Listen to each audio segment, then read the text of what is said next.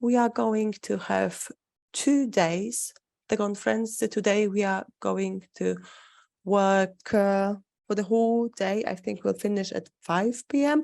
Tomorrow we'll begin at 9 with a lecture from Sweden. Then there's going to be a study visit, unfortunately only available to those of you who have joined us physically here in person. This conference has been organized by the Polish Ecological Club in cooperation with the Clean Baltic Coalition. And for this reason, I will hand over to my colleague from the Coalition Clean Baltic. She's sitting next to me and she will give you a short introduction.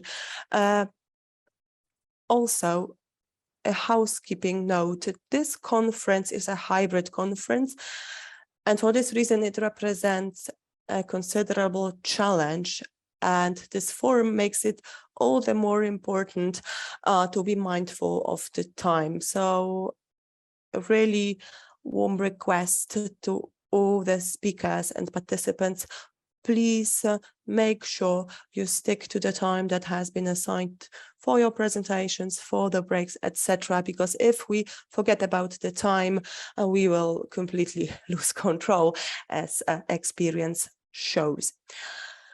And now over to you, Eva.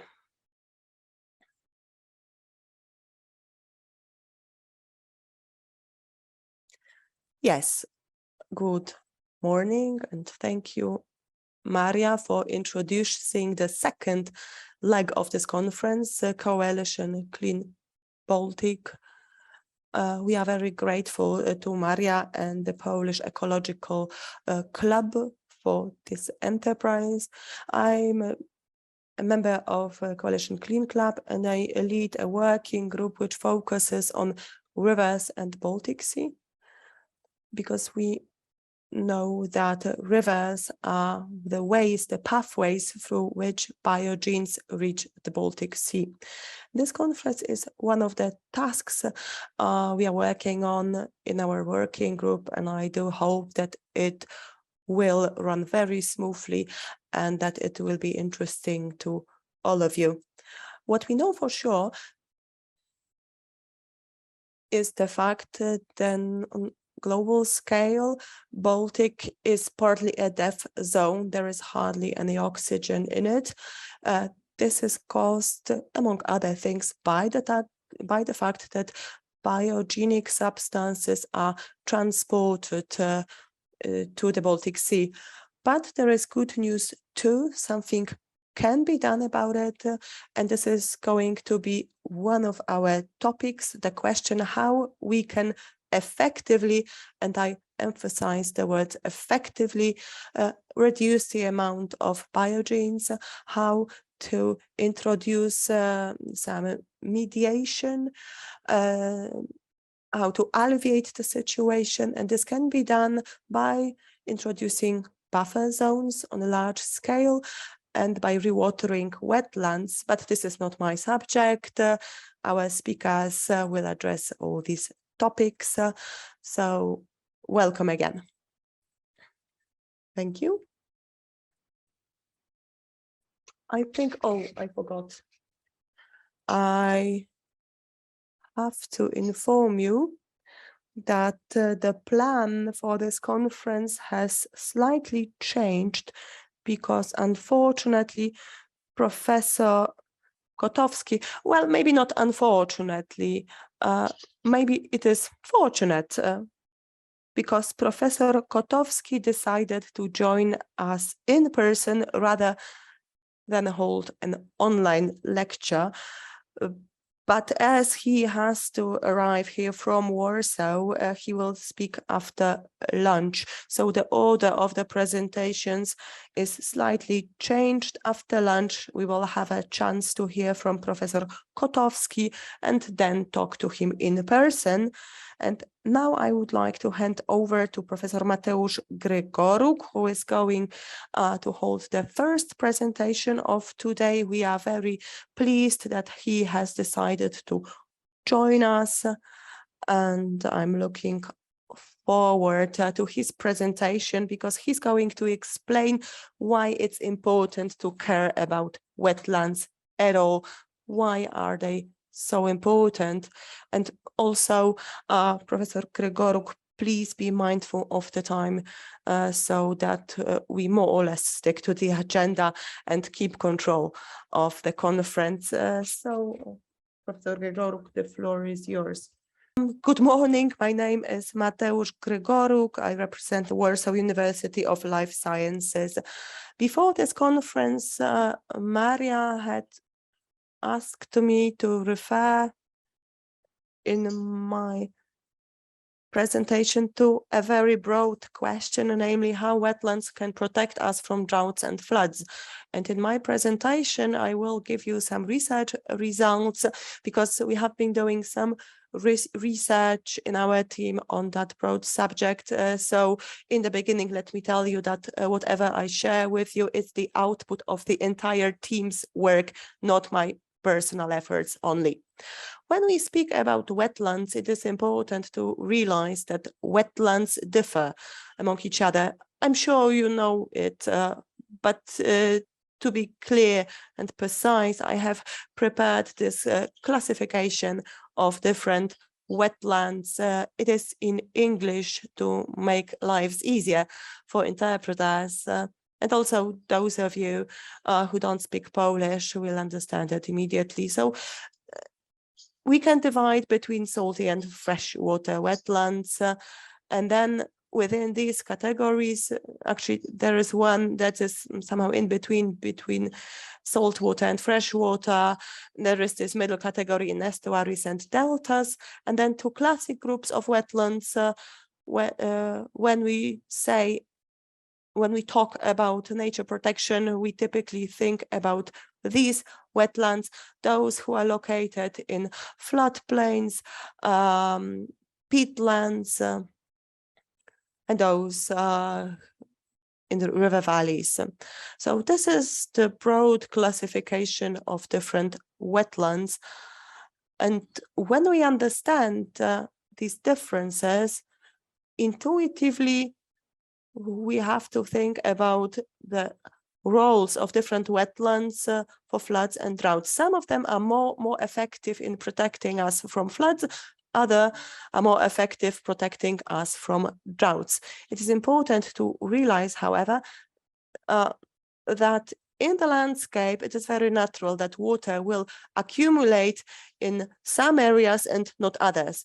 And this location and the type of wetland will play a significant role in creating the general hydrological situation.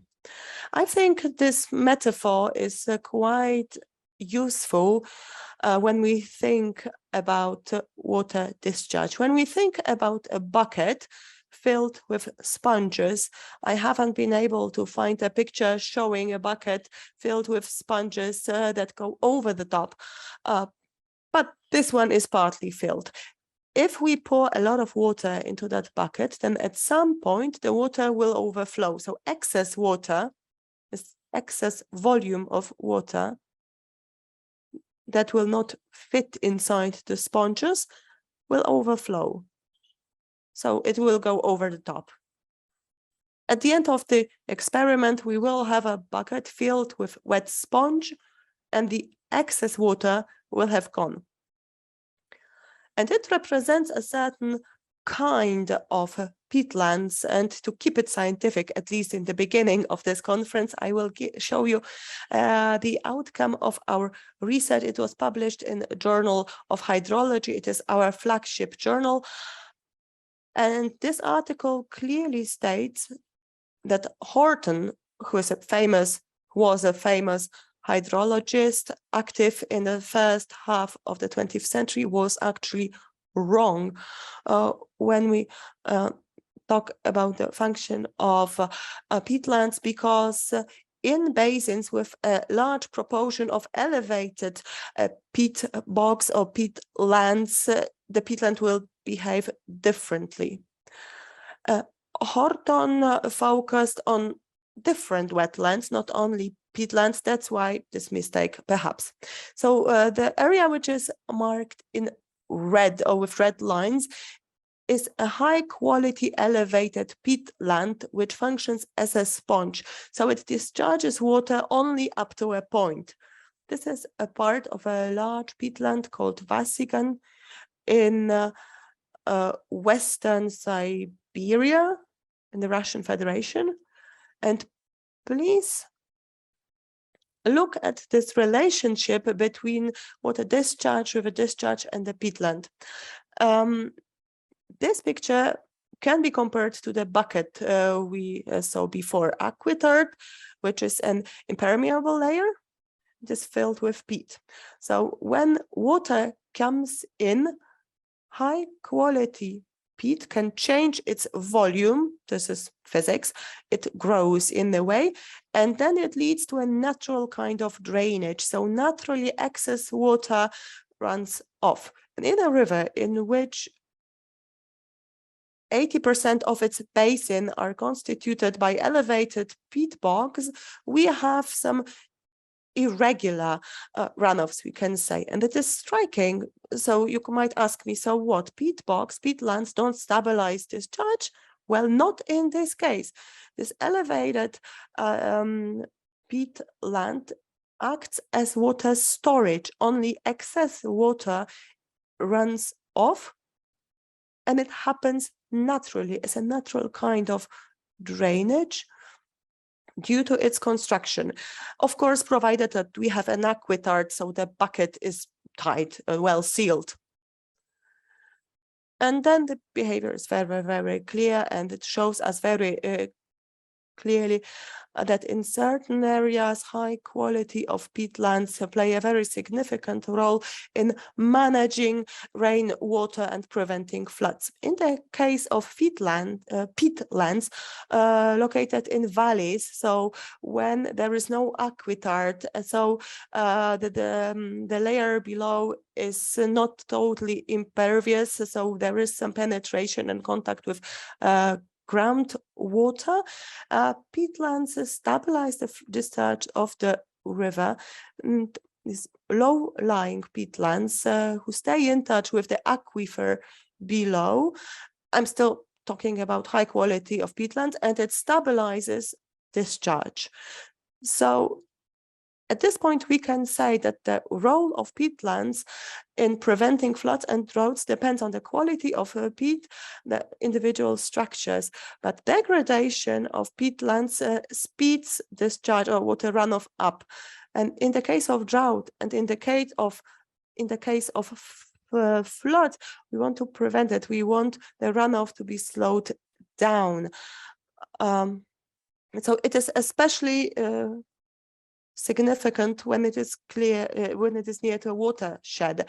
In the case of drought, this water will be stored, and it can then be. Why is it important? In this picture, you can see the results of our research. It was based on an MA thesis of one of our students, the relationship between precipitation this year and the previous year.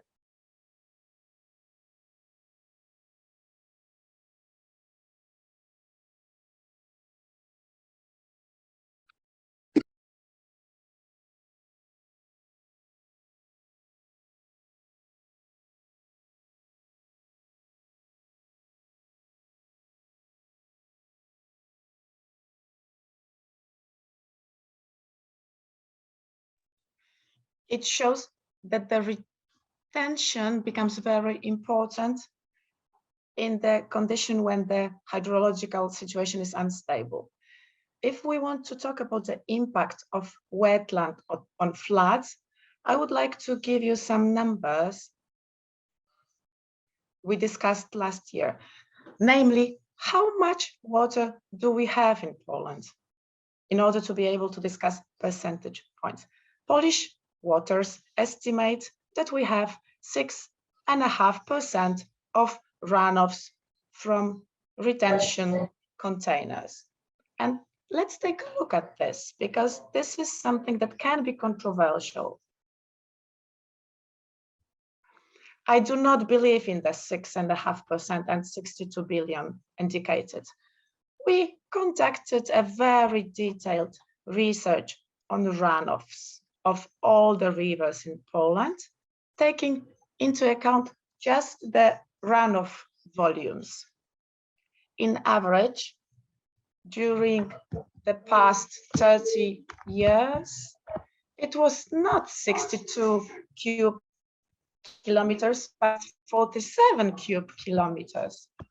And another important information here is the fact that Polish runoffs grow.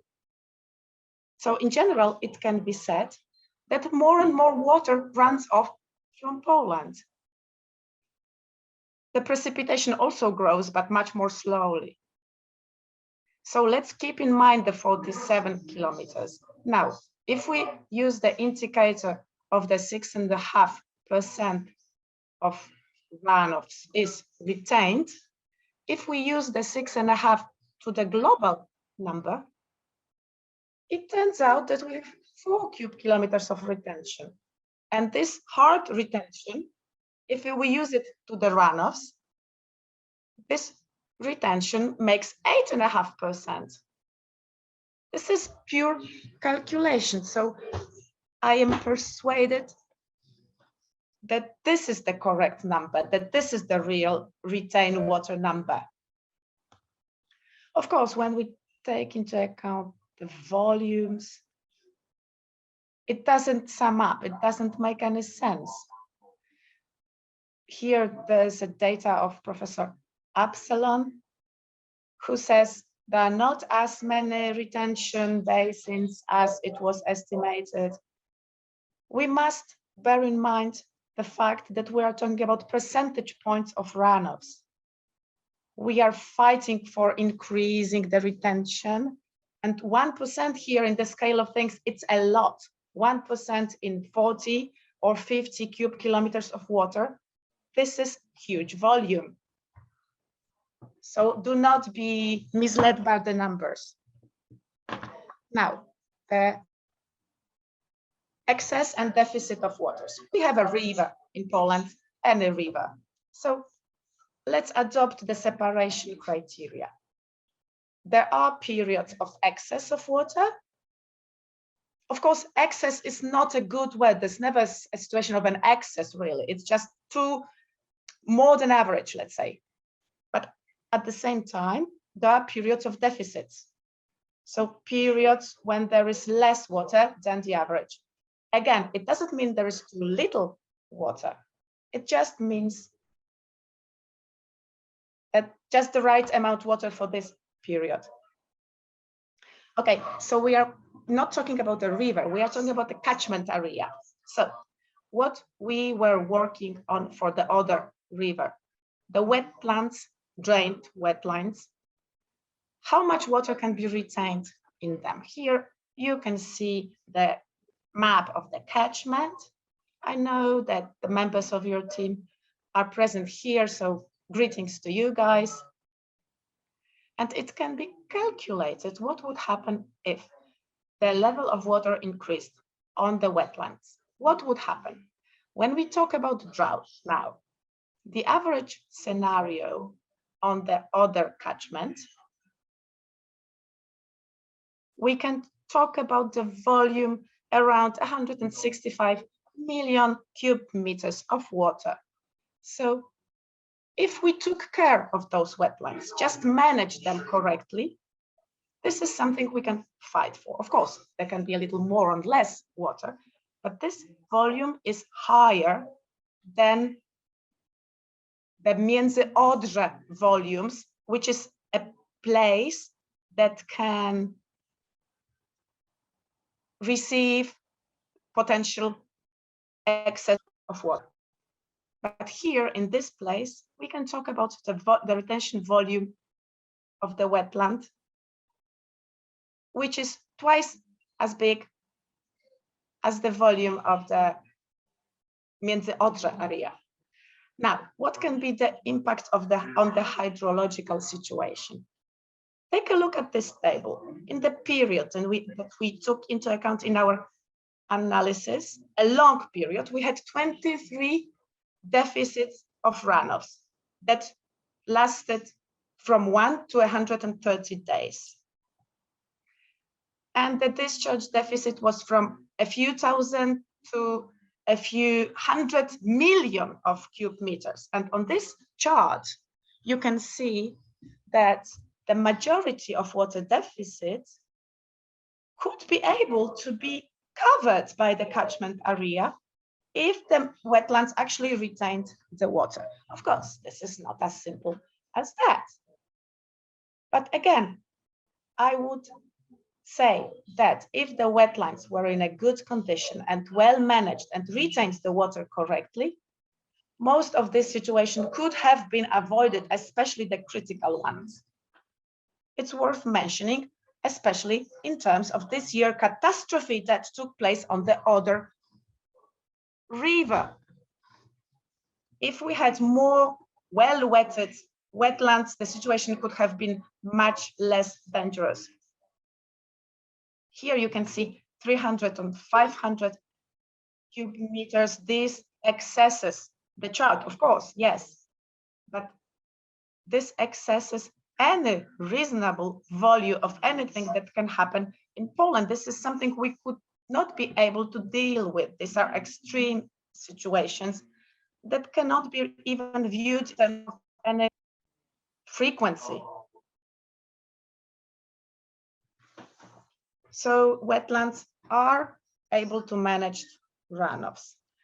Now, Neman River, going from west to east parts of Poland. Now, Neman River, the volume of retention of the bogs here can retain around 1% of the runoff from the catchment. It's a lot. It's a volume that we've been fighting for, creating 2 huge retention basins. Well, people want to construct them in our country, thus increasing artificial retention by more or less 1% of total runoff. Two big areas close to Solina. And of course, the volume of water can be much less expensive and much less damaging for the environment. So such reservoirs could retain 1% more. Please bear in mind that such water is retained on the whole area of the catchment, whereas in many cases, in case of reservoirs, water is retained only in one small location in the catchment. Why am I saying that? I'm saying that if we construct such reservoir, people who live away from the Neman River will not profit from this situation. But if this water flows along the river, the whole area will be stabilized. As for floods, excess of water can contain the excess.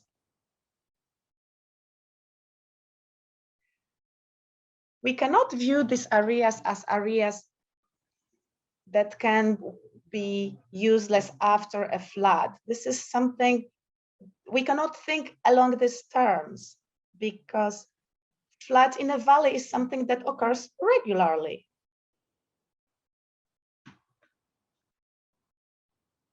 It's an event that occurs every now and then.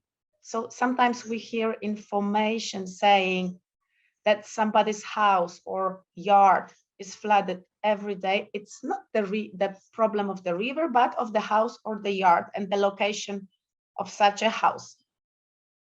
And the role of the wetlands in flood mitigation is the most important on areas that are regularly flooded. Here we have a very fresh thing from our publication about Biebrza. What if Biebrza was everywhere? And we had such a situation that Biebrza was everywhere. The landscape in Poland was shaped by the runoffs of rivers.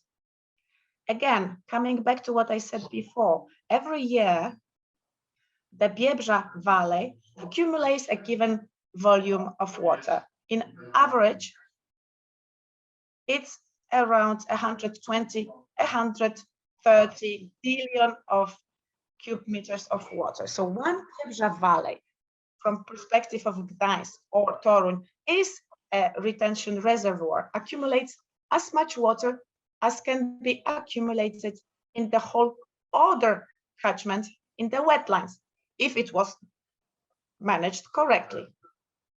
So the wetland role in eliminating flood risk, if well managed, is very significant.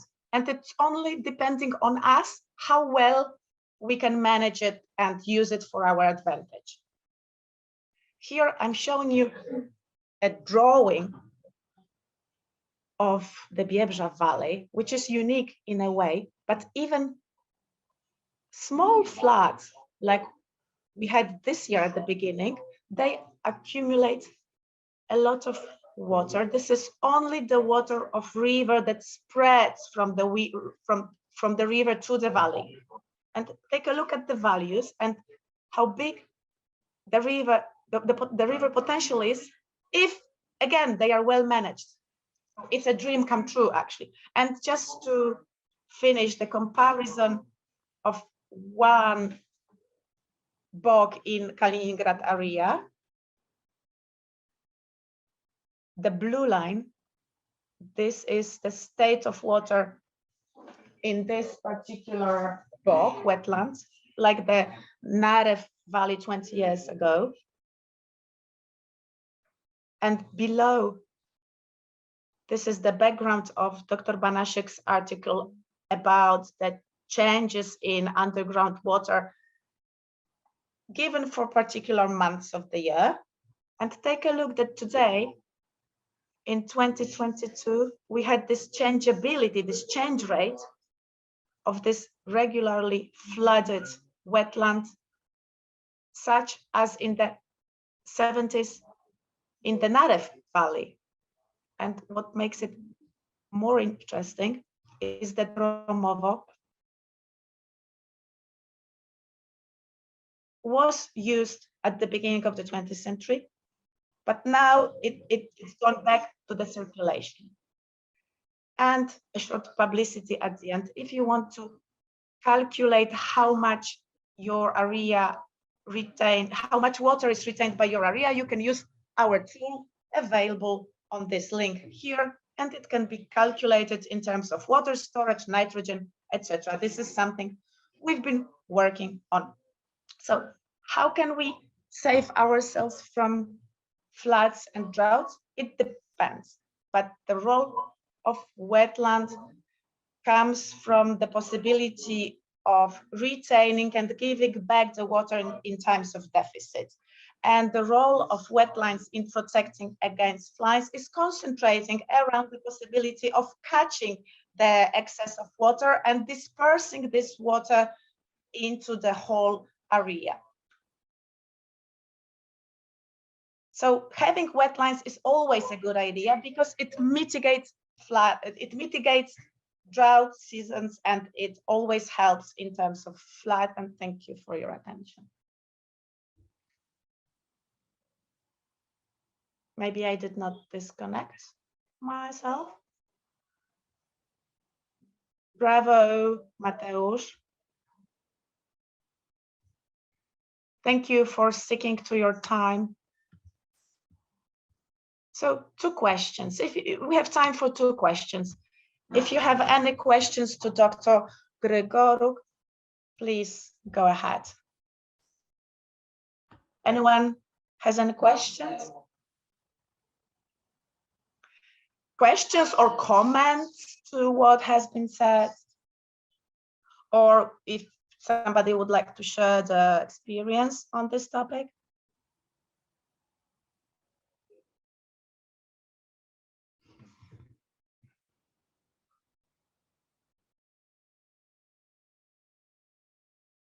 We have a moment now, but I think everybody's still a little bit asleep. This is the first lecture only.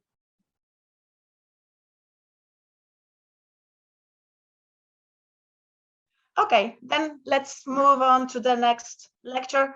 And Dr. Grigoruk, if you could just stay with us.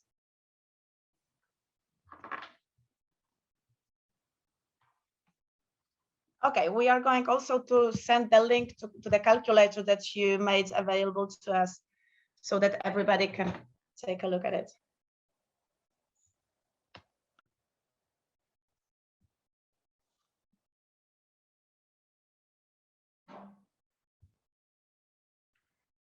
This is Artur Futryna speaking. Since you mentioned the order analysis,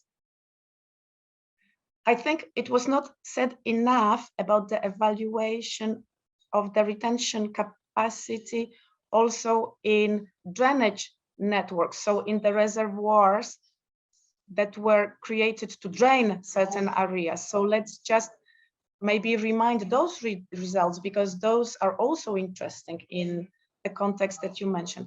In our publication, we took into account the water that is accumulated in the ditches, but our analysis was very careful, as you remember, because we didn't want people to be over optimistic and think that a situation with order would just change the whole hydrological situation.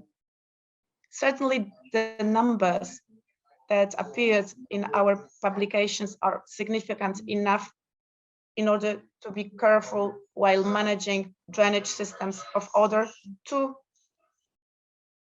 limit drought results that this year were really harmful for everyone.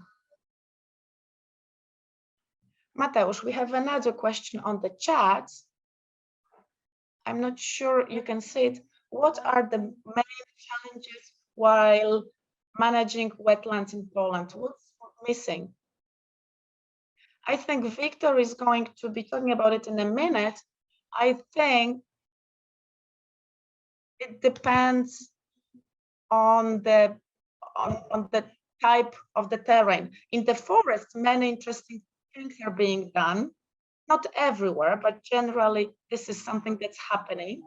But the main problem in our country is the agriculture, which in a sense uses wetlands in a way that they have been used for the past 30 years, not knowing that this is the limit of their capacity. And I think it's more about legal solutions and general awareness that would make it possible to finance those wetland systems instead of financing agricultural production on these areas. Because this is the end of the capacity. The agriculture will not be able to profit from it anymore. The decisions must be made now.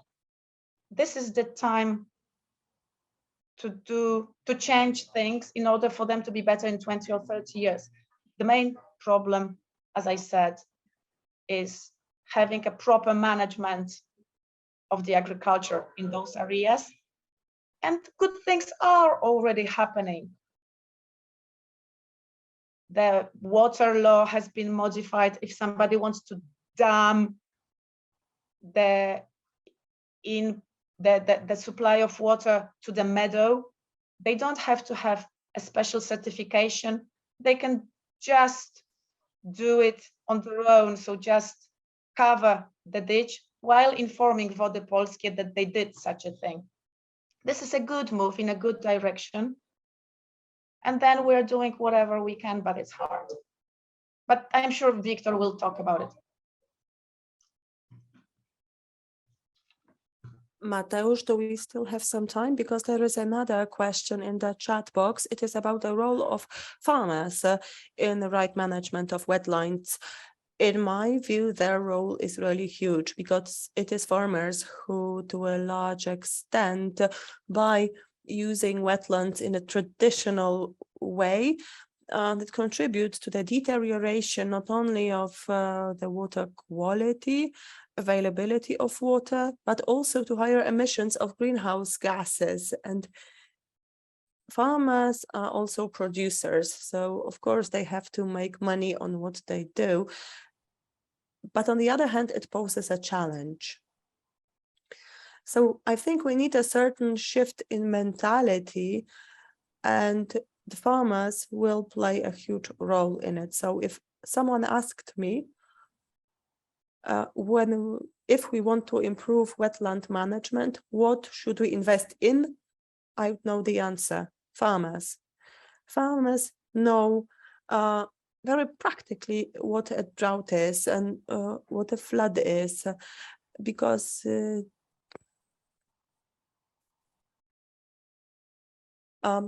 they experience it on a daily basis.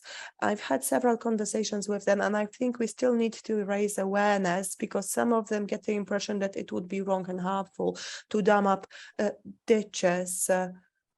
But it's really great if we show them some investments that have been made in Poland, some practical experience. It really helps. So I think we need to do some grassroots work among the farmers, but we also need political change in the legislation, change in the common agricultural policy, change in the system of direct payments or structural payments, etc. Good morning, ladies and gentlemen. Thank you for inviting me. I'm going to address a very important problem that is, of course, connected with water. I'm going to talk about aquatic habitats and small water courses, especially in urban and industrial areas.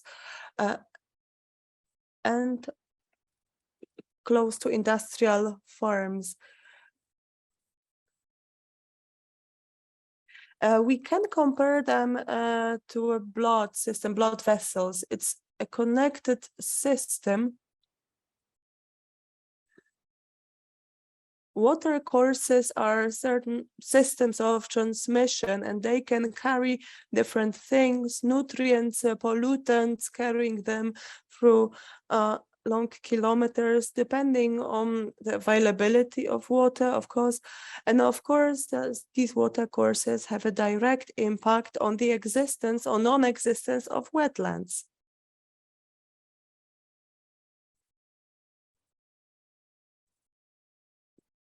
I will share with you just a part of my research because my time is limited.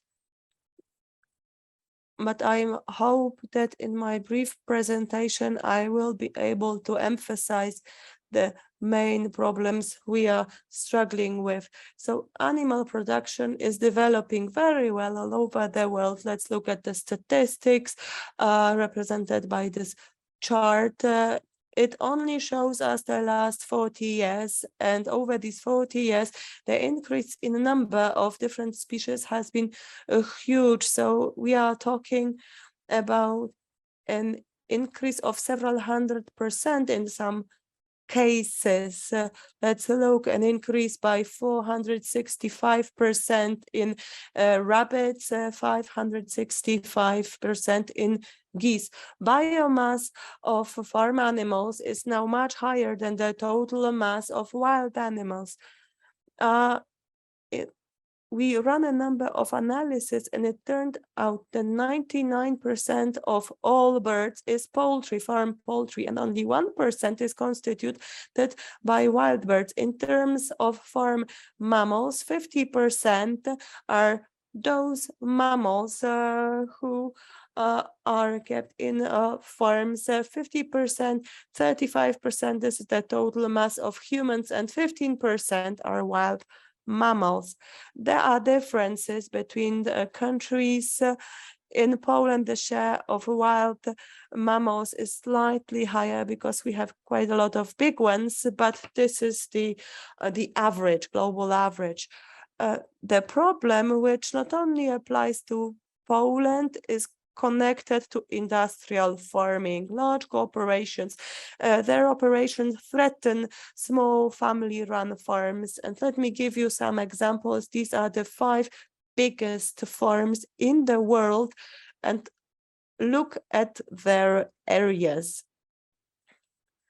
So in this list, we have Chinese and Australian corporations, but look at the first one. It holds over 9 million hectares of land. And the second biggest one is almost half as big, but is also quite big. And it is also big in terms of the number of cows. It is the area is half smaller, and the number of cows is twice as big. Another representation of the largest corporations, with Chinese corporations holding the highest positions. Look at the numbers. The biggest one has almost 3 million sows. And look at the dynamic increase between 2019 and 2020 in this farm, the radical increase in the number of animals. So it is more than twice as much on this farm. The scale of production is hard to imagine, and I often wonder when this madness will stop. On the left-hand side, what you can see, it is not a housing estate. These are not blocks of flats. These are pig farms. On each floor, they have 1,200 pigs in total. In one building, you can keep over 15,000 of those. 3 days ago, the media was struck by the information that the Chinese are planning to build even bigger buildings to hold livestock in. Another example on the right-hand side, a Chinese cattle farm with 15,000 cows. This building is called a terminal, and it indeed looks like an airport terminal, but it is actually a milking parlor with these rotating sections. Yes, ladies and gentlemen, the impact of such farming is negative. It is clear, and I could talk about it for hours. There is no other investment that would be as harmful as industrial farms. And I'm not only talking about detrimental effect on the environment, but also on local communities, on certain other operations, because of course the surrounding area of such industrial farms is hardly acceptable for any other operations. So people flee from these regions. Villages and towns become depopulated as industrial farms grow. And of course, economic impacts. Thank you. So the value of estates drops radically. The prices of land drop radically. Excessive emissions of pollutants to the atmosphere, ammonia, which smells, of course. That's why this substance is most often mentioned when we talk about industrial farms, but ammonia is not the only problem. Greenhouse emissions, greenhouse gases emissions in Poland are hardly ever mentioned anymore, a significant problem. Another huge problem is noise, danger to the traffic, and huge traffic, because of course such farms need deliveries of foodstuffs and other substances. Road surfaces are damaged by that, because roads that are built there have not been built with such huge loads in mind. Chemical pollutants as well, physical pollutions, emission of warmth, epidemiological risks, etc., etc. Such industrial farms are potential sources of more than 400 different substances. So there is no other industry that could be compared to industrial farming in terms of risks and pollution. There are also new problems emerging day by day in the Masuria region. We had a round of research in order to study farms, big and small. And we were able to identify the presence of dangerous substances in the air, for example, hydrogen cyanide. If you're not familiar with the substance, it is highly toxic. It is a poison, so its presence is shocking. It is also shocking how much of the substance was measured. Let's look at the figures. In this case, we have twice as much hydrogen cyanide than we have ammonia. It is not only shocking, it is terrifying. So this was measured near a farm that belongs to one of the large agri-food corporations, which is very well known in Poland. One of the main problems connected to the natural environment and aquatic habitats is nitrogen. It is a nutrient, a substance that we all need to live, but most natural ecosystems have adapted to function in an environment where the amount of nitrogen is limited. And if more and more nitrogen is fed to the environment, it leads to a degradation of the ecosystem, to a modification of the mix of species that can live in the ecosystem. Some ecosystems are destroyed completely.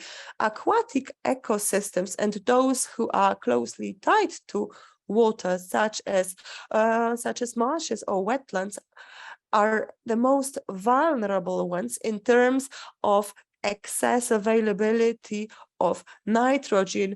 In this chart, you can see the level of tolerance for excess nitrogen. So it is relatively low in aquatic ecosystems marked in red. Let me tell you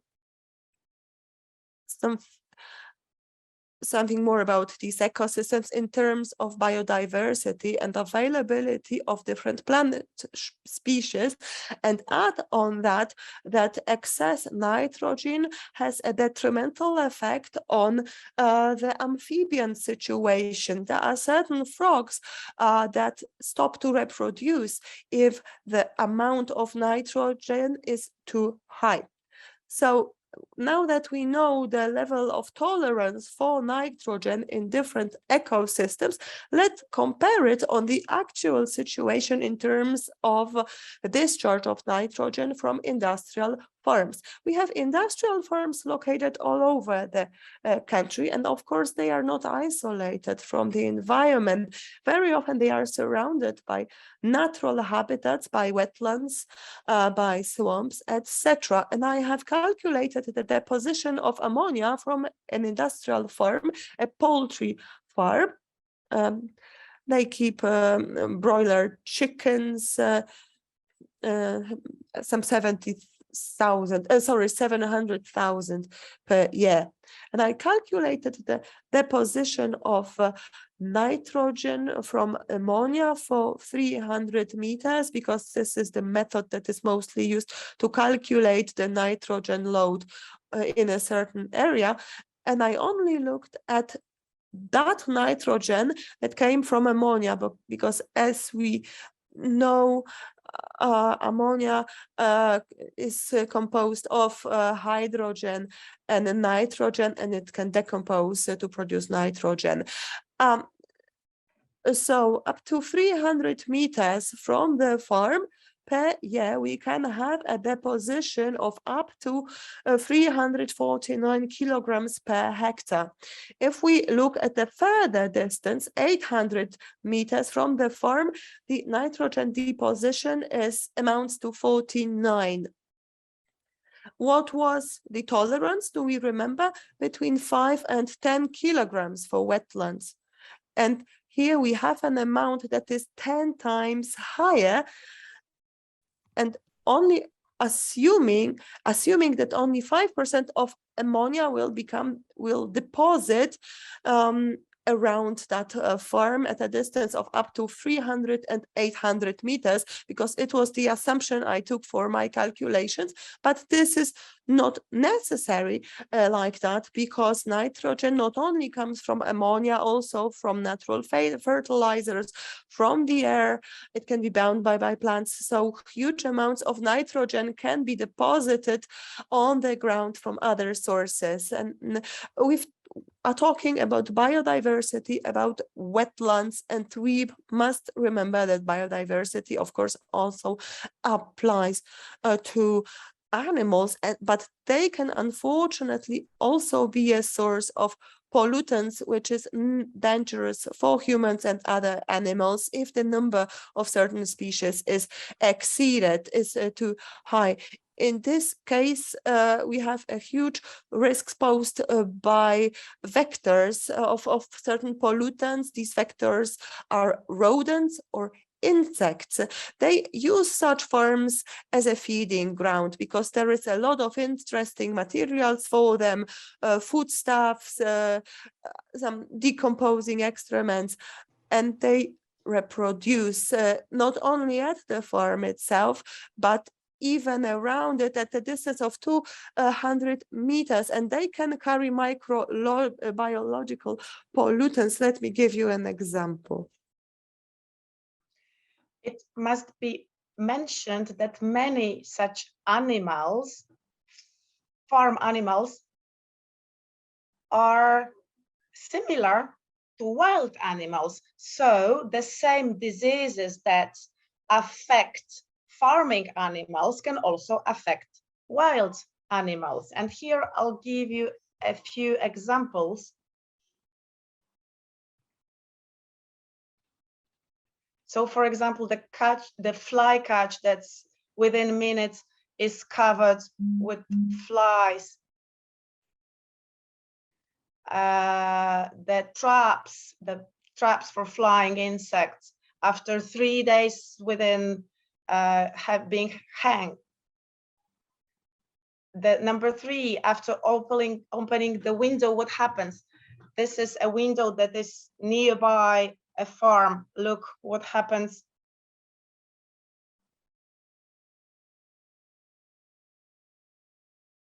So fly droppings everywhere. And even if we remove it, we will see them again in a few days. Of course, contamination source for microbiological factors are dead animals. These are just a few examples of just scattering dead animals from farms on the fields. Or such dead animals are put into fertilizers, into natural fertilizers, and then fields are contaminated. This is also a microbiological risk. Now, a few words about research results, about 3 things on the Polish map.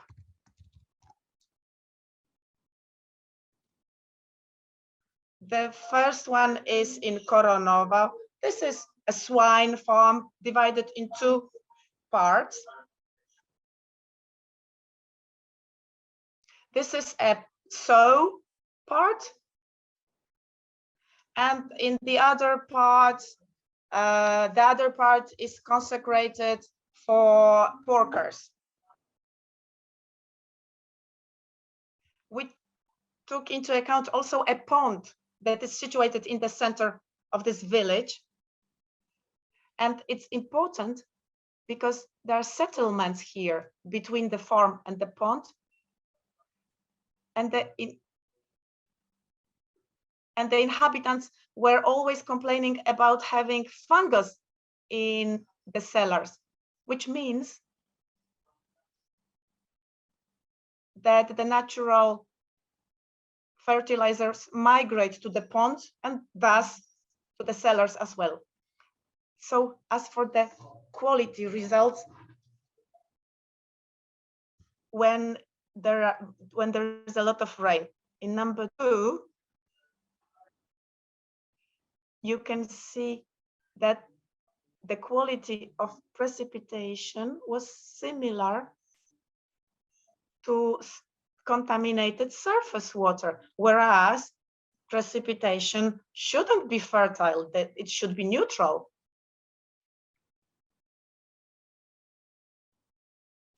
People thought it was wastewater, and it wasn't wastewater, it was rain.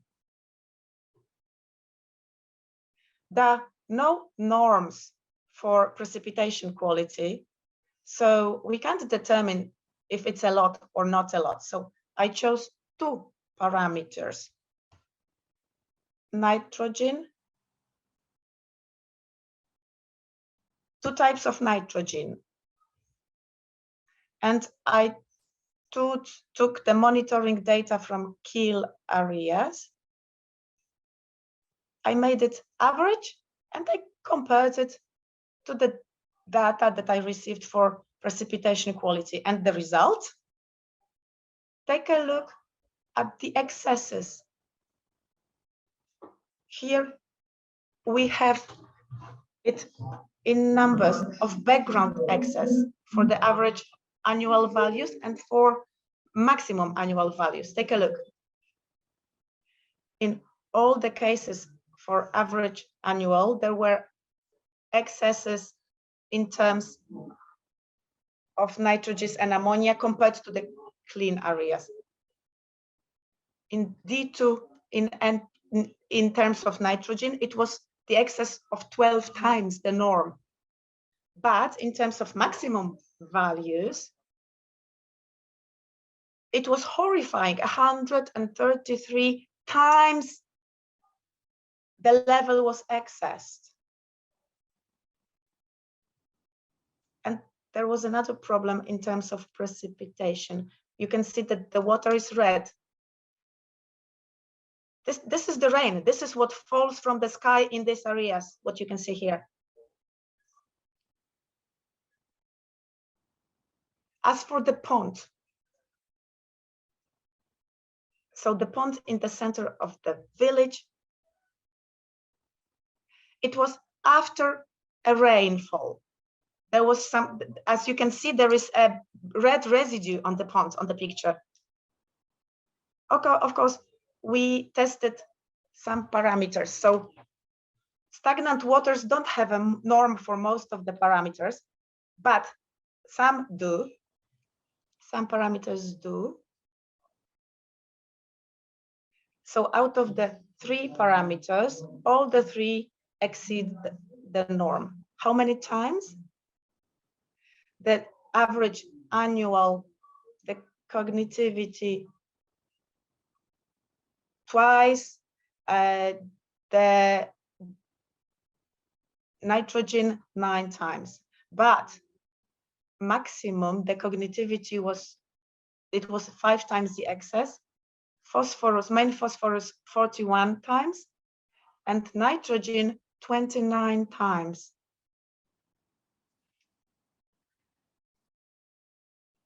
According to the trophy levels, as you can see below, take a look at the phosphorus concentration.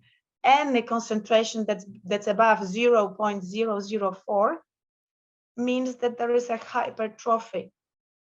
And here, the concentration was 7 times what should be indicated in the norm.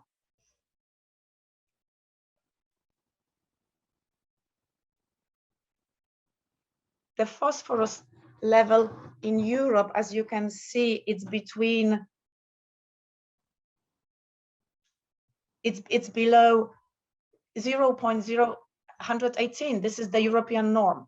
Now, the second part that we examined, it was a group of farm in Koźmin Wielkopolski area in Wielkopolska.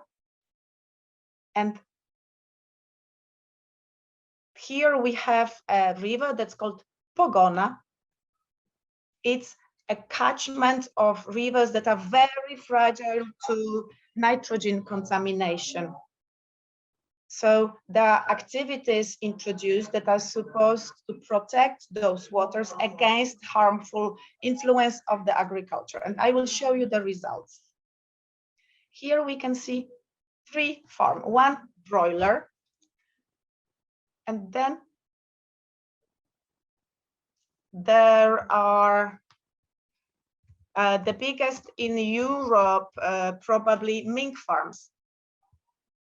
And here we have a plant that produces animal feed for those farms. We located a few research points here. We have P1, P2, P3, and P4 points, and 2 catchments. One that runs off from a hen farm. This is number 1, and number 2 from the mink farm.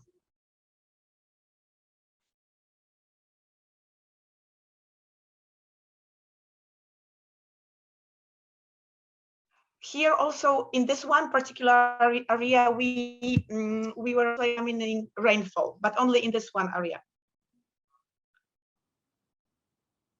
So when it comes to precipitation in this one point, like in the other cases, we compared the nitrogen and the ammonia nitrogen to the values from the clean areas, and also the norms were exceeded.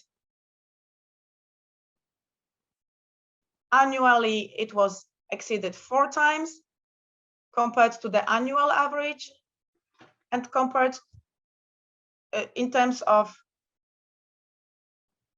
nitrogen, and 2 times in terms of ammonia.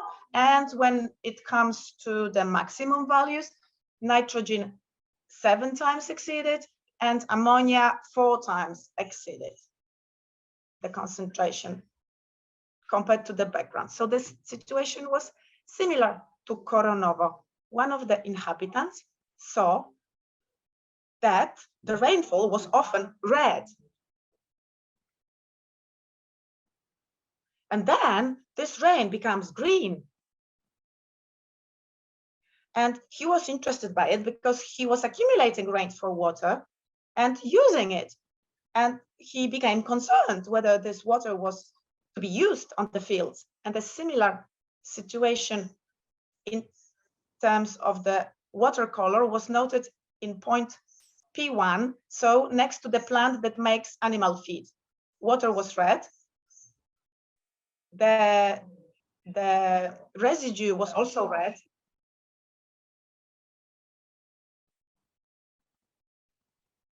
So this red color was natural for this animal feed production plant. So probably the source of the red rainfall and red residue is this particular plant or the mink farm. Because on one of the supplies, we also noticed that the water was red. I took some samples for research, for testing. I tested this water. And it turned out that there is an algae there. And this algae has a particularity that in good conditions, it becomes green and active and mobile. So this algae becomes a swimming algae. And when the conditions are not good, it becomes red and it's not active. So in the case of Koronovo, it was the same algae in the water. So here you can see the color of the water. It was really blood red. So containing a lot of algae, the composing algae. And it means that this contamination has been there for a long time.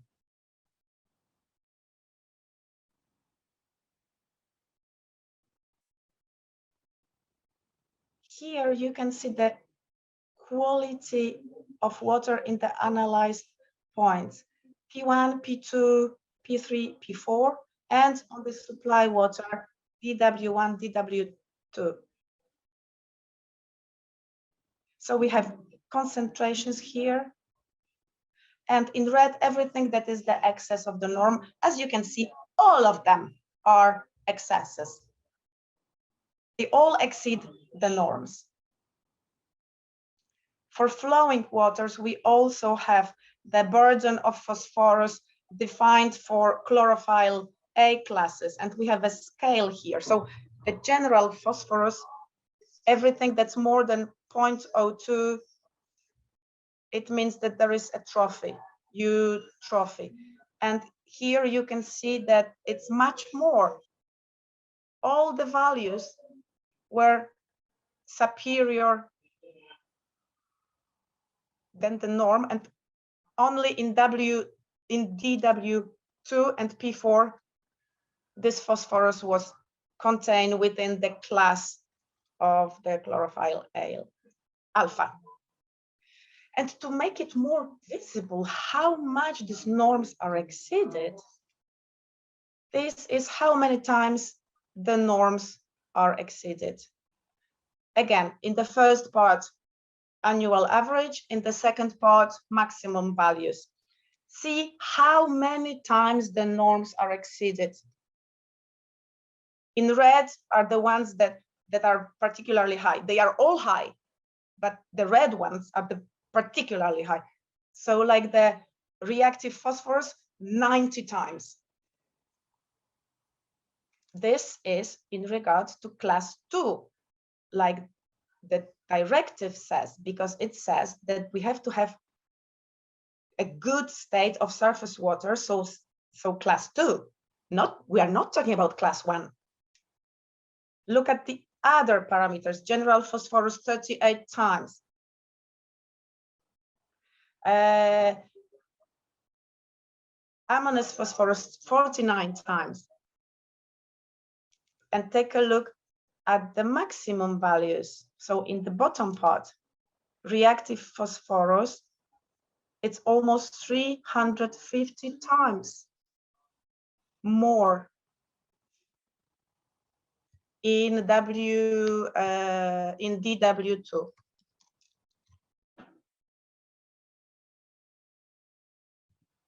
These are all shocking results. 166 times in DW1. 109 times the ammonia nitrogen. And the last example I'd like to show you is the swine farm in the Wilki community in Opolskie Voivodeship. There is a stream flowing by, and this is the stream that we tested. And here you can see the results of our analysis. Again, in red, all the results that are excesses, so all of them, as you can see. We have the annual values, and here you can see when the norms are exceeded for the average values and the maximum values. Reactive phosphorus, even 220 times more than it should be. And in the maximum value, it's the excess of almost 450 times more. Which means that this process has been taking place for many, many years, because in order for such huge amounts of phosphorus to be accumulated in one place, it takes years. The other excesses, 75 times the ammonia nitrogen in terms of maximum values. This is huge. So we have physical contamination, biogen contamination in a few places. We also tested water for hormones, antibiotics, and other substances. And on the last farm, look what we found. We found antibiotics and another substance that is not an antibiotic, but this is a substance that is used to eliminate insects on the farms.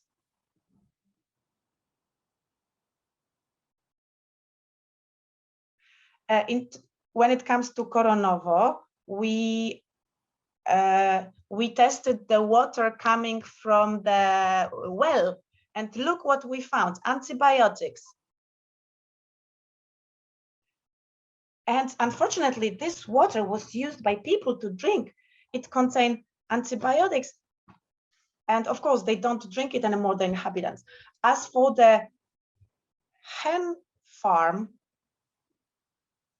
we discovered two female hormones, estrogen and progesterone. These are growth factors for animals, and they are banned. They shouldn't be used. Yet they're there. As for the ravage community, we discovered 7 different hormones in the surface waters.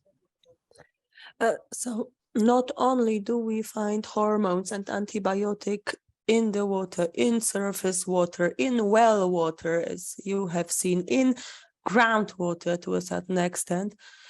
We took 2 samples in our last round of research.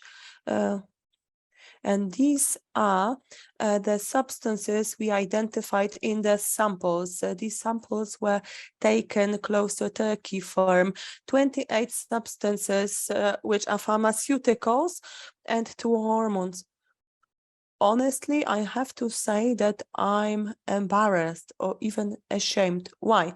My friends often ask me which meat to consume, which meat is safe, and I always answered turkey, because turkey is vulnerable. It's a sensitive species, so you can't feed it with toxic substances because it will not take it. And it seems I was wrong. Look at this list. These substances are normally used to treat people. These are pharmaceuticals. And then, and of course, the excrements of the droppings of the turkeys are used as fertilizers. So even people who don't eat meat are at risk, because if such fertilizer is spread on the field, it can migrate to plants. It affects the waters, including groundwaters. In terms of pharmaceuticals, this problem has not been studied enough in Poland yet. So there is a lot of room for further research. My time is almost up, so I will have to speed up. These are some selected results of microbiological tests. Look at the values and the organisms that we identified. And very often the measured result was actually much higher than the scale we used allowed. The norms were exceeded many times for coli bacteria, Escherichia coli. Quite a lot of them were identified. In the last column, we have information about the microbiological condition of well water used for human consumption. And in such water, in potable water, you should have no bacteria from this group at all. And yet, in this case, we identified the presence of Escherichia coli in potable water too, in drinking water too. So now, very quickly, the condition of waters. When we talk about small water courses, we have to say in general that their condition is catastrophic because we don't pay enough attention to them. We just accept that they are there without even realizing how many substances, once they enter small water courses, they are carried to larger ones, to rivers, and then end up in the Baltic Sea. My colleague calculated the amount of nutrients that is carried by watercourses per year, and she was shocked to see the results. She thought it was a mistake because there were too many zeros. So she recalculated everything, and it turned out the initial number was correct. So we really need to increase the level of controls. We pay penalties because we have not implemented all the EU directives properly. So we are prepared to pay penalties and do nothing to increase water quality. So really, controls need to be either introduced or the existing ones have to be made more effective. One more point, because industrial farms, we've talked about it actually yesterday, about the nomenclature, definitions. What is still missing is a law that would really regulate how industrial farms should be treated in terms of structures, objects. Also, we have no defined distances that should be ensured between industrial farm and protected areas.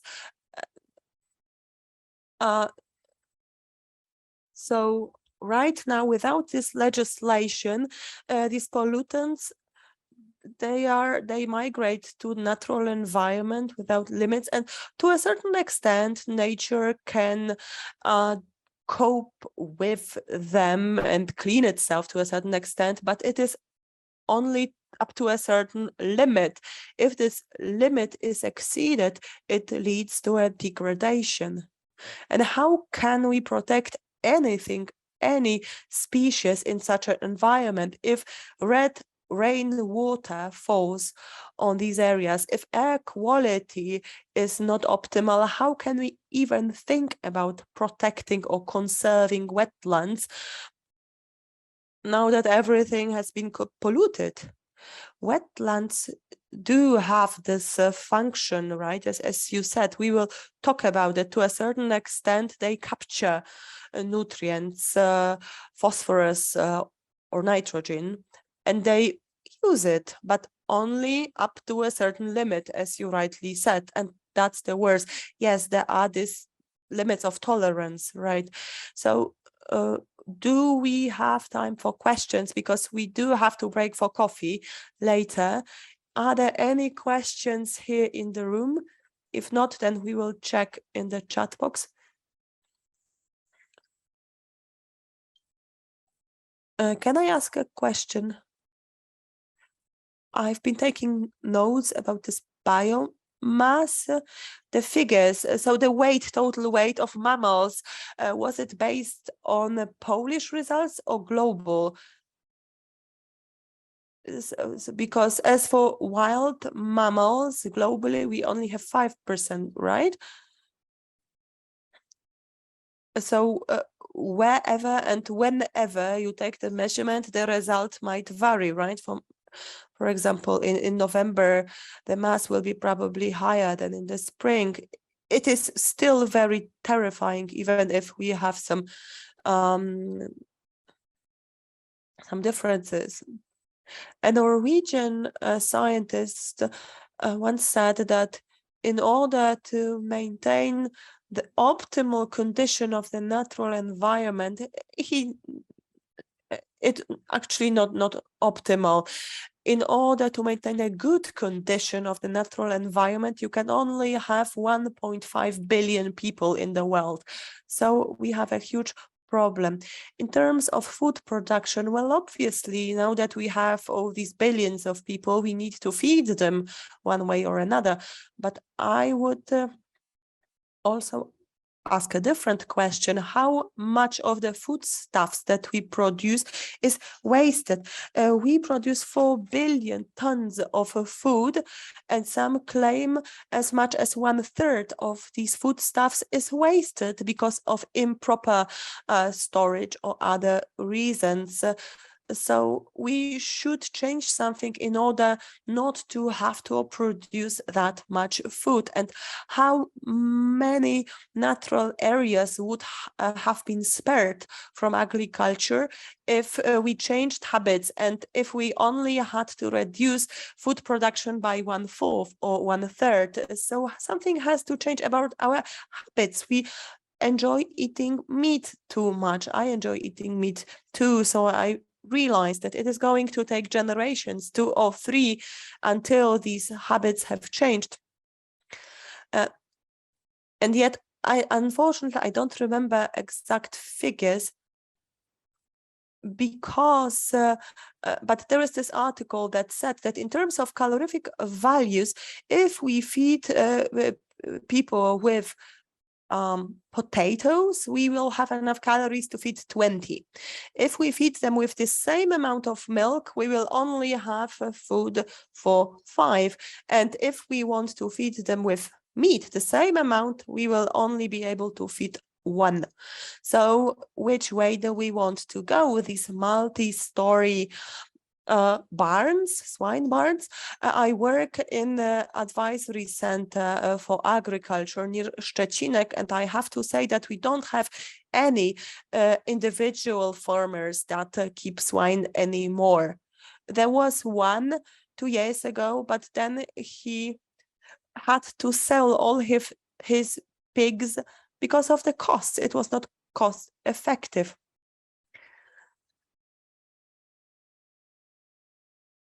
And I think the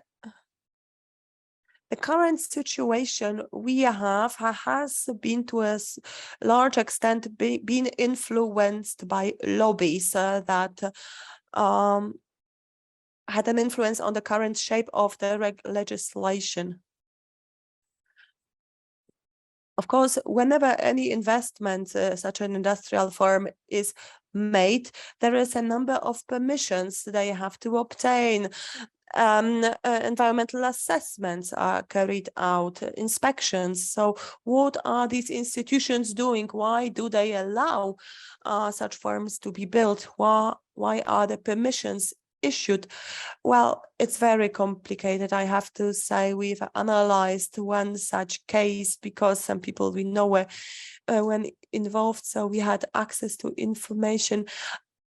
And I have to say it was really an unequal fight. The inspector of the environment, we wrote a letter to them about asking questions about a certain farms, and they informed us they would carry out an inspection.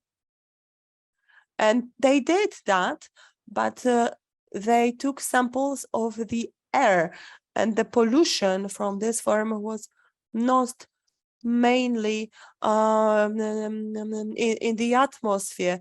But my colleague actually went there when the inspector was there, and he took the sample several times until he found a sample from a place where there was a relatively strong movement of air. So naturally, hardly any harmful substances were detected in the sample. And so it is really complex. I remember a seminar when I had a presentation, and there was a farmer whom I'm not going to mention by name, please don't do it, but he has a farm. And he claimed there was no such thing as industrial farms. He said he had a huge farm, and he said it was by no means industrial. It's a family farm. I come from a former Leszno voivodeship in the west of Poland. It used to be a region with huge swine farms, very intensive agriculture. Now it is difficult to find a single farm that keeps swine. I know several farmers who have had farms from generations. They have kept swine, and I visited one of them recently, and he said, because of the current financial pressure and biosecurity requirements, he can't make both ends meet, and he had to close his farm. Let me just remind you that we need a coffee break, so we should finish it. Unfortunately, we don't hear the speaker. Sorry. I want to ask about the pictures you showed.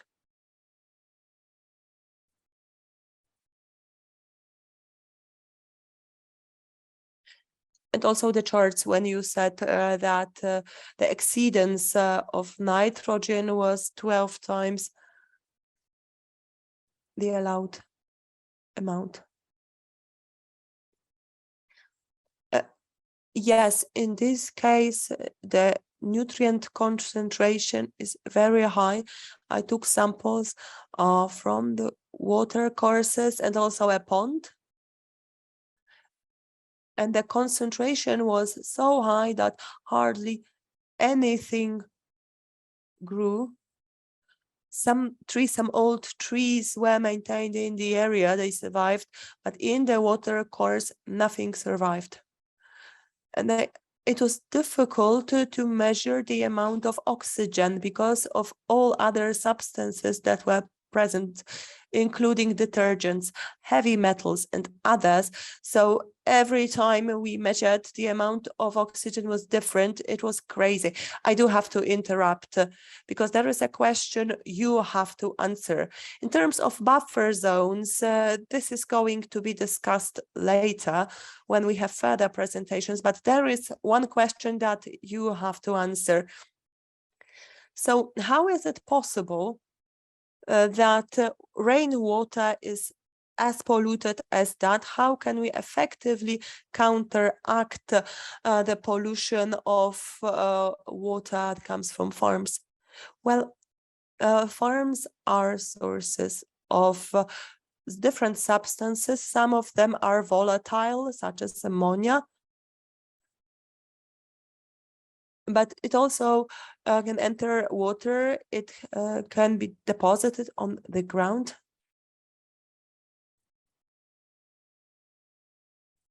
And in a way, it is good because otherwise these substances will surround the farm and never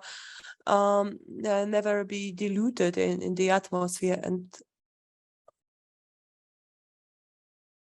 so some of the substances are emitted to the air and some are deposited on the ground or in the water or on wetland surfaces. So this is how it happens.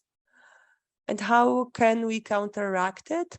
Well, we have to reduce the level of concentration of farms. The production, agricultural production, must be more fragmented like it had been in the past, so that farms are spread over a larger area and not all agricultural activities are concentrated in one spot.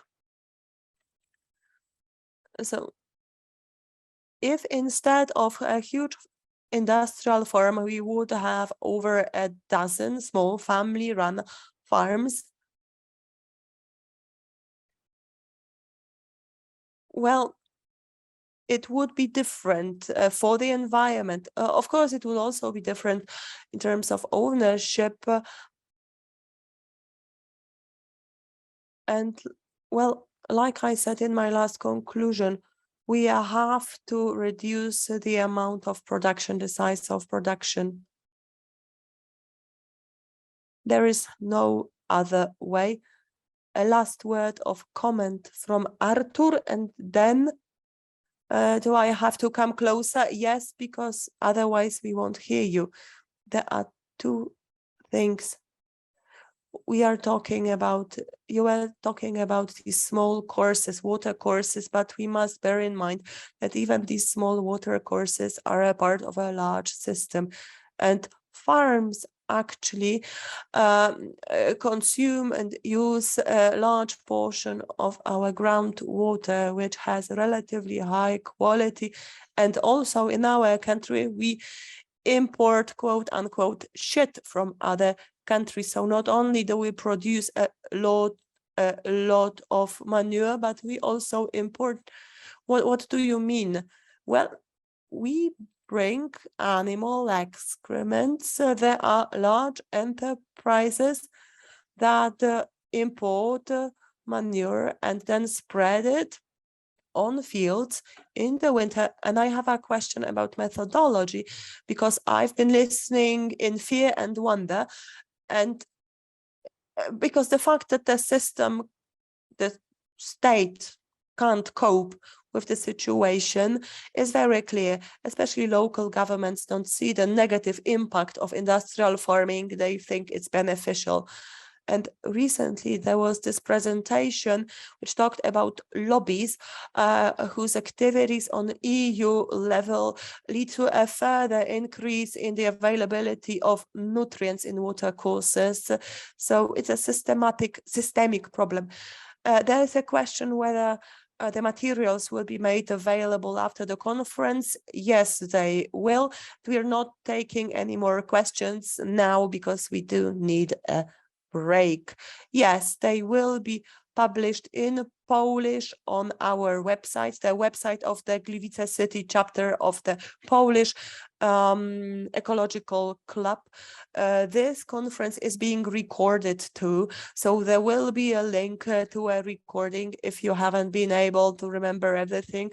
And now that we probably all have a headache after the last presentation, we will break for coffee. Yes, but why do we have to come back so that online attendees know when to come back?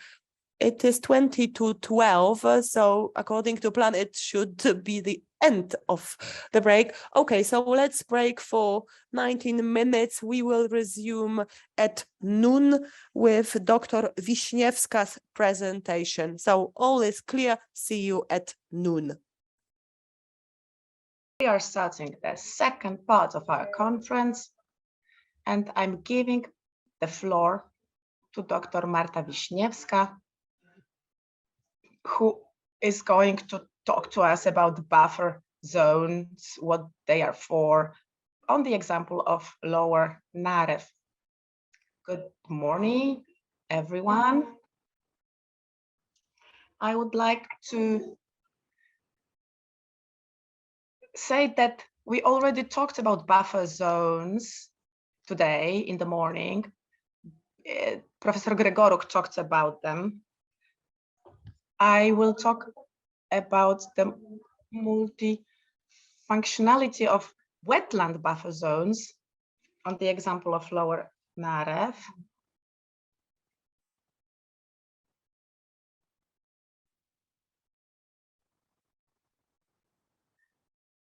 But before I will tell you why Lower Narew, let's start with explaining what exactly we are going to talk about. Wetland buffer zones are wetlands located between agricultural areas and a river or a reservoir. And of course, their function is to protect surface water against eutrophication, pollution, and of course, they improve surface water quality. At least that's what we want them to do.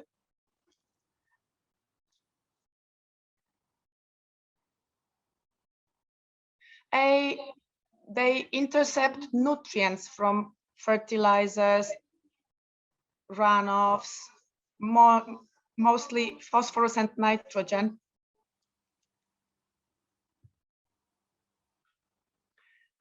Fertilizers, both natural and artificial. Of course, those zones, as also mentioned by Dr. Gregoruk, have several functions. wetlands have very many purposes. So apart from buffering, regulating the circulation of water, decreasing risk of flood and of drought, they also can improve aesthetics of the area. Not everybody likes bushes, but it can be nice. I will show you in my presentation that we are wrong thinking people don't like them. Most people do. And additional values are recreational values, and they mitigate global warming effects, which Dr. Kotowski will talk about once he arrives. And they are source of water and several habitats. This is common knowledge, everybody knows that. When we talk about buffer zones in wetlands, we imagine stripes, linear structures that is near a river or stream, or is around some kind of flow. But as we said, they can be areas. They don't have to be linear. It can be a space structure. Natural zones in wetlands are, of course, low bogs, but also old riverbeds and wet areas. Now, why the example of Lower Narew? A while ago, I had the pleasure of participating in a team that worked on a clearance project. It was a project whose leader was the Warsaw University, the biology department, and it was led by Dr. Kotowski. It was an international project with Germans and with the Danes and the Dutch. A lot of partners, a lot of institutions that were financing this project, and it was a success. One of the elements of this project was modeling of the potential of removing the phosphorus and nitrogen from the Lower Narew River catchment. It was on purpose that the Biebrza catchment was not included in the project. And the parts of Narew catchment that is linked to the Mazury lakes was also excluded.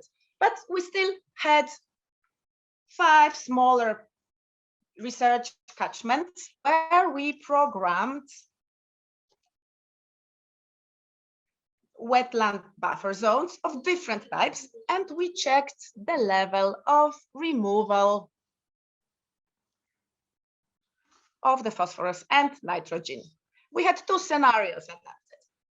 And then we were trying to see how it works when we go from the smaller catchment to the bigger catchment of Lower Narew, which is 5% of the area of Poland. And we wanted to see what the scale of phosphorus and nitrogen removal was. In the first scenario, we planned to recreate actually, of the area buffer zones, and in the second scenario, and it was 88,500 of hectares, including 2,500 of wet areas, and then 4,000 linear kilometers. Additionally, what was important to us were the other functions of wetland buffer zones that I already mentioned, and which are just natural ecosystem services that are rendered.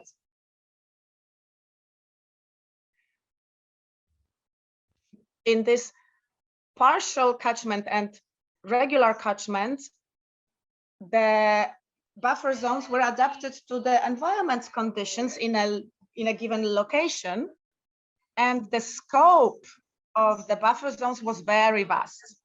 We started with buffer, with something that we called buffer coastline buffer bank. So in terms of area, it was the smallest as buffer zones. And also they were the easiest to manage and relatively cheap. We were just using the ditch networks and just slowing down the runoffs, which made it possible to create a bank area of wetlands. Of course, this can be very easily done by placing in the river bed some kind of big stones or big pieces of wood. A more advanced form of buffer zones that we planned for this area were beds that were separated in two parts, which means that the water overflows and uses the whole riverbed to flow. It can also be used in the channels, but also in flows that are highly regulated, where the whole renaturation, which we dream about, is rendered possible. Here we can have a look at the example. This is what we called this bed separated in two. Of course, it would be our dream to go back to the original flow. That's why in several areas, our scenarios included returning to the original riverbed, because a meandering river is not only a cleaning agent for the water, but but it's also much better than a ditch with stones in it in terms of buffering the effects of drought or flood. Area buffer zones include, of course, such factors as natural low wetlands that are still in good condition, not very drained yet. So they are water storages, natural, but also carbon storages. And what was not very easy, but probably if we want to change things, it's inevitable. So re-wetting low wetlands. This is already happening. So these solutions were already adapted by us in our project.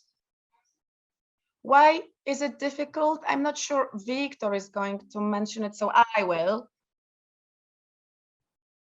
Re-wetting of wetlands can be accompanied with a negative phenomenon that we call phosphorus remobilization. So after flooding such a wetland, the situation can get worse. Of course, it can be mitigated, but people need to know that this can be the case. Re-wetting of wetlands is not only about closing the valve. It needs to be done reasonably, which doesn't mean it should be avoided. It's just a challenge, but it's a challenge that can be managed. In our project, we also envisaged natural area buffer zones linked to the potentially flooding areas.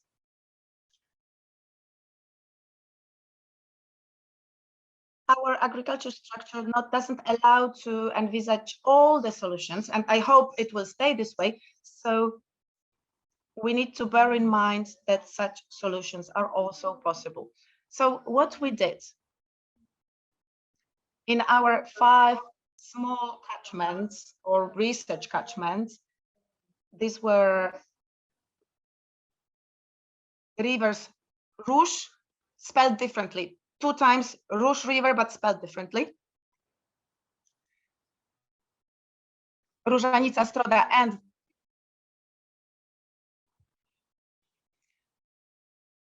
this is where we programmed those area buffer zones, and we were checking how such buffer zones remove phosphorus and nitrogen from the environment. It must be mentioned, and I was hoping that Victor would be before me and I would have to mention it, that removing such nutrients happens according to several mechanisms. Bacteria remove phosphorus, soil removes nitrogen, the mineral water also removes phosphorus, the settlements of phosphorus, plants remove phosphorus, but also wetland biomass can remove both phosphorus and nitrogen. And so how did we do in terms of modeling? Looks like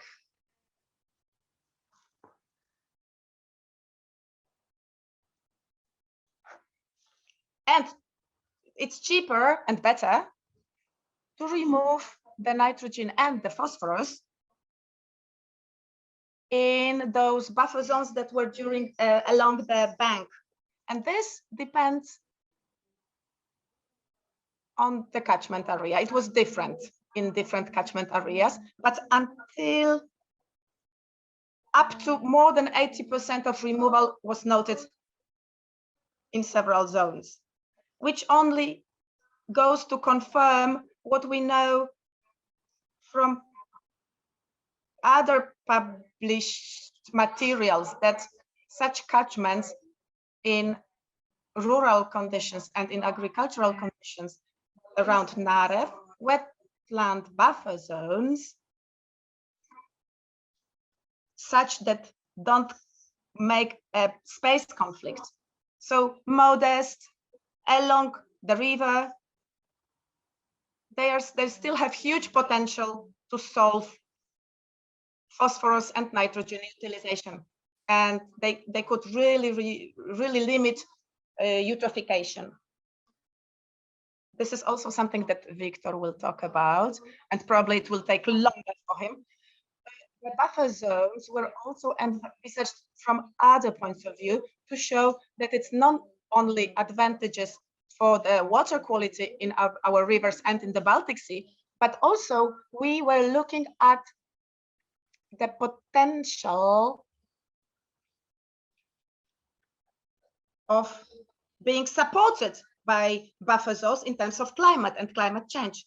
This is a whole scales, whole vast program of solutions in terms of climate change, but wetland buffer zones are also linked to the fact that drained wetlands are a huge source of gas emissions. So keeping wetlands and swamps in good condition and wet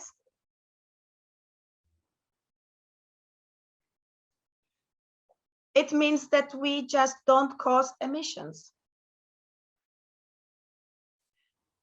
Protecting low raised wetlands, returning them to good condition means that we are also fighting climate change based on experience from Mecklenburgia. What could be done in terms of our catchments? It's 120 and 142 tons of emissions that will not happen. We called it upscaling. So moving it towards the whole lower Narew, that would mean along with recreating of degraded wetland, that would make almost 2 million tons of carbon dioxide equivalent. So it's like 60% of the emissions of Ostrołęka power plant that is nearby, and which is one of the hugest emitters in Poland. So this is in terms of climate. It looks like, and this is something that also results from the analysis conducted not only in Poland, but also abroad, that the cost of reduction of such emissions in this way, so via wetland buffer zones, so those costs are lower than costs of introducing biogas plants or windmills. So I'm just going towards the end of my presentation, and at the end I would like to mention different potential of plant biomass production and the possibility of using things that will grow in those wetland buffer zones. We don't have to exclude those zones from production altogether. We can grow things there. Of course, we don't have much experience in it, but we know that such things happen in the world. So it's not far away in the States. It happens everywhere, in Germany. And plants that help us to reduce the impact of phosphorus and nitrogen can be used also in other different ways. So the circle can be closed, we can say, when we think about circular economy. It is useful to use plant plants that help us purify water. These plants can be used in construction, for example, but not only this industry. So yes, they are used in construction. We have examples from the Netherlands, from Germany or Austria, which tested different plant materials for their insulation qualities, and they have found out that different wetland plants are very water resistant, very resistant to humidity, so they can be used in construction.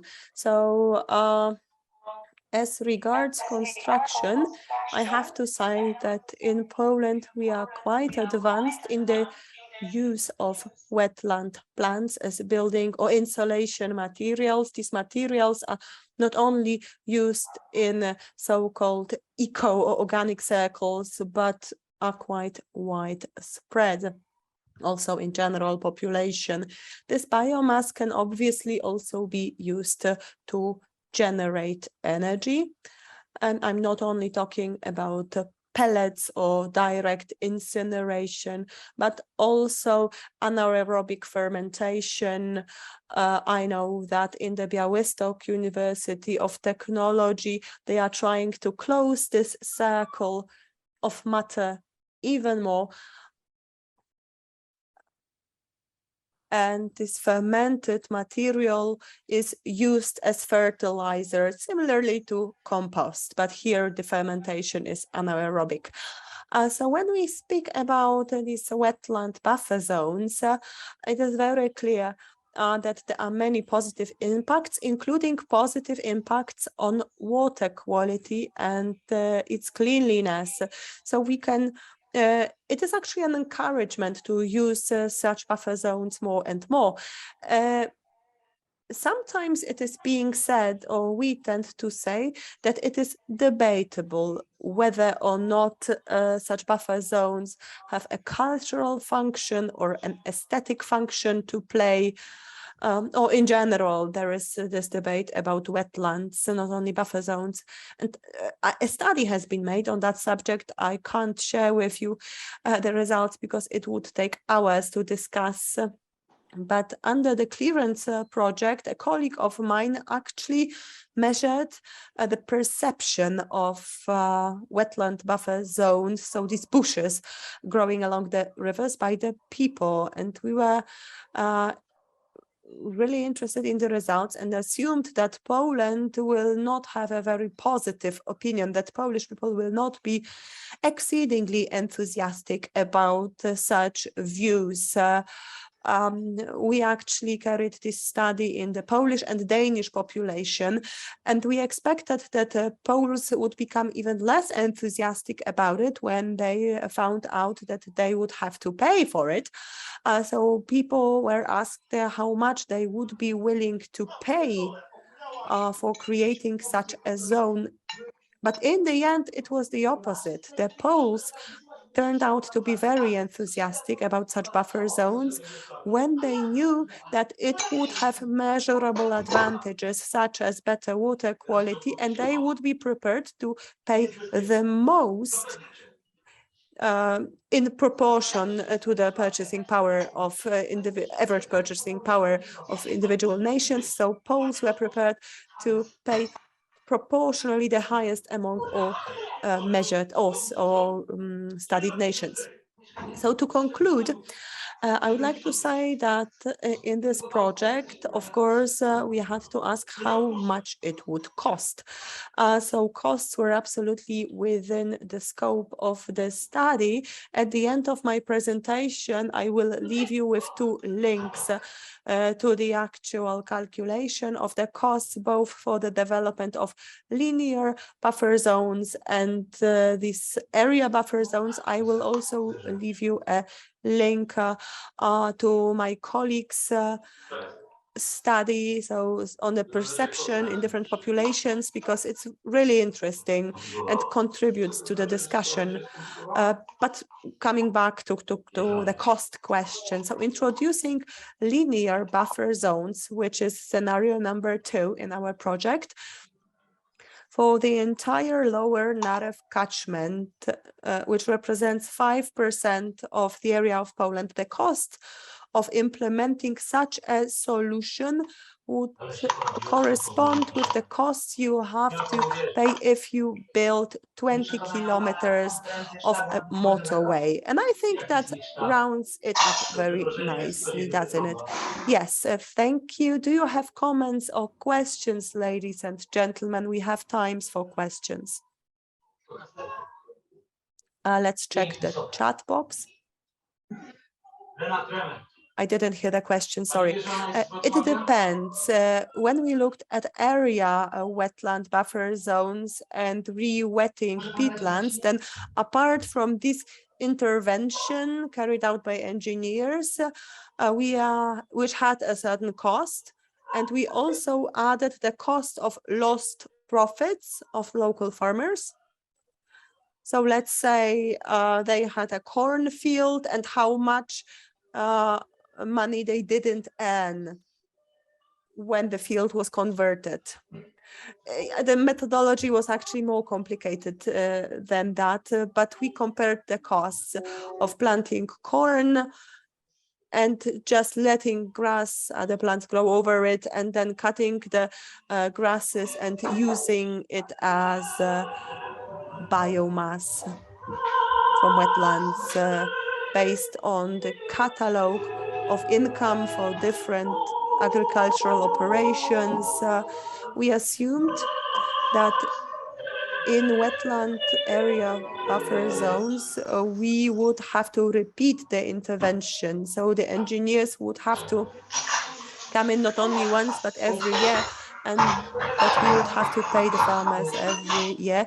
In terms of linear buffer zones, we assumed that we would have to purchase the land, and also the cost of the engineers had to be included.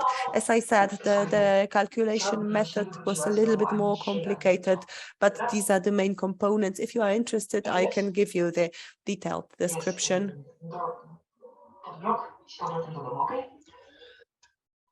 There's this question whether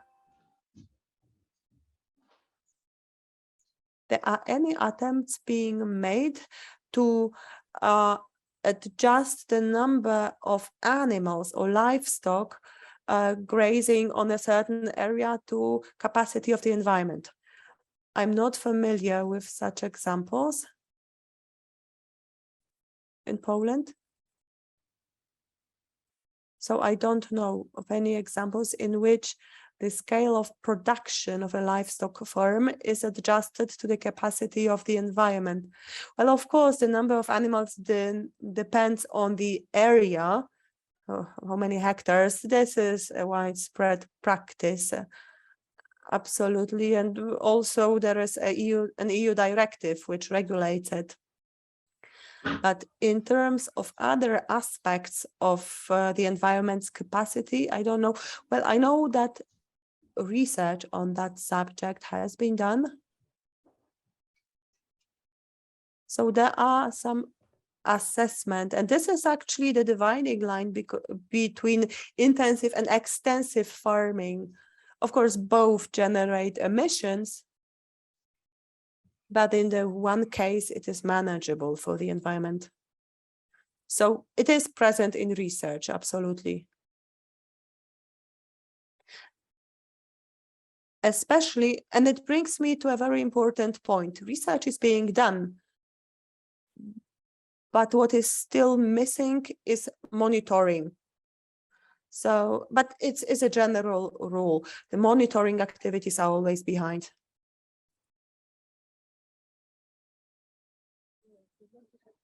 Good afternoon. My name is Bogna Błaszkowska. I represent the Polish Society for the Protection of Birds. I hope that the presentation that we have prepared together with my colleague Alexandra will bring a note of optimism to this generally sad debate, even though some optimistic themes have been present. So I will try to continue on a positive note. Please make sure to speak loudly so that interpreters can hear you. Yes, I think it's important to remember about positive themes so that, because of course our efforts can bring about a positive change. Our efforts will not go to waste. I would like to share with you some experiences of our organization that we have made in the last 25 years. In our organizations, we have a number of naturalists studying wetlands. As an organization, we are an NGO. We have been there since 1991. We are the Polish partner of BirdLife International, which gives us great opportunities to share our experiences, but also to confront our ideas with the ideas of other colleagues from other countries. In our organization, we focus on birds because for us, birds, the protection and conservation of birds is the driving force for the welfare of other living organisms, as well as the abiotic part of nature, which is water, rocks, or all other elements of nature that are affected by humans. One of the main lines of our work focuses on protecting bird species that live in agricultural areas, and also protecting habitats of these selected bird species. From the very outset of our activities, the main species we organized was aquatic warbler, a species which lives mainly and predominantly on the wetlands. It needs a humid environment, it needs water. This species used to be quite common. At the beginning of the 20th century, it was very common throughout Europe. But then, as agriculture was changing, as the area of wetlands was diminishing, the main habitats of this population, of this species are located behind our eastern border, Ukraine and Belarus. But as Poland belongs to the EU, among EU member states, we are the one which has the biggest responsibility for protecting this species, as they also live in our country.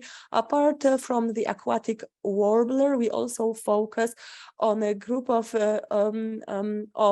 Caradriformes bird species. We measure their population. They also mostly live in wetlands, and unfortunately we have stated that their populations are shrinking too. So focusing our activities on just several species, we don't forget about protecting their habitats, their natural habitats as well. And these are mainly wet river valleys, flooded meadows and flat plains, quite characteristic, but also flooded coastal meadows, Molinia meadows, and peatlands. Both for birds and for these habitats, it is very dangerous when land is being drained. So all intentional human actions aimed at changing the use of a certain area, because of course the main motivation behind draining operations is to increase the area of arable land. In our organization, we decided to work very organically at the grassroots and focused on the so-called active protection or active conservation. So these are the Caradriformes bird species that we focus on, with northern lapwing, common snipe, and common redshank that you can see on the slide. They are, so to say, the flagships of Caradriformes. We monitor their populations in order to measure whether or not our other activities are effective. Our organization over all these years has obtained quite a lot of land. We started purchasing land in 1992. This land is distributed all over the country, so we are active in different locations, but they have one thing in common. These are wetlands, wet flooded meadows, coastal meadows, saline meadows, all sorts of wetlands in general. And the second thing that these locations have in common is that they all require some farming activities. When I say farming activities, it is either cattle grazing or cutting the grass so that no trees grow there. So active conservation or active protection, the way we use the term, is connected to extensive use. I'm not going to discuss the difference between extensive and intensive farming now, but what we are trying to do is to restore the way these grounds were farmed in the past. Maybe a few words about these locations. Karsiborska Kępa, the first one, it is something we refer to as a social reserve in the Świnia Delta. So it's in the estuary of the Oder River. It has been farmed for at least 200 years as grazing ground. Krasibór is the name of a local village. It has experienced considerable hydrological changes due to some changes in the bed of the old Świnia River.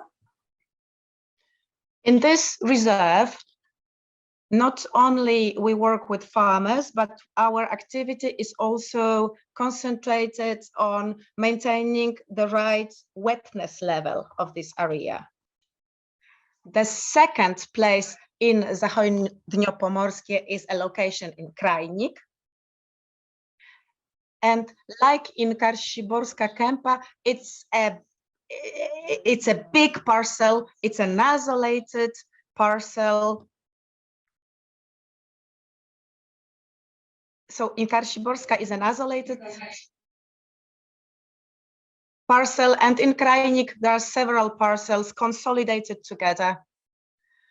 So the operations connected to the management of the water levels are all the more difficult than in Karszyborska Kępa, where we are isolated. So here we concentrate on recreating the proper usage. We also worked in the environment reserve of Beka. This is not our property. We only operate there ever since '99. What is specific for Beka? These are coastal meadows in Pucka basin, and this is a natural ecosystem between the anti-flood area, the anti-flood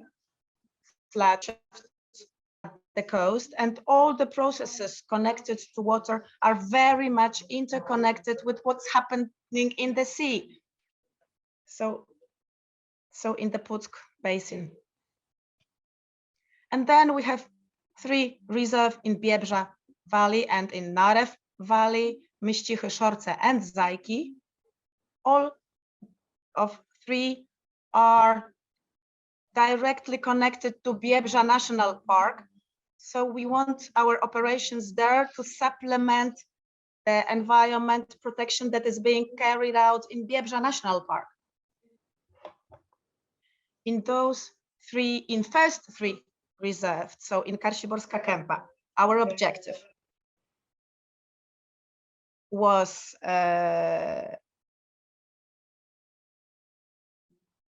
one of the caradriform birds, the warbler. And I'm not going to go into details.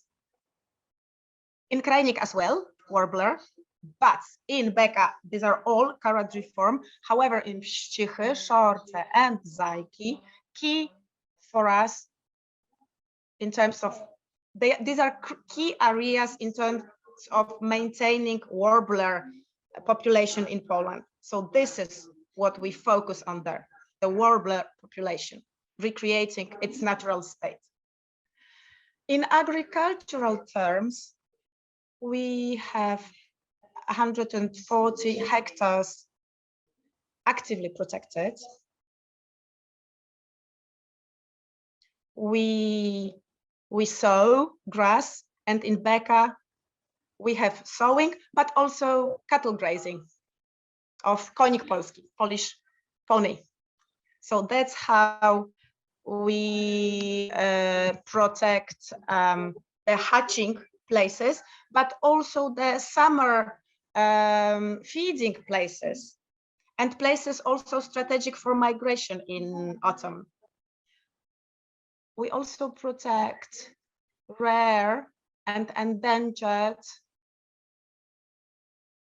habitats linked to wetlands, so wet areas. These are salt marshes, and OTOP is very much interested in most of salt marshes in Poland, which are identified and known. 150 hectares of such salt marshes we presently know of.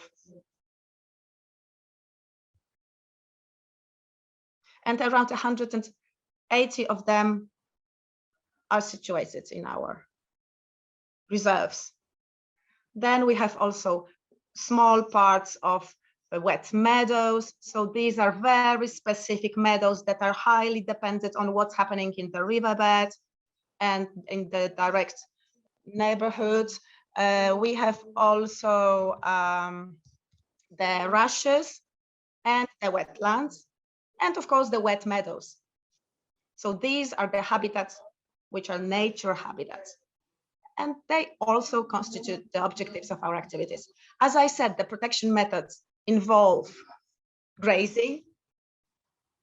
And after many years of experience in this field, we've decided to work with konik polski, so the Polish pony, which is a very specific for Poland species of a horse. We had many adventures in terms of grazing at the very beginning of our road, and we never decided to own cattle.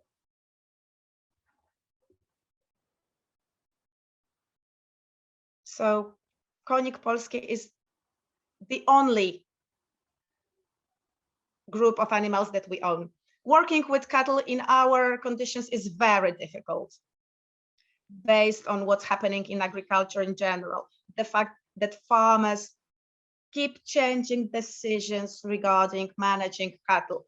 After many years and many different challenges, I might say, we decided just to keep the ponies.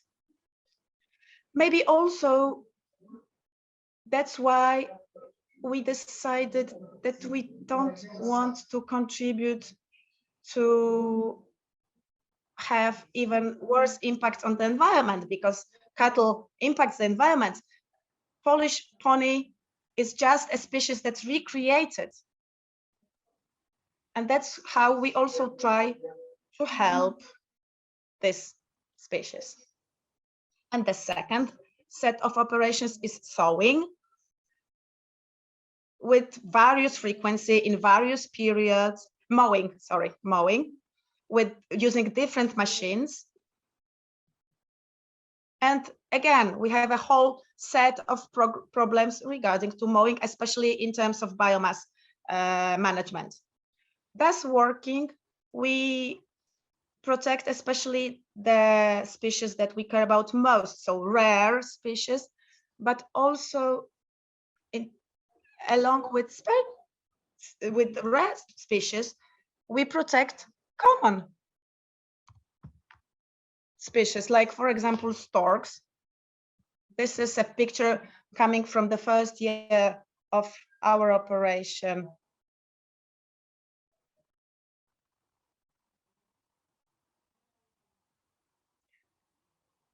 We might seem that there are a lot of storks, that this is a species that is not endangered in Poland. Yet we know that there are many negative phenomena connected to storks. Again, by protecting birds, we also protect indirectly other animals, like the pollinators that are only connected to wetlands and to wetland-specific plants. We protect amphibians, and we protect big herbivores and carnivores, which are very important in balanced ecosystems. So all the pictures that I'm showing you right now are pictures from our areas. Maybe they are not of the best quality, but these are documents, actual documents. That's how we know that there are wolves in Biebrza, in Beka, there are wolves. There is a huge population of moose in Biebrza. Moose, which is very supportive of maintaining the forest countryside. So we have the carriage forms that we protect, but we also protect plants. Wet meadows, salt marshes, as I said, very rare in the Polish coast.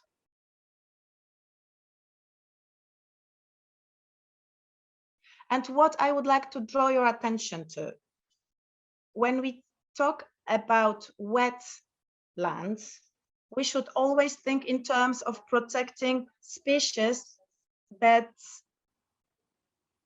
are not very easily adapting to the society, to the environment. These are not plants or animals or habitats which will support changes, which will easily adapt to new conditions.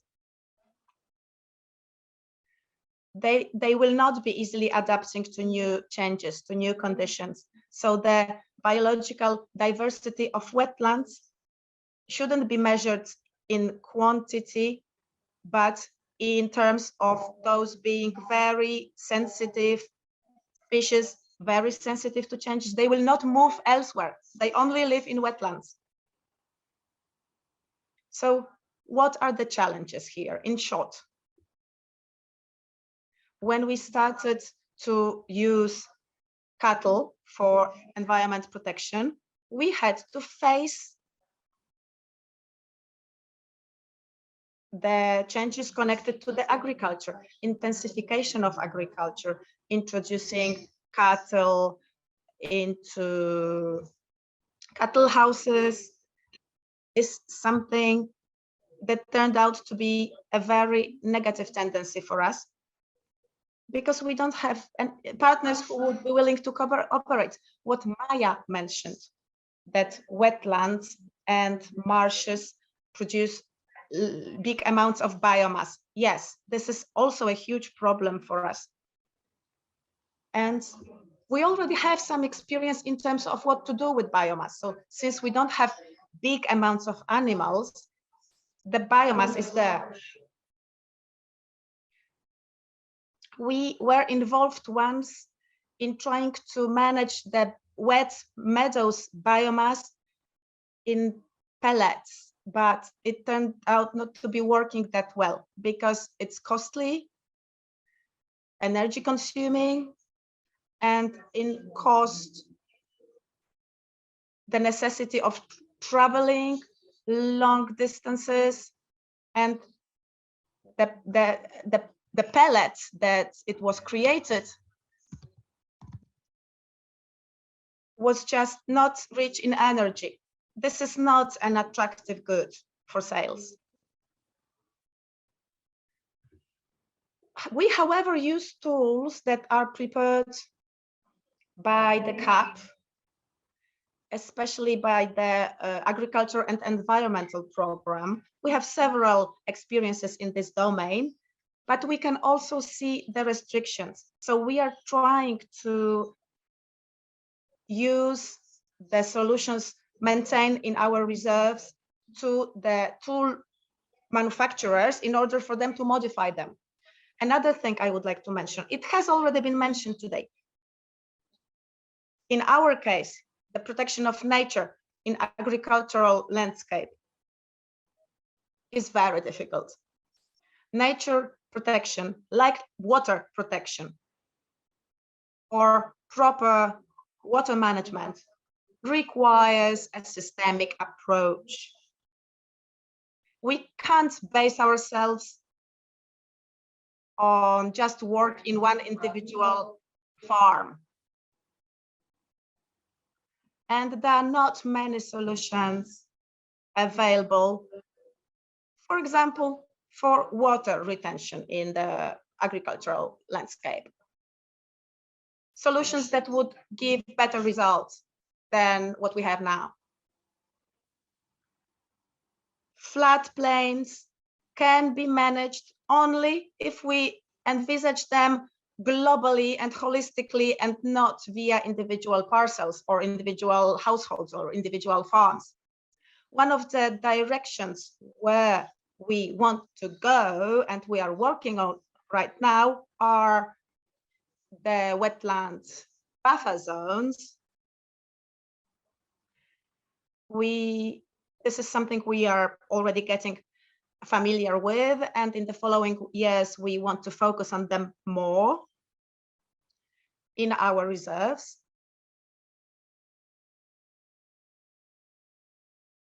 And what we would like to achieve is something like this, what you can see here. So protected species that are abundant. So that was in short, because I could talk about it forever, for hours. Thank you very much. So are there questions? Are there any questions to the speaker? Okay, so maybe the question from the room.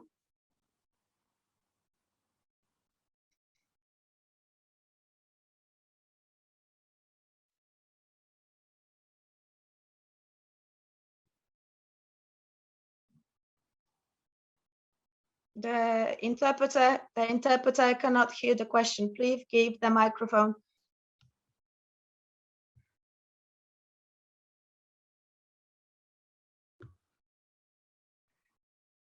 The interpreter cannot hear the question.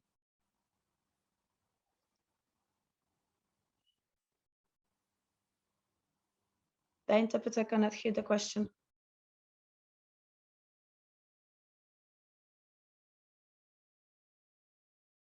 The question regards projects carried out in the Western Europe, but the interpreter cannot hear precisely.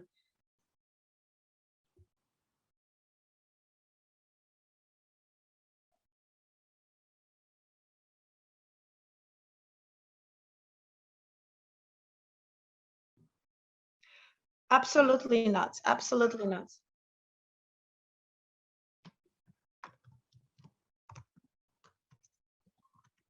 Okay, so I think we need to face the facts.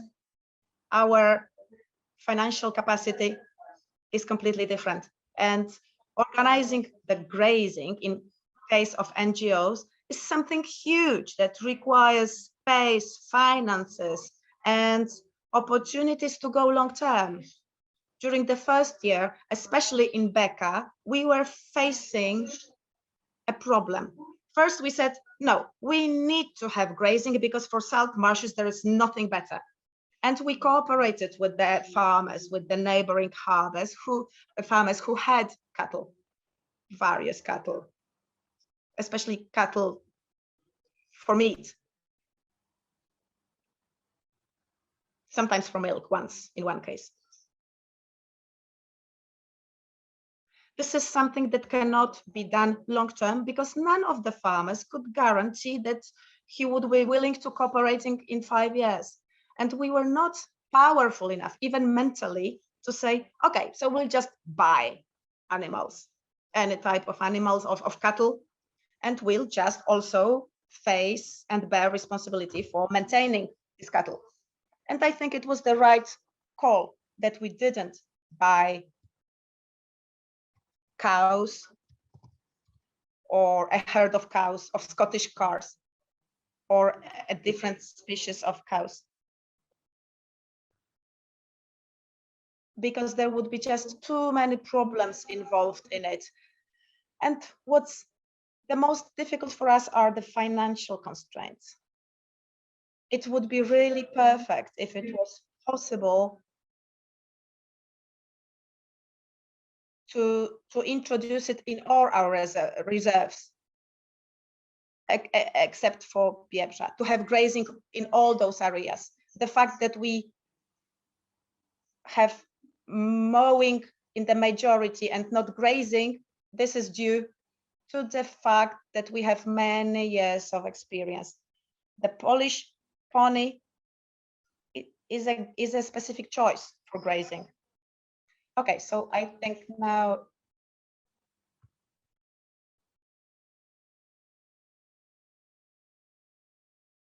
Okay, so another question.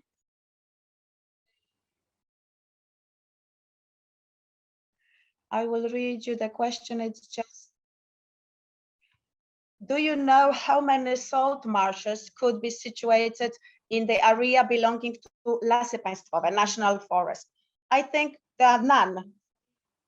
Administratively speaking, maybe something, but I don't think there are any. Salt marshes in Poland are very small areas. So in the Puck Basin, in Sławiński National Park, and in the other estuary. Other than that, I don't think within Lasy Państwowe organization there are any.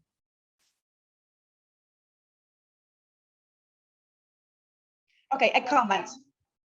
I think that this is a good time to say thank you for the questions, for all the comments, for the presentation. I hope the pictures were a little bit more optimistic than the charts. About wetlands in forests, what is their significance? Should they be protected? and how our forests behave in general as far as wetlands are concerned. Our speaker is Katarzyna from the Szczecinek Forest District, which is nearby. Good afternoon, my name is Katarzyna Klimek. I worked in the state forest in the Szczecinek Forest Directorate, but this presentation has not been presented by me, but our forest inspector. But actually only yesterday he was promoted to a different position. Since yesterday we have a new forest inspector, so for this reason it was decided that I should hold this presentation.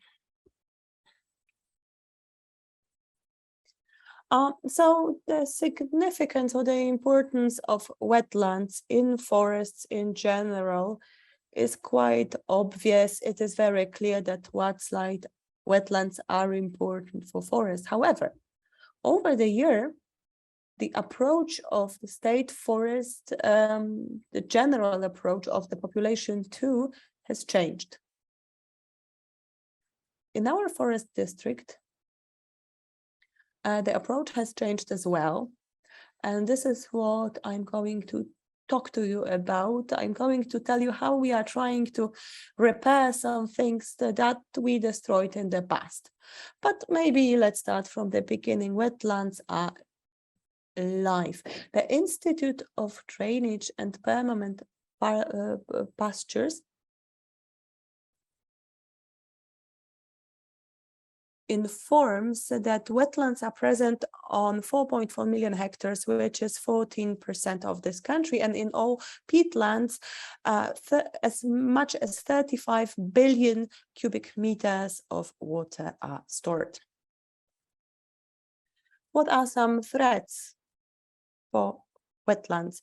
Well, mainly all drainage operations. This is how we can easily damage wetlands and all that is connected to water, which is basically the life of plants and animals.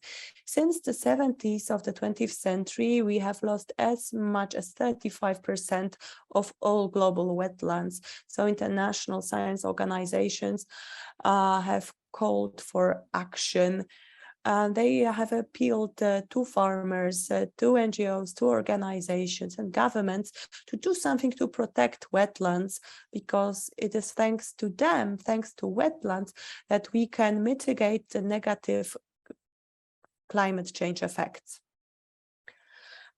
This special role of wetlands in forests is reflected in several pieces of legislation which are basic for the state forest. The first one is the Act on Forests, and forests that on watersheds or along rivers or streams are defined or can be recognized as water protective forests. And this status means that for such forests, when the forest management plan is created, we have to comply with special principles.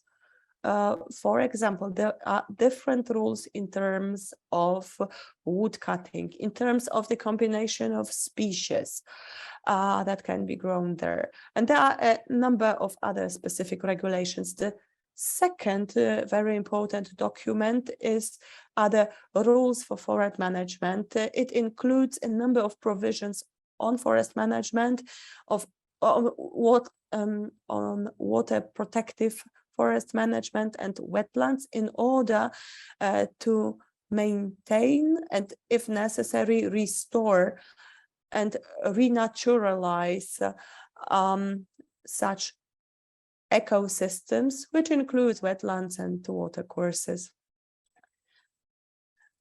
In general, we can say that such forests are utilized economically to a much lower extent than other forests, so that we can ensure continued existence of wet forest, bog forests, birch forests, but also peatlands.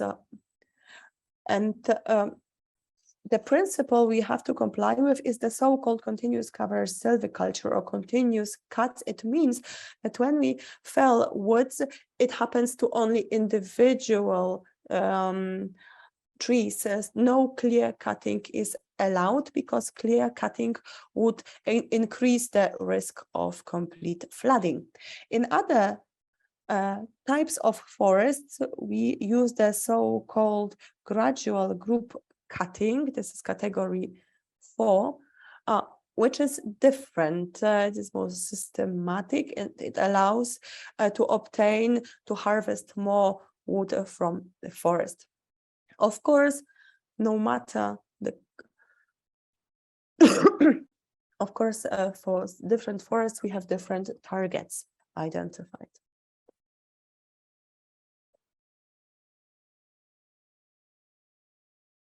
Now, I'm going to talk about some schemes or programs that we have had in place for 20 years. For example, the Forest and Forestry Adaptation to Climate Change Project, restoration of aquatic ecosystems. This is first thing I would like to talk to you about, because it included provisions on restoring of a water system, of water courses and ponds, and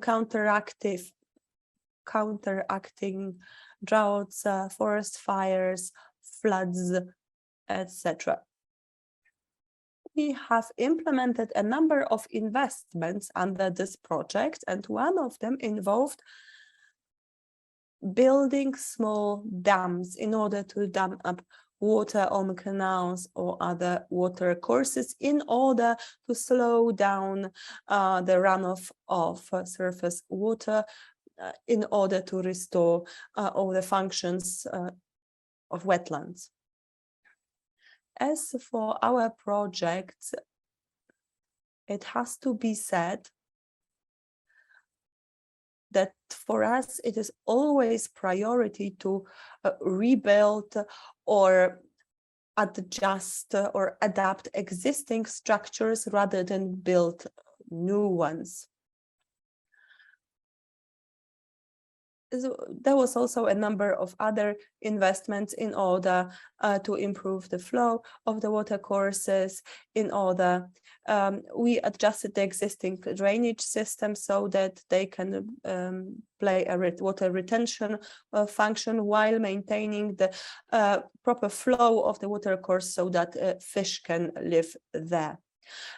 Also, we protected the existing forest structures from the consequences of excessive water erosion due to rainfall. And it was calculated that the capacity in terms of small retention structures, it was 3.3 million cubic meters, and the number of the structures was 1,181. It was not only our district, I have to add, because as many as 113 forest districts from 17 regional directorates were involved. I would like to focus on 2 water retention programs or projects. The first one is called Small Retention and Protection from Erosion in the Mountains, and the second one focuses on retention in the lowlands. Obviously, due to our location, which is not in the mountains, for those of you who don't know where Szczecinek is, for us the second one, the one focusing on the lowlands, was more important. So we focused on reducing flood risks and on minimizing the losses caused by floods or droughts. In the mountains, the climate and the situation really, we can say, favors strong rainfall, which can result in floods. So in the mountains, they built and modernized further small water retention facilities. Their role will be to store water not only in the reservoirs, but also in wetlands and also simply in the soil in the forest. Also, measures have been implemented to counteract excessive water erosion. There is a number of tasks that have been identified to maintain this goal, while bearing in mind that any measures taken must be proportional and adequate to the existing ecological situation. There was a preference in the use of materials for natural materials such as stone and wood. Several dozen forest districts from the mountains or mountainous regions from 5 Polish regions are involved. These are mostly southern regions, so Silesia and Carpathia. In terms of the second project, better water retention in lowlands, the most important goal is to protect forests from the consequences of climate change. There is also a number of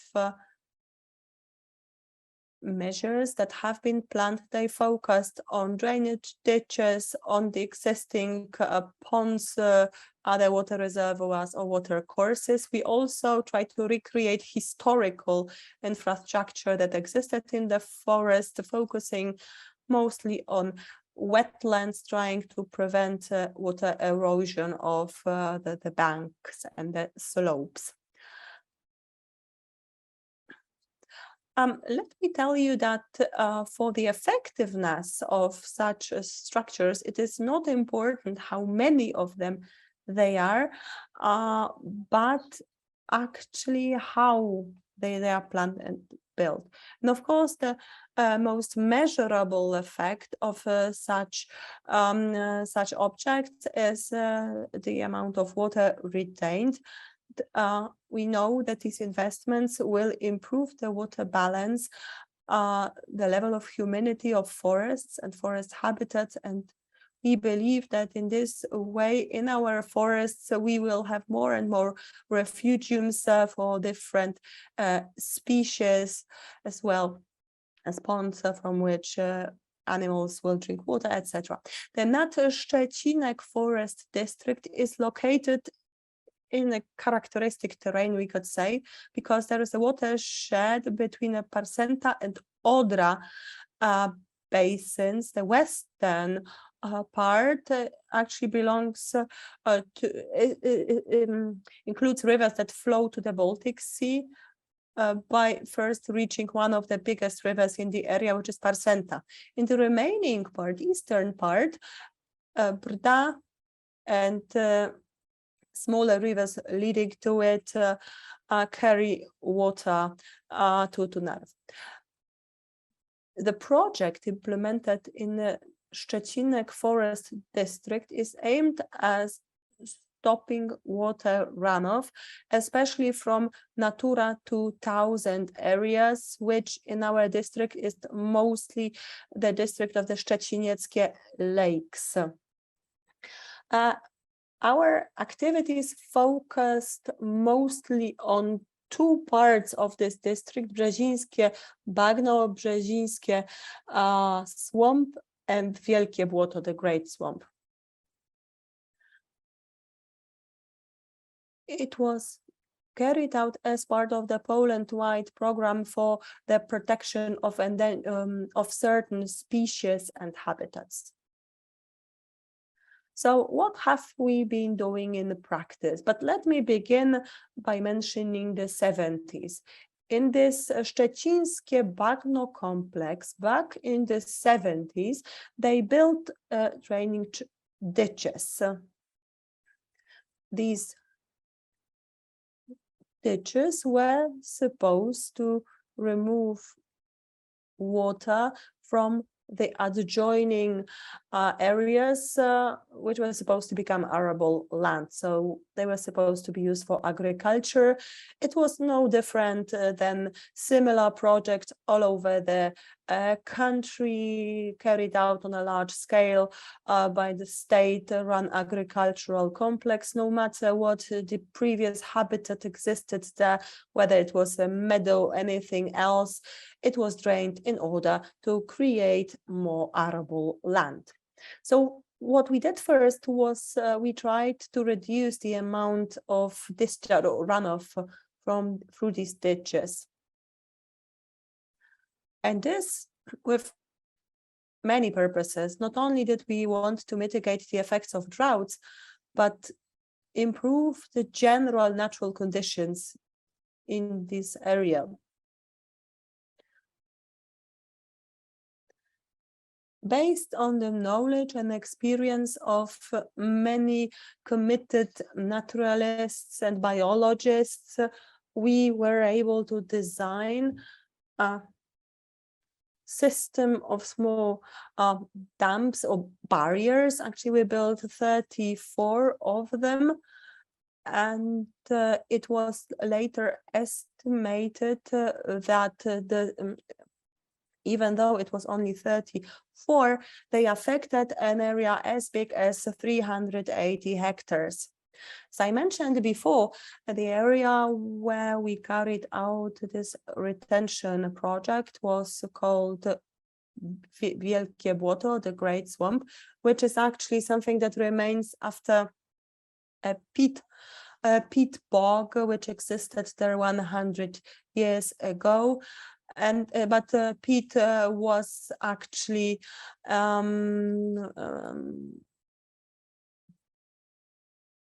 harvested from there 100 years ago, so it doesn't exist anymore. And the Brzezińskie Bagna, which is a forest area, birch forest, and also swamps with small dystrophic lakes.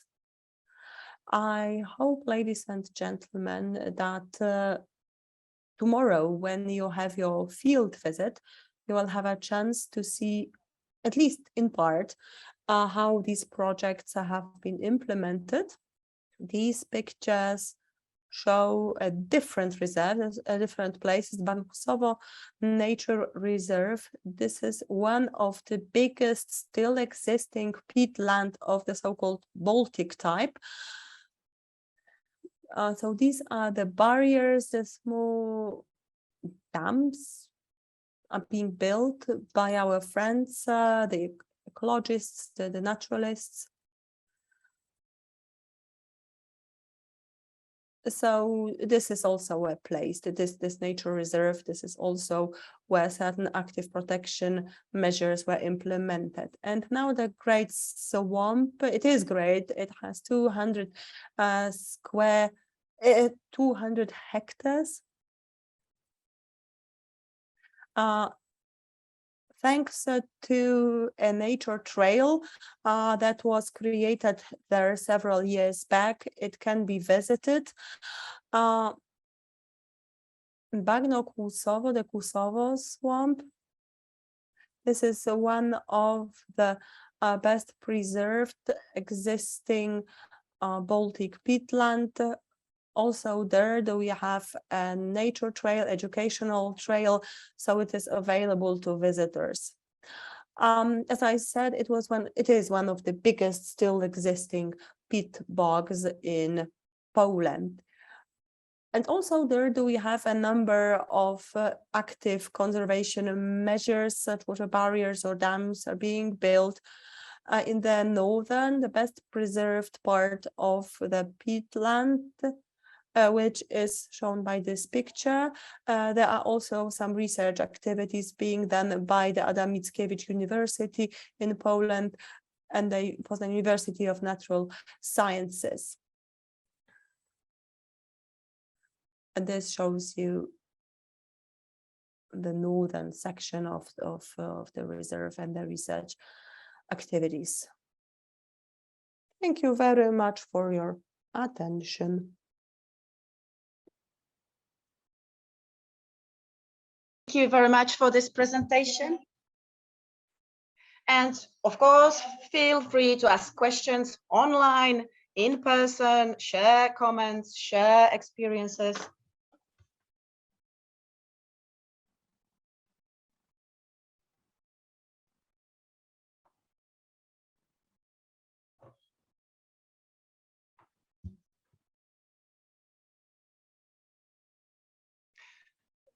you think Lasy Państwowe as the institution, do they do enough? Forests are a huge accumulator of water. Is it enough? Is it enough to maintain the status quo? Is it enough to improve it? Do we do enough? Certainly, we are doing more and more for it to be so. We are helped, which I neglected to mention. We are helped by the beavers. Their role in water retention cannot be estimated enough. As you saw in the presentation, huge financial funds are involved, covered both by Lasy Państwowe from European funds.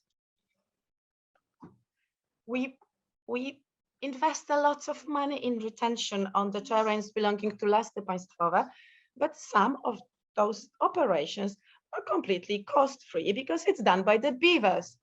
And wherever we have beavers and wherever we see that they are efficient, we support their operations, or we just do our best not to interrupt them in their work. But of course, it can always be better. We can always do more. I think the awareness, the general awareness of forest employees regarding the retention is higher and higher. It's completely different now than it used to be. But also the scientific field is very helpful. The NGOs, the environmentalists, all those factors are very helpful in introducing change. And I think the cooperation here is desired.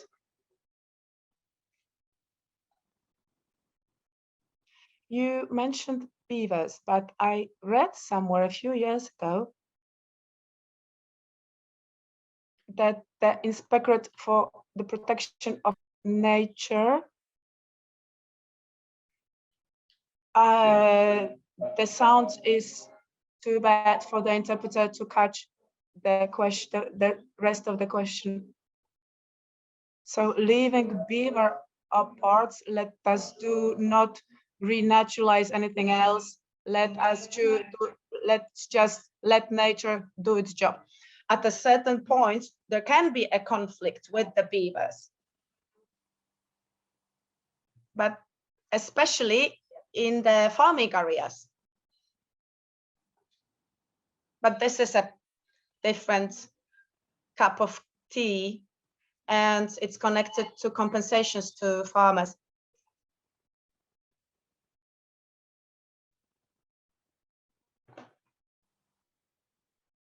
I read somewhere a while ago that,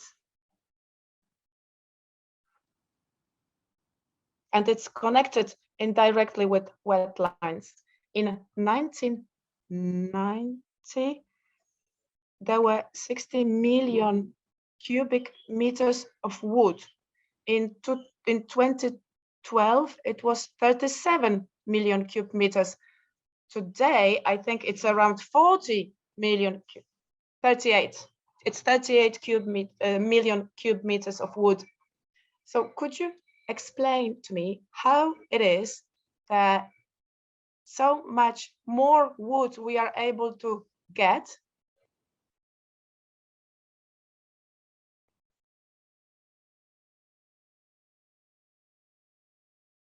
Does it mean that forest becomes younger and younger? Where do we get this wood? No, it's not the case. And this is not data from Lasy Państwowe. This is data from other inventories. We do know that the forests are aging. The fact that we are getting more and more wood is due to the fact that post-war forests planted by our parents, now they are able to be cut. They have the proper cutting age.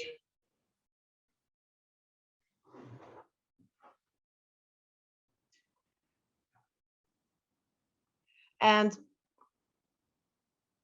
now those forests are being reconstructed. We are trying to make them more resistant to climate change, to be drought resistant to other natural disasters like powerful storms that are happening more and more often in Poland. The surface of forests in Poland in the after-war times, which was around 22% of Poland, now it's around 30% of Poland, according to different estimates, even more than 30%. The most important thing is that we have an equilibrated forest economy. So contrary to other continents, in Poland, on the place of cut trees, felled trees, we plant new ones. So imagine if we made disappear all the wooden objects from this room. This is something we just cannot imagine, but this is a renewable resource. And the forest management cannot consist on getting rid of making wooden objects. This just has to be very closely supervised.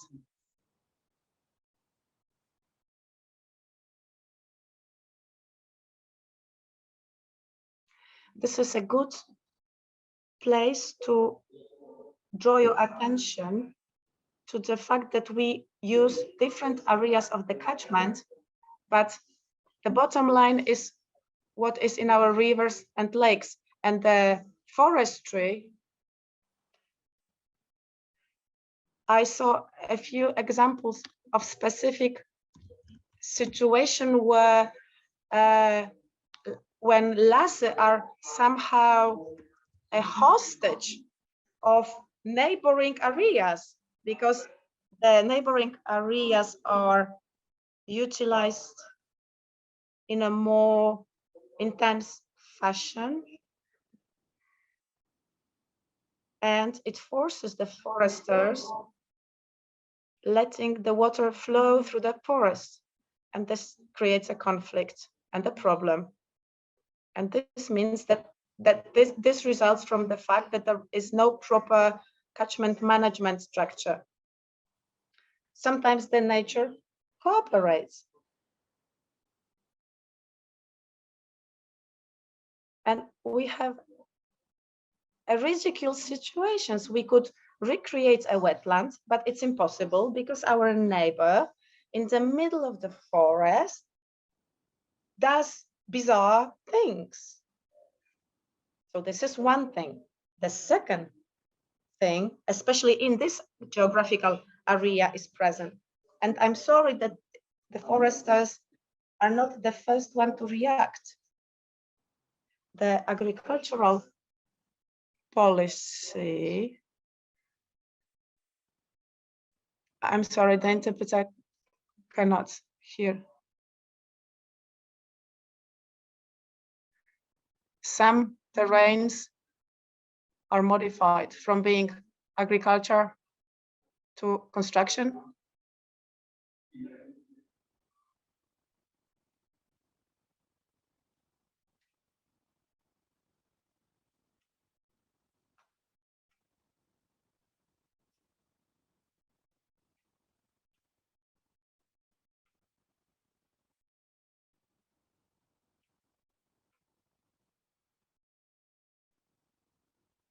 I'm a hydrobiologist, and I spent 30 years recreating natural conditions of living for fish, and I'm not a big fan of beavers, and I'll tell you why. Yes, that they try to show us that the state of the water is bad, so they are the indicators of the quality of water, but here in the lower part of Poland, they can do more damage than good.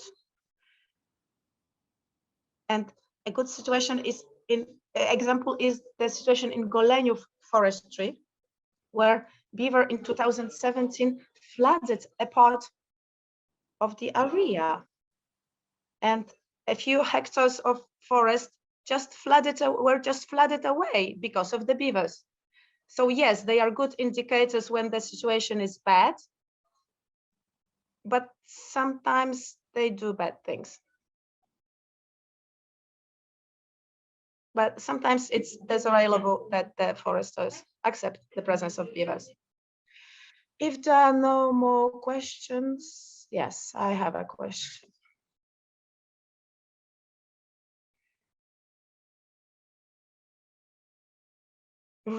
Please bear in mind that we need to speak to the mic. As a mountain person, as a Highlander,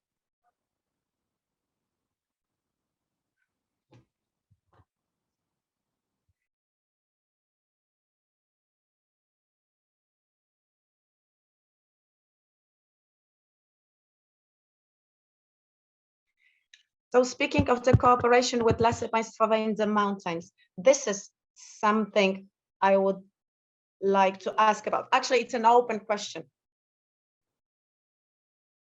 Nobody's really willing to answer this question. Can we have the same management in the lower parts in terms of cutting trees as in the highlands? So because we can't forget that there are tourists, they come skiing, and the forest management. So these are these two issues. In the mountains, there is an erosion. When we remove those trees, in Beskid Śląski, in Beskid Żywiecki, these are areas with huge precipitation levels, especially at the end of June and beginning of July. So the erosion and this flooding out until the very rock is reached. So even people who installed the skiing infrastructure know that this skiing infrastructure gets destabilized. It's in concrete, and yet it's being flooded away. So we've been discussing this. This forest management should be different. Another thing, after that, we are not able to replant because there's no soil. All has been flooded away.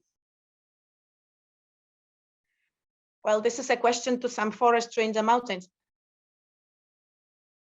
So I'm not an expert in highland topics, but I think that no matter where, whether it's in the highland or in the lower parts of Poland,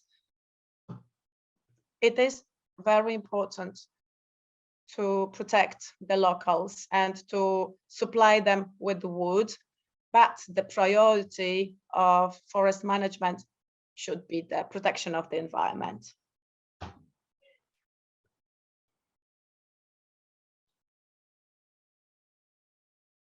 But try telling that to the highlight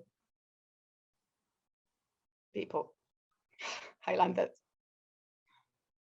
Yes, but again, this is all about the local community. We need to protect them and do our best as well to protect the environment. But because this is our role, this is our legal function. But this is the same in Bieszczady. But I heard somewhere or read somewhere that it's just completely doesn't make sense from the cost point of view. The system is really obsolete. But we are moving far away from the topic of our conference.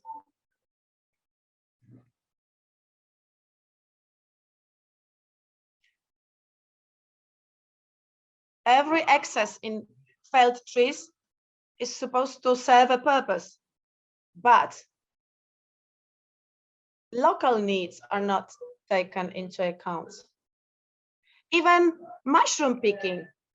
Locals want to go mushroom picking. We have to bear that in mind as well. East Forester, when carrying out the forest management, is based on regulations from the Ministry of Environment, and then that plan provides for three functions of the forest: protection, protective function, social function, into which inscribes mushroom picking, and economic function. But we are just moving too far away from the main topic of our today's meeting.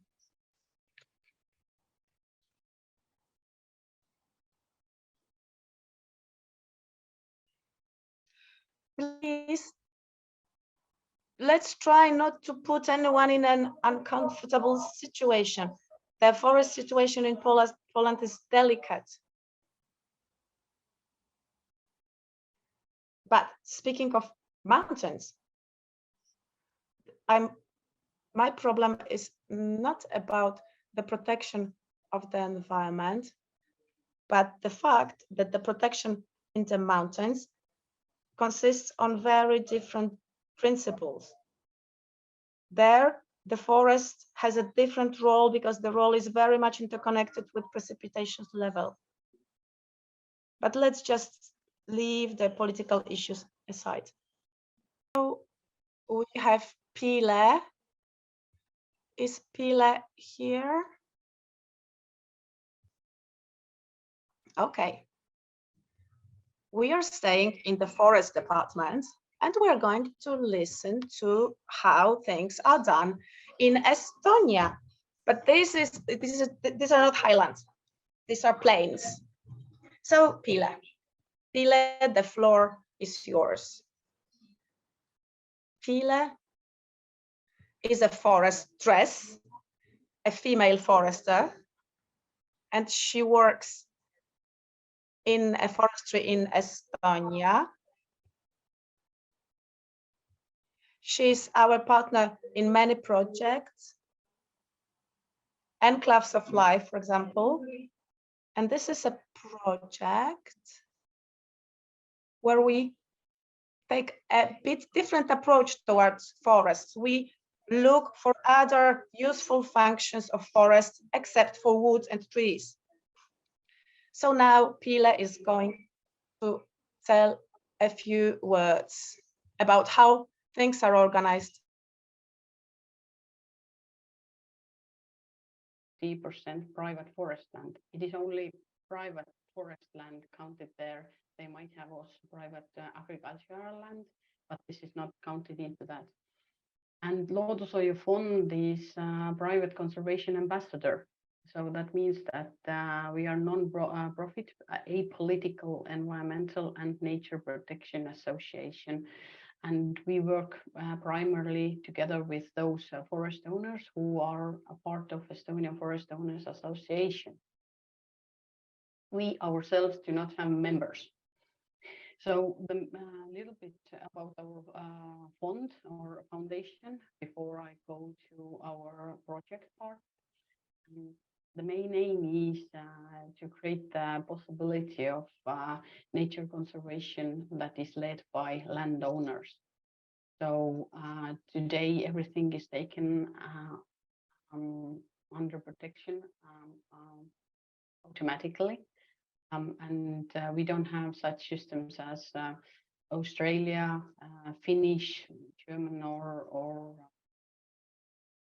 Swedish countries have, that they are actually signing contract with government that they are willing to be part of this nature conservation activity. I'm not talking about Natura 2000. This is an obligation for all of us.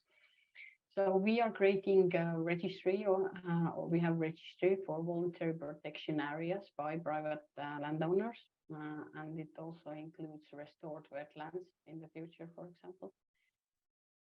And then we are heavily promoting safe harbor principle, which means that government will sign agreement with landowners. This comes from USA, and it has shown really good results in nature conservation area for their case. And you can imagine those guys are pretty heavy on their private landowner rights there. And then we are trying to demonize landowners' image and showing that we are already pre-active as owners. We have pledge for keeping heritage trees. Heritage trees are 220 centimeters. It's preference, so around the tree, and they are voluntarily then protected by landowners. We have a little bit different tree species, so don't think about oak trees. Think about spruce, because oak is already a pretty big tree. And then we are organizing Tree of the Year, European Tree of the Year. Gets our Tree of the Year as a participant, and we have, for example, wildlife estate certification, which we issue. There are plenty of other activities, but those are the ones what maybe are more known in media also. Second thing is that we are very big in science, and we don't want to get too attached with dogma. So we understand that people and nature can't be separated. You can have reserves, but you still have huge impact by humans because of the climate change, for example. And we are helping to cooperate between government and private forest owners, basically. Kind of mediators. We get kicks from both sides. And we also offer juridical support for smallholders who have key habitats or high public interest areas. We are forming, or we have like some people already in our science board, and we are building it up, and we have science fund. So where do I come from? It's a little bit different from Poland. We just got rid of the ice age 9,000 years ago. It's a little bit different also in people-wise. We have 1.33 million people. Poland has 38. At the same time, our total area is 45,000 square kilometers, and Estonia is 7 times smaller as Poland. Underneath on the right side there is a map which shows when Poland would eat Estonia. We have 70% of Estonians, Maria, that is for you. And our nature is hemi-boreal, we call it. It's between temperate and between like boreal forest region, meaning that we are a bit too cold for species who live in your country, and we are a bit too hot for species who live in continental or upper part in Finland. So it means our flying squirrel will probably lose its places if it doesn't adapt to a warmer climate. And as you know, in melioration and renovation of wetlands, it's pretty important to also count precipitations, which by the tradingeconomics.com World Bank data was something like you see, high 600s, meaning almost 700 millimeters. And our CO2 emission, I added that here as well, because you and we are a little bit similar in this part. We have also heavy coal industry up eastern part of Estonia, where I think in this area maybe 90% of people are speaking Russian language. And we are relatively moist, and we have 12 years of bad ski weather, we call it. It's our temperature is down there as well. So that means that you can see on the map of the land board here, our melioration network, basically. 30% of Estonia is digged or drainaged or yes, some kind of melioration activity is happening there. And in 2018, I found numbers about Estonia, and it's 1.4 million of hectares, which is basically drained. And the division down there is agriculture and forest land. Forest land a little bit more, and most of it in state forest. The melioration or the ditches and open ditches were built in forest land in mainly in 60s and 80s. Open ditches and agricultural land, some of them are 100 years old because they are on private or at this time Baltic Germans manor houses let their peasants to dig the ditches. So this is a little bit about numbers. And what we are doing as a Loodushoiu Fund in this wetlands is that we are preserving biodiversity and we are providing new opportunities for wetland conservation, mainly through collaboration between the community, business and landowner. That means that we are looking for private sector co-funding for actually renovating those areas.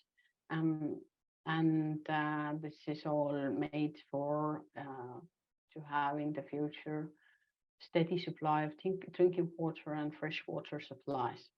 I heard from our melioration slash wetland restoring expert that in Poland the situation is pretty bad because you guys are already thinking about how to irrigate your fields, agricultural fields, which means that the climate change is pretty heavy already in Poland. We need to avoid that right now, Estonia. And the other thing is that we want to partner up and also change a little bit the behavior, also by like third sector, or I would mean then business sector and landowners both.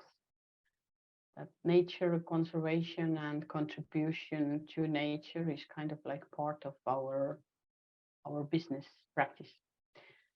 So now about the project, what I can tell you about. As you know, private forest owners are not very heavily, I'm not sure how it's in Poland, but in Estonia, they are not very interested in restoring such kind of areas.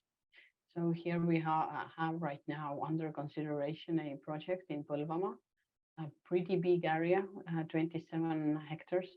Average forest size in Estonia for landowner, private landowner is 5 hectares. I'm not talking about business landowners, but little landowners is 5 hectares. And this is pretty big size, and it's kind of like wetland or bog. We would think that the first year of operation would be like 2023, if we will start to do that. And I will, in the next slide, I will tell you a little bit more about if timeline would be, well, it's needed for the carbon credit calculation is 40 years, and we estimate the amount of carbon credits that we can save, I would say, with that 184 tons of CO2. The calculation is based on environmental agency report on wetlands and forests and carbon. Land use, you know, this LULUCF, this report. Briefly about this possible private land project. So as I was saying, we asked expert opinion from the company who is making project for restoring state forest agency, like Estonian state forest agency, how to restore or how to make it wet again, this area over there. So he said that we should close the ditches on the tipping point of this area, and as well as on the upper side. You maybe can see on the picture the ditch area like that, and then there's another one over on upper part. So we should make dams in front of that, and then we should, if we want to dig ditch, we should do it roundabout like that around it, and it would cost 20,000 euros.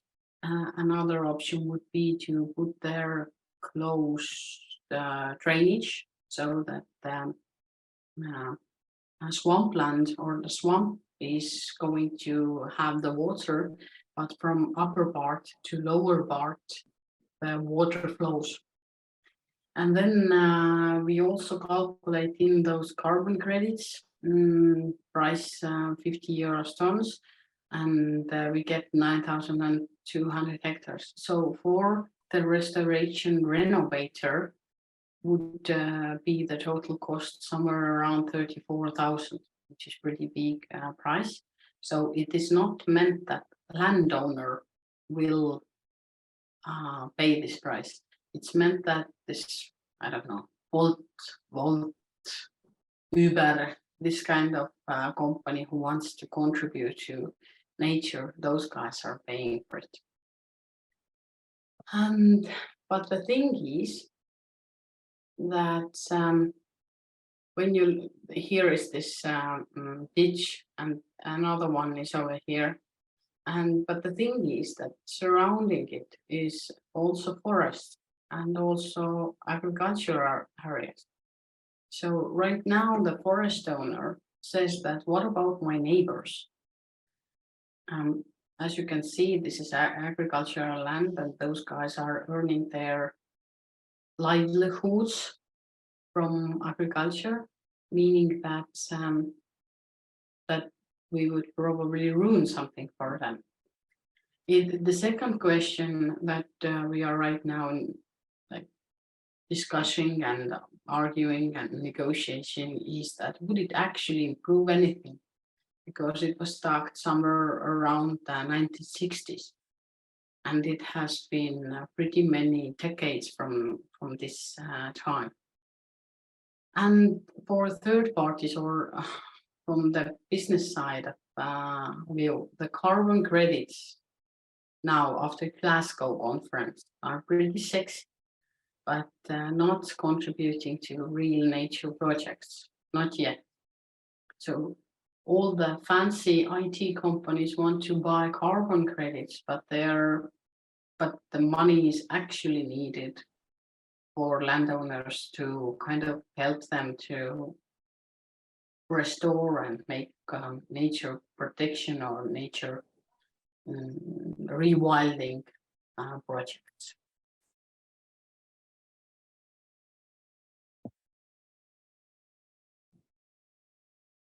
So all in all, the case in Estonia right now is that our nature conservation strategy foresaw that by 2020 at least 10,000 hectares are restored, and 1,000 hectares of peat extraction areas are also rewilded.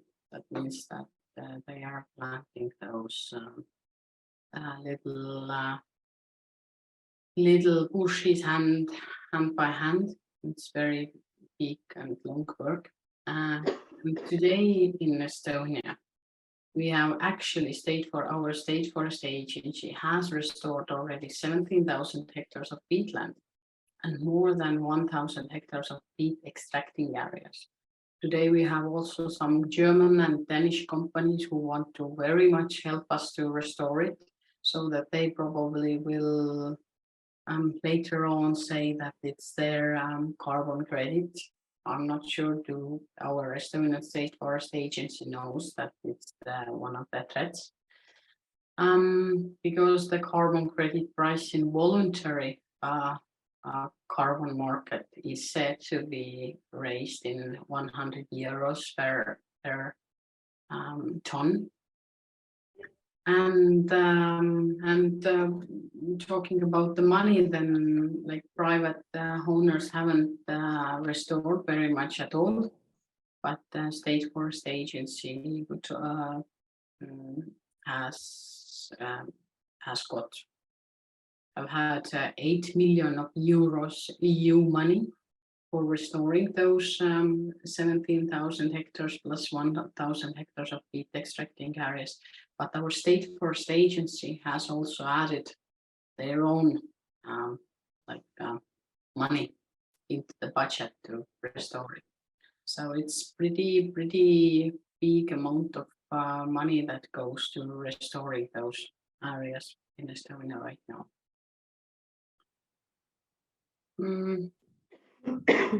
All in all, I would say that private landowners, wetland restoration project, like success or depends on willingness to participate in nature enhancement or rewilding activities, and to get them interested in those activities. It means that we need to give them autonomy. It means that they need to be in charge of their own lands. The compensation is needed because, as you saw, the price is pretty heavy, and they are also calculating in the money they are actually losing because they cannot cut timber now nor ever from this area. Yes, I know money is not everything in the world, but they are counting it in. And then we should have personal interest.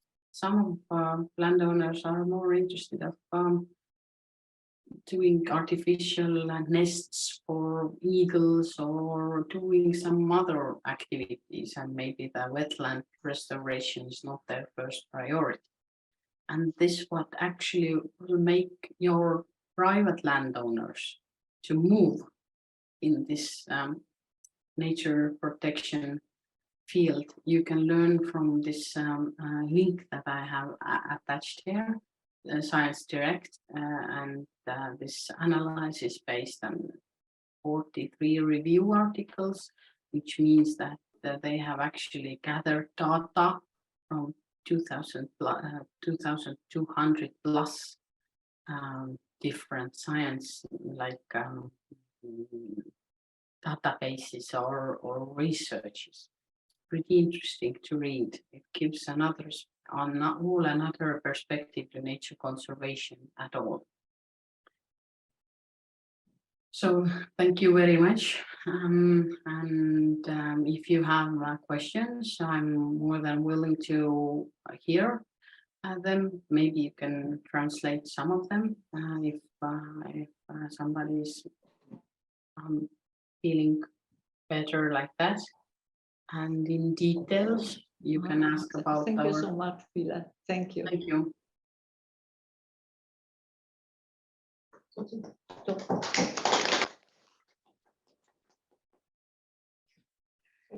Czy mamy jakieś pytania? Paweł ma, tak, proszę. Ale chodź bliżej, tak.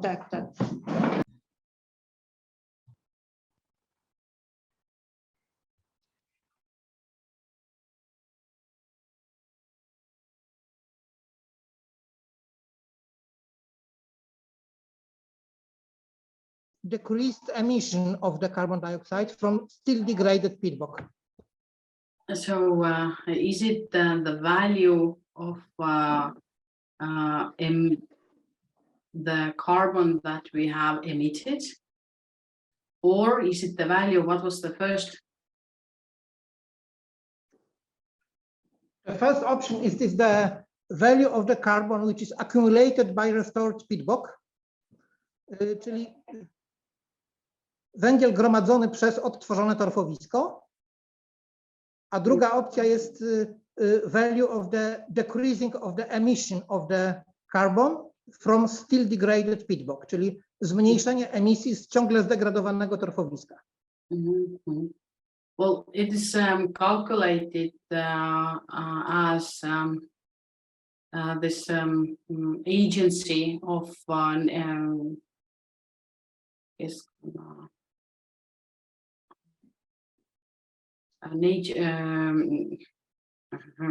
like the agency foresaw the methodology. I know how forestry carbon in different areas calculated, but this wetland area was, I think, calculated because it has forests on top of it. Then you are doing the two combined thing basically. You're cutting it. You must cut the forest down. So you are first, I don't know how many years you are emitting this carbon due to the timber that is lost, and then you are actually sequestrating it or helping to sequestrate it in the later on when it's like 40th year. Because right now the discussions in Estonia are going in this direction, that European Union will put us the obligation of cutting down 60,000 hectares, 60,000 hectares of forested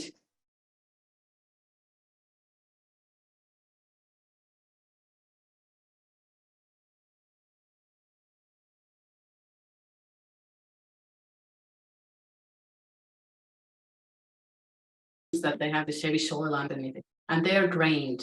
It's a drainage like ditches around it. It's 14% of our whole forest area. And it means, I think it was something like 140 or 160,000 hectares, that means. And European Union foresees that we have to cut down like 60,000 hectares of those areas and re-wet them. So our scientists are saying that we are actually emitting the carbon due to these activities before we start to sequestrate it again, like year 2100 or something. So it's a tricky question what you asked me.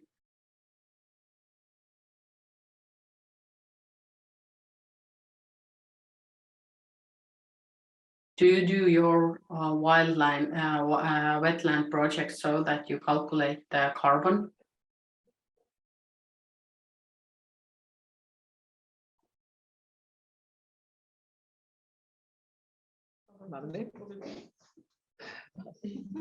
Yes, we have, but we don't use the carbon credits idea till now.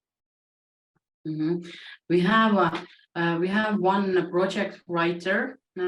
He's not the one who's buying credits from us, because our forest owners doesn't want to sell anything to anyone right now. But they are interested of working through how those projects are going, and it's eco-based, and they are making project for our afforestation. So you are planting to not forested areas. This project, but he is now also doing wetland carbon project certification project. Verra is the one for afforestation that we are applying for. We have already applied for. It's 700 hectares in Estonia, this area in Verra registry, waiting to being approved. So it's just a sexy thing to calculate the carbon there. No one actually knows how many it's in kilos actually in the end of the day they will have. Depends on the weather of Estonia probably.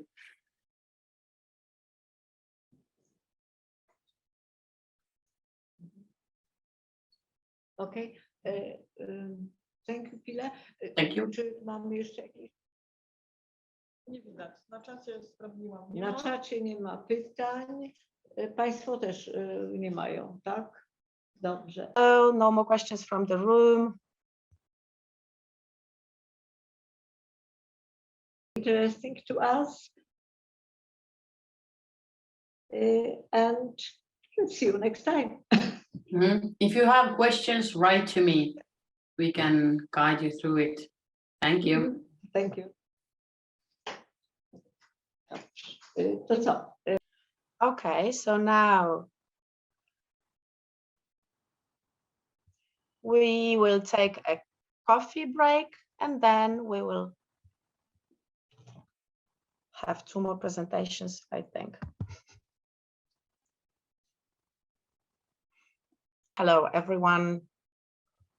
I would like to show you a few issues linked to the protection of wetlands and wet areas in agricultural land based on the National Strategic Plan in the new CAP.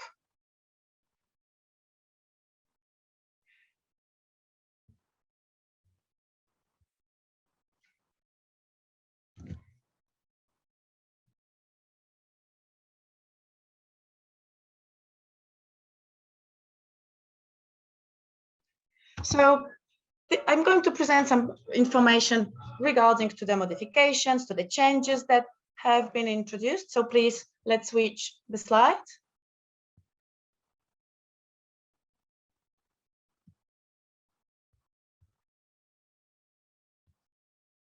National Strategic Plan within the CAP, as you know, was approved by the European Commission recently because it was in August. And now intensive work is being conducted in order to implement those issues. This whole program has over 1,000 pages, so it's a vast project.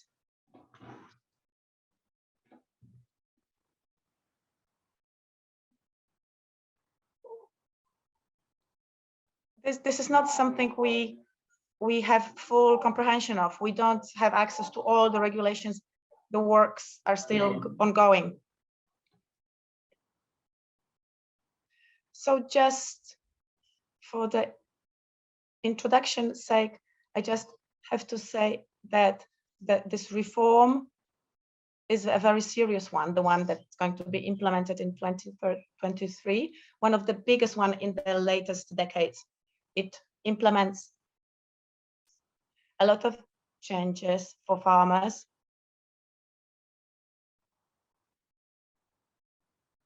Because it links agriculture very closely to the protection of the environment.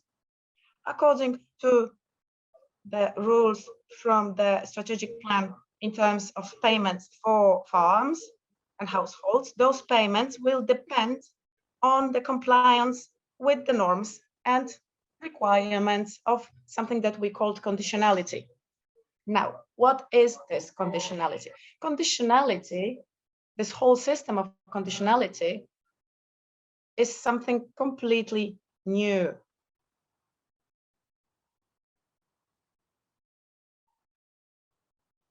It's a set of regulations that will have to be respected in all the farming households as the requirements, as the rules. And the conditionality is composed of 2 parts: basic statutory management requirements and land maintenance norms, which is a good agricultural and environmental condition based. Those norms, this JAEC, there are 9 of them. Now, in terms of this plan, SMR and JAEC will be implemented by joining and connecting the new norms already existing with the new the already existing norms and the new norms. All those norms will cause a new quality, we can say. What does it mean in reality for farmers? It means that direct funds, direct subsidies, basic direct subsidies will only be attributed to farmers who comply to these conditionality rules, both in terms of SMR as GAEC norms. As I said, there are 9 of them. And they are just the GAEC norms could be the subject of a whole different conference. Today, I will just mention one norm that is the most important from the point of view of the topic of today's conference. And so I'm talking about JAEC2, protection of wetlands and swamps. This norm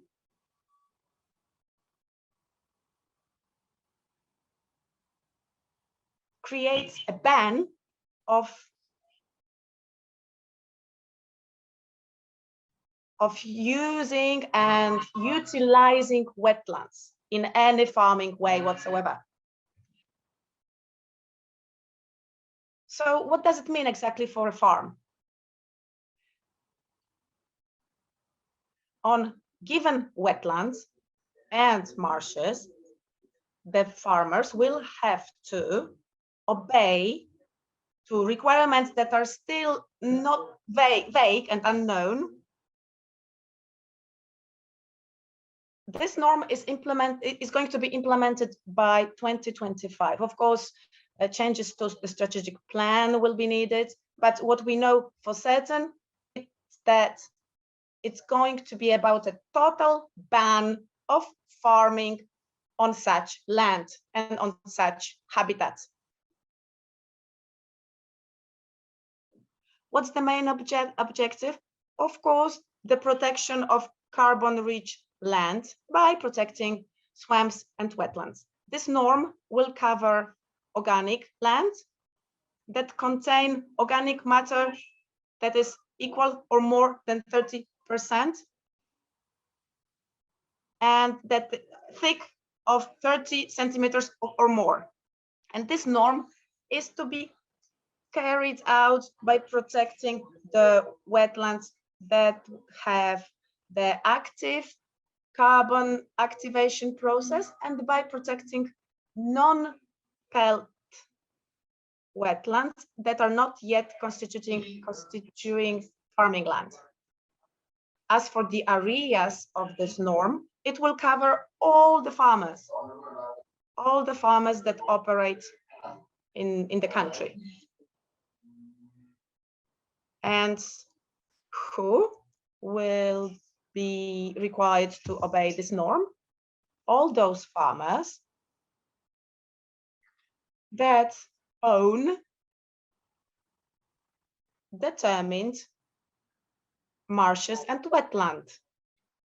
And this wetland and marshes will be indicated according to given criteria. The maps of such wetlands will be delivered to the Agency of Restructuring and Modernizing the Agriculture, and each farmer in his farm will be able to see on the map whether they own such areas or not. And if they do, he will have to comply with this JAEC2 norm. And that's it. Such farmers will have to comply with those requirements. And if they damage or farm such land,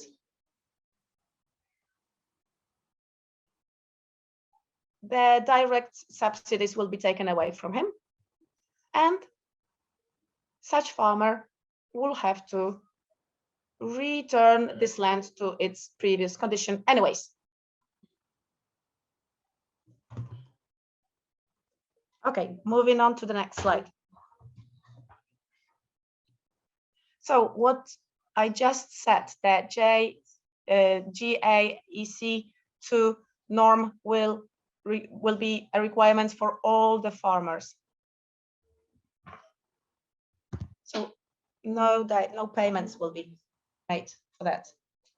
And now moving to the voluntary payment for farmers possessing certain habitats. On this board, we can see the agriculture intervention. This is the new version of the Agriculture and Environmental Climate Program. And after the modifications, this is what it's going to look like.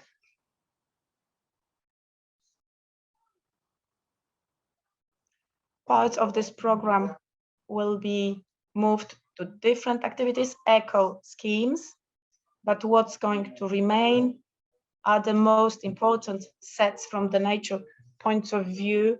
So protection of habitats and endangered species within Nature 2000, and protection of habitats and endangered species outside of Nature 2000 program. Please, let's move on to the next slide.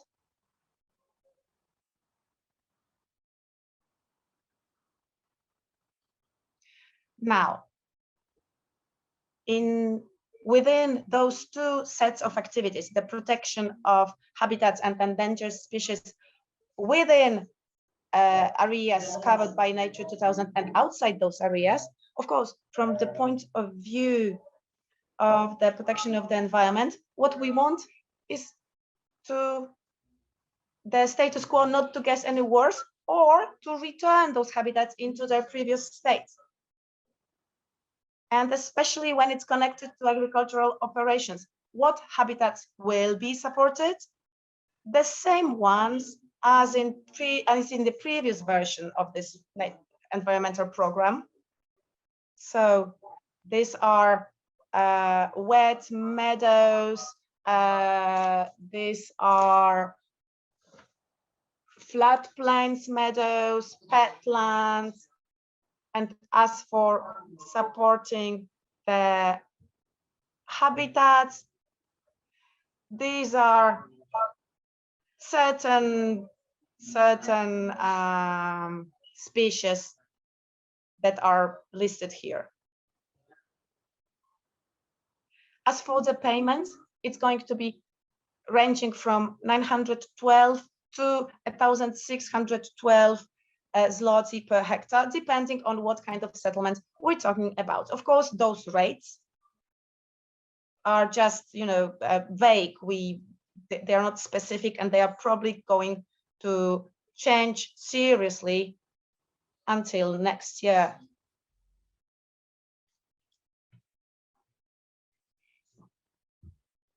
So as for the preservation of these habitats, it depends on some extensive measures, some agricultural measures, and as part of these interventions, the beneficiaries, AI farmers who agree to apply these practices, will have to cut the grass in a regulated way, will have to graze livestock extensively, will have to adjust different measures to a certain schedule.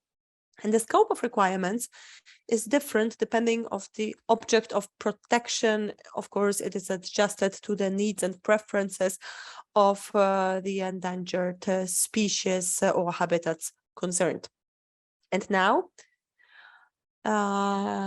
on to the next part of my presentation, in which I would like to speak about something that is completely new, and it will be introduced next year. These will be voluntary payments for farmers under the so-called eco schemes. Eco schemes are supposed to be a system of payments for introducing certain practices that are beneficial for climate, for the environment, and for animal welfare that go beyond the requirements defined for the conditionality schemes. So the SMR and the GAEC are principles that constitute one system, the conditionality system, and everything that goes beyond it can receive additional payments, can be additionally supported from EU funds under the eco schemes. So these eco schemes have been designed in order to maximize environmental benefits and to encourage farmers to become even more engaged and involved in climate and environment protection.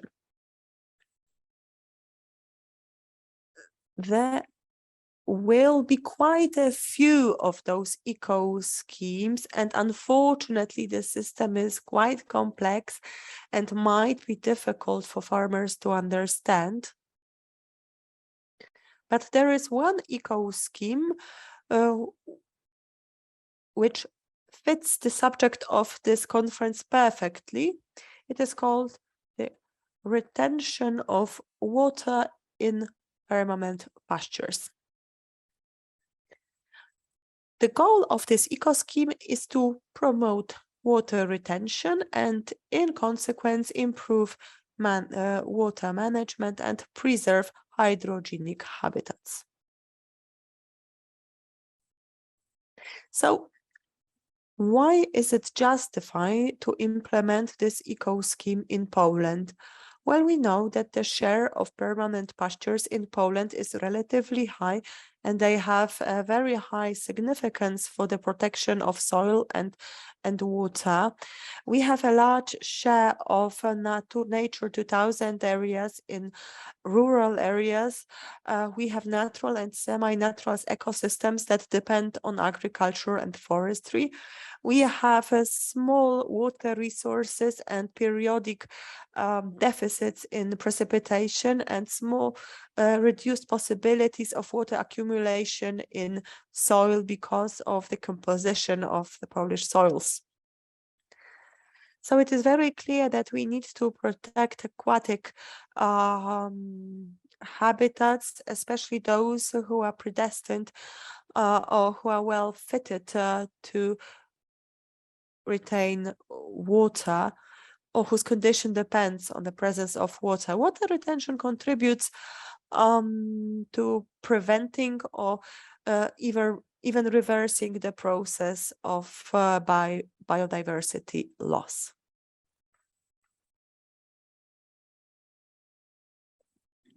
And now a more detailed description of this intervention. Well, the point is, of course, to retain water in agricultural lands, in permanent pastures, and to prevent runoffs. These subsidies will be made available to those farmers who make their permanent pastures available for water retention purposes in those places where in a given year it came to floodings or inundation.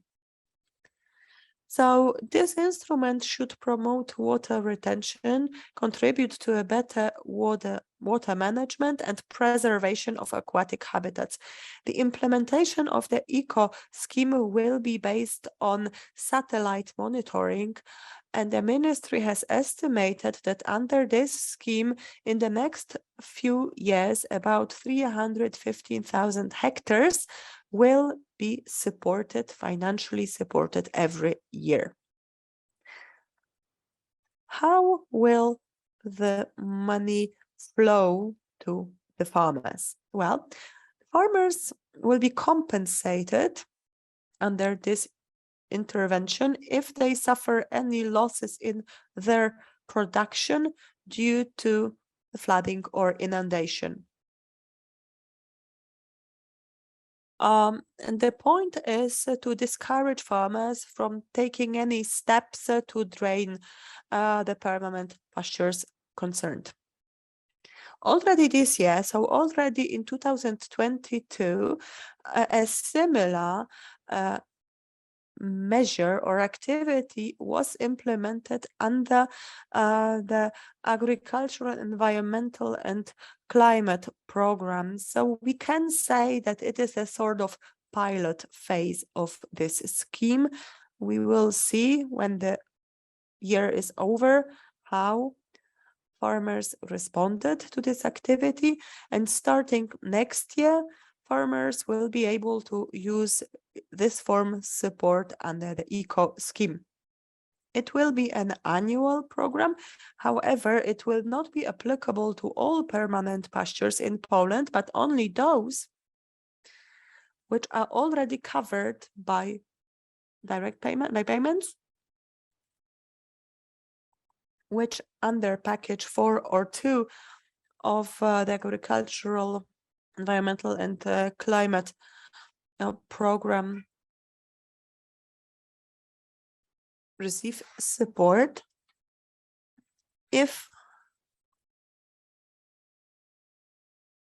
as regards the new program, the one that will start next year,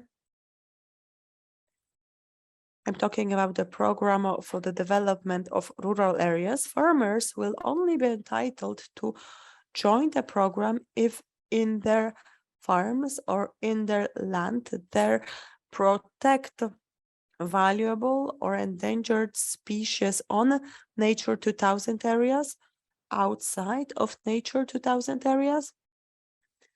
Those farmers who implement a new intervention, which is the extensive use of meadows on Nature 2000 areas. This is a novelty.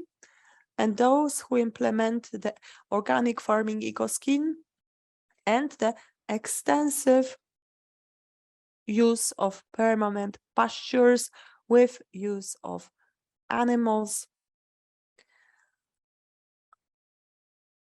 which is also a novelty. So what is the requirement to receive such compensation? Well, the prerequisite to receive the compensation is a flooding or inundation of your land. There is a clear definition that soil has to be saturated at a level of at least 80% between May 1st and September 30th for a period of at least 12 consecutive days.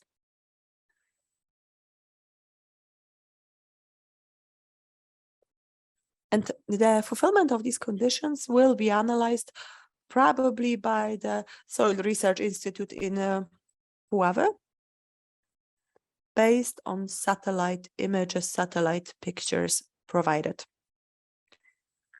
Who is eligible for this scheme? Well, every active farmer who owns a farm, who also actually farms the land, and the farm can't be smaller than 1 hectare.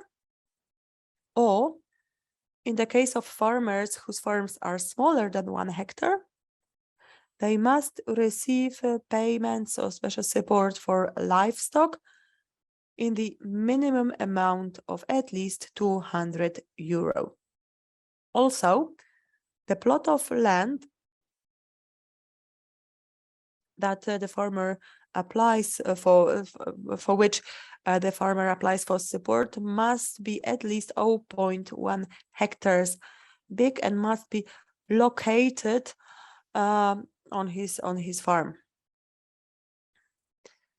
Support or compensation under this eco scheme will not lead to the loss of any other payments for this farm. So this is one of the few eco schemes which can be combined with other sources of subsidies. So double funding will be possible. For example, protection of valuable habitats and protection of endangered bird species. The farmer can apply for subsidies under this scheme. And in addition, if they decide to apply for the eco scheme, they will be able to receive money from this source as well. So both money for the protection of valuable habitats and for water retention, provided that their land is actually flooded or inundated for a period of at least 12 consecutive days. Now I would like to draw your attention to this list of GAEC norms that have something to do with water retention. So this overview sort of shows you how far beyond the scope of good agricultural practices these measures go. So GAEC pertains to maintaining permanent pastures. The second one pertains to the protection of wetlands and peatlands. And the third one, or number 9, the ban on transforming on plowing permanent pastures, defined as valuable under the Nature 2000 program. As for SMR, well, the relevant SMR is number 3, protection of wild birds, and SMR 4, protection of natural habitats and wild fauna and flora. So water retention goes beyond the basic requirements for these two requirements for the two SMRs, and goes beyond the scope of the previously mentioned GAEC norms. The payment that can be received by the farmer for permanent pastures covered by the eco scheme will amount to 63.15 euro per hectare. In the case of a higher interest in this eco scheme than intended, the actual amount per hectare can be reduced, and the ministry proposes that if 2 or more eco schemes are applied to the same area of land, this rate, so this amount can be reduced, which to me suggests that in practice this system will be quite complicated. And to conclude, I would like to show you the planned budget. So every year there will be these 315 hectares that will be supported under this scheme, and in total 97 or more than 97 million euros have been earmarked for this scheme. And it remains to be seen how farmers will use this small, relatively small eco scheme. I would also like to emphasize that the system that is being proposed to us right now will undoubtedly be difficult in implementation because of the level of its complexity. Thank you very much for your attention. And if there are any questions, feel free to ask. Do we have any questions? Well, obviously. The question is whether after 2025, farmers will be allowed to damage carbon in their land by continuing to drain their lands. Well, no. And this is actually the point of GAEC 2.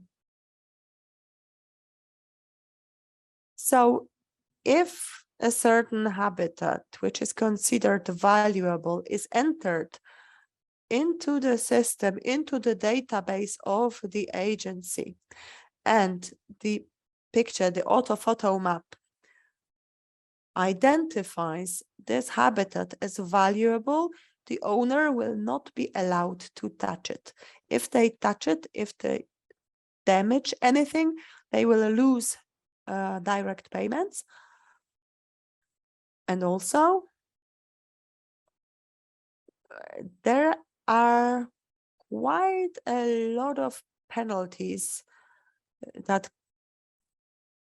can be applied, and certainly the farmer will be required to restore the previous this land, this habitat to the previous condition. And if they fail to do it, they will drop out from the entire direct payment system, and that not for a year, but completely. There are such cases, by the way. There are some farmers who behaved in, let's say, an unreasonable way, and they were excluded from the support system. So these farmers will never again receive any EU support for these specific areas, for this specific land. So it is quite serious. The retention eco scheme, the farmer will have to apply before the flood or the inundation happens, or can they do it after it happens or during the flood? No, it is going to be very simple, and the same principles will apply as the principles applied this year. Of course, we can never know whether or not in any given year there will be a flood or not, because it is only after the fact that we would know for sure. So when an application for direct payments is submitted by a farmer, the farmer has a special checkbox in the form which he has to mark or choose, and this is sufficient as his application. No additional documentation is necessary, no additional efforts are necessary. It is enough if I check a box and then submit the application between March 15th and May 15th. This is the same form as the one they use for direct payments. They check the box and the rest is done by the agency and the research institute in Puławy. And if indeed in that given year their land is flooded for at least 12 consecutive days, the agency will calculate how much compensation the farmer should receive. And if that box is not checked in May, let's say, then they are flooded for free. So they are flooded without any compensation. Yes. And then how can the fact of flooding be verified from the air if the weather is bad, if the sky is clouded? Well, ladies and gentlemen, I'm sure you realize that in the last few years, the European space program and satellite program has been developing quite quickly. So we have already several European or EU satellites in the air. So right now it is possible to take pictures of actually the entire area of Poland every couple of days. And on that basis, a system is being created. And well, with regard to agriculture, this system will actually change the way agriculture is being controlled. Satellites are going to be used more and more for this purpose. So after June 2024, it is expected that all farms and all arable lands and lands areas under cultivation will be controlled using satellite pictures taken by this satellite. We'll see how that goes, how this is created, but it's supposed to be very detailed and much more precise than it is right now.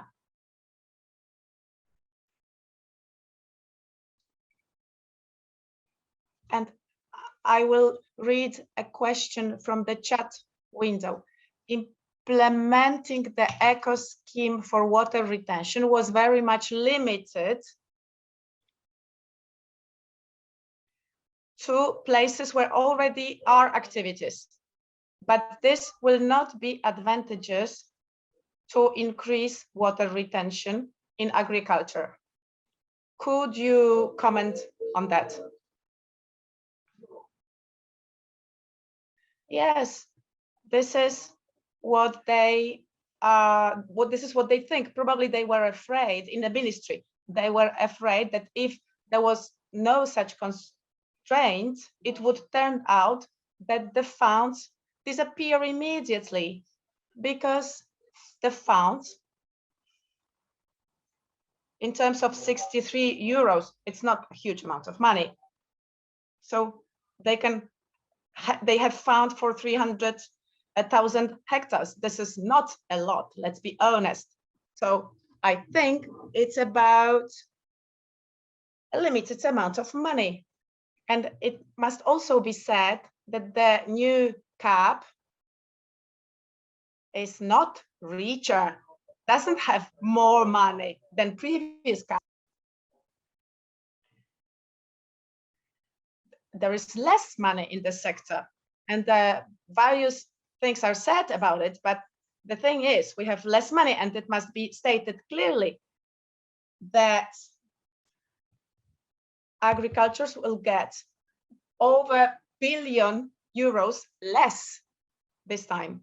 So, and 25% of funds are supposed to be for activities related to environment protection.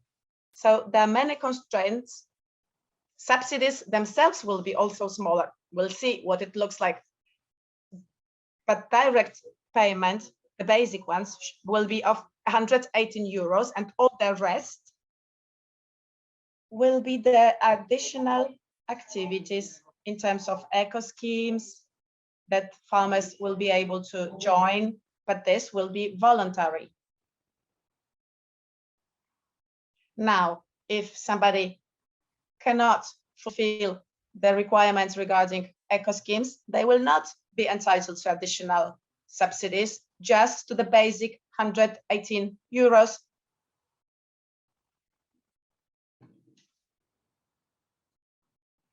So we can see that the situation is undoubtedly far from good. I also think that such eco scheme should be adopted to all the green areas in the countries, but the requirements are as they are. The representatives of the ministry would be able to say more. But wait, Tomek, I didn't get this last part. You said that if a farmer doesn't comply for the eco schemes are voluntary. They are not obligatory. Yes, they are voluntary.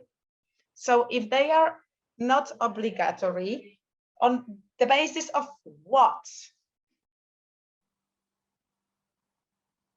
can money be taken away from a farmer? The basic payments cannot be taken away from a farmer, right?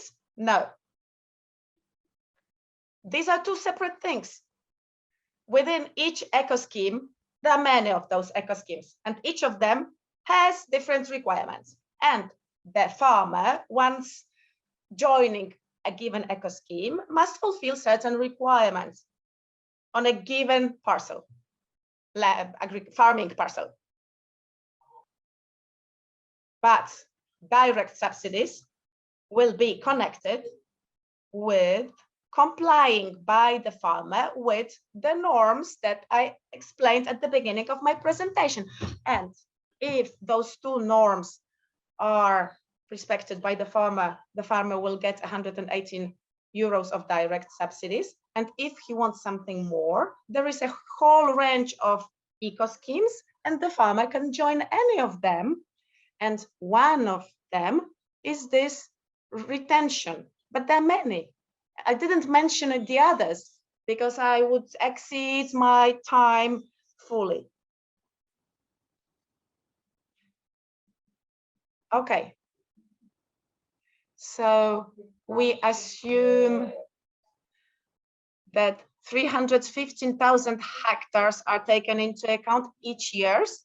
There will not be more. We are not adding anything else. No, that's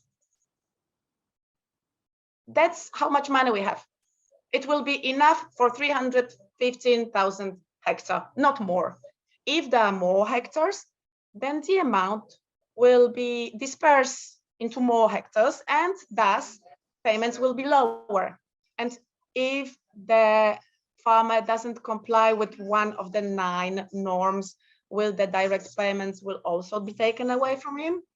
Again, these are two different things, because farmers will be supervised, and of course, at the very beginning, they will be punished by decreasing the payments. But the whole system, well, we'll see what it looks like in reality. For the time being, we are talking about things that are not real yet. There are no real regulations. It's just in the future. There are no details. We are speculating that. I don't feel able to speculate on that. Those laws are not here yet. We don't have them. That's it. Okay. Okay. There is another question from Bogna. Last question. One issue. If we have a given amount of money for eco scheme for retention in the wet years when there is more flooded land, the rate per hectare will be decreased. So basically, not only it will be harder to harvest, but we will get less subsidies. But if I understand correctly, the situation will be worse in wet years. But this is not my question. The question is, could you comment on such a situation? The water retention eco scheme can be carried out only on land that is already covered by an environmental intervention, right? And 12 days are given as the minimum to fill land with the water. And there is no maximum given. From experience, I know that there are years where land is completely inaccessible for any agro-technical activities. Sometimes we can just mow, but not harvest. So are we sure we won't have a situation that a farmer will be punished for not doing the operations, the basic operations, like in the option of protection of certain birds, just because there was water for a longer period than 12 days, but it was all the time during the period in which he was supposed to carry out those activities.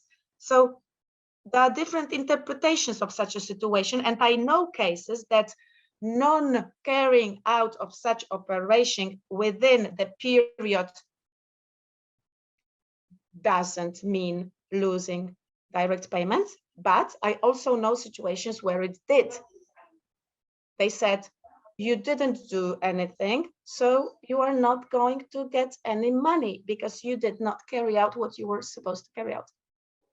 And I know cases where such situation also interrupted the program, and the farmers had to give back money for previous years. No, this is not what I'm talking about. I'm talking about the basic operations. The 12 days, it's a minimum, but we don't specify how many days it can last. I think it could be a possible minefield. 12 days are the minimum. This year, we'll see in a pilot program within the previous climate and environmental program. This is a dry year, so it will be a possibility for us to check things, to exercise, to see how it works.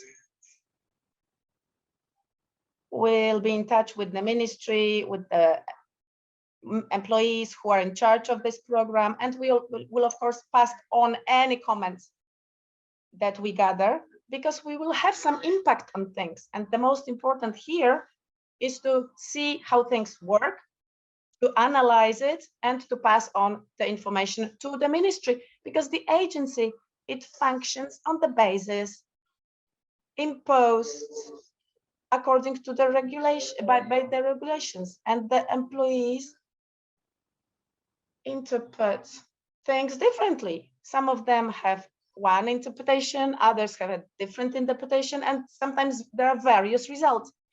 But I also came across various situations, and I do know that even from big areas of land, there were payments that were stopped. The money was not paid at all because it was too wet. The farmer was not able to access the land to remove the biomass. So they were not entitled to receiving the money. That was the procedure, and that's it. And those farmers did not receive the money they were entitled to. This is also something that sometimes happens. This is all relatively complex, and in my opinion, the whole system is too complex.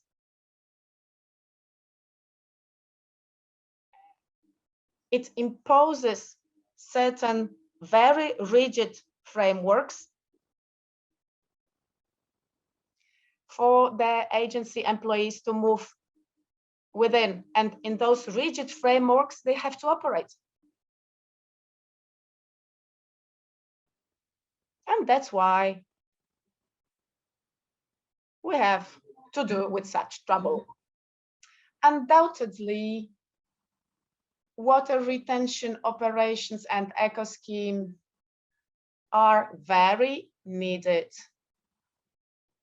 and it will be implemented. Our role as councillors and you as people cooperating, as partners, our role is to draw conclusions and pass them on to people who are decision makers and who can impact things. Because we can see things from the micro scale perspective, and we have to pass the information on to people who see it in macro scale perspective. Okay, Tomek, thank you very much. We are moving on to the next presentation, and of course we stay in touch. Thank you.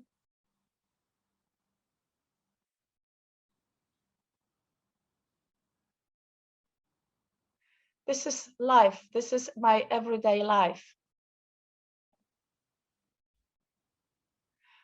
I would like to show a presentation that we prepared as the Association of Farmers Agronatura for the expo in Brussels, but the COVID pandemic made this show impossible. But this is what we wanted to present, to show when talking about West Pomerania.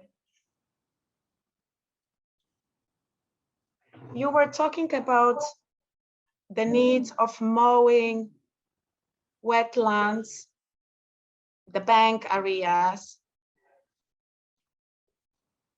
and these areas are the most precious from the environmental point of view.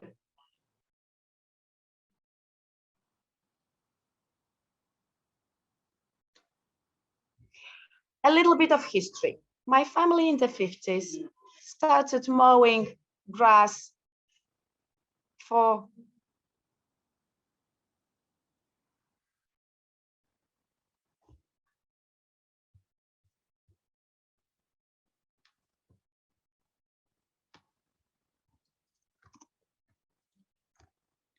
so they started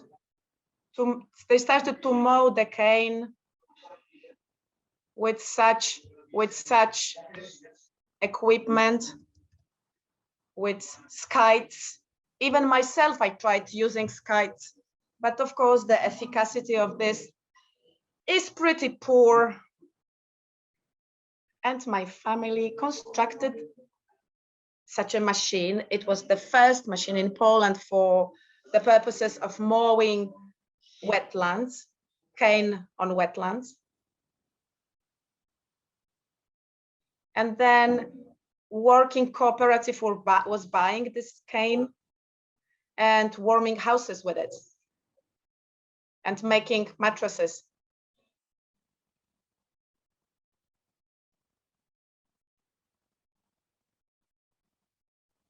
There were many organizations that were processing cane in Kamień Pomorski next to Świnoujście, wherever there was natural cane, there were cane processing facilities.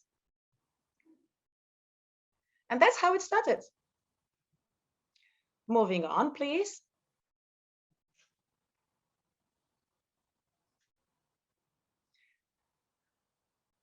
After a few adventures, leases of land, after state-owned farms, we bought out a part of this land and we own it, which is great for us because we also have a company that makes cane rooftops.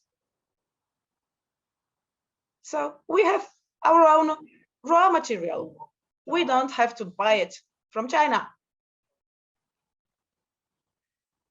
Whole shipfuls of cane are coming to Poland. And we have a lot of cane, and it's used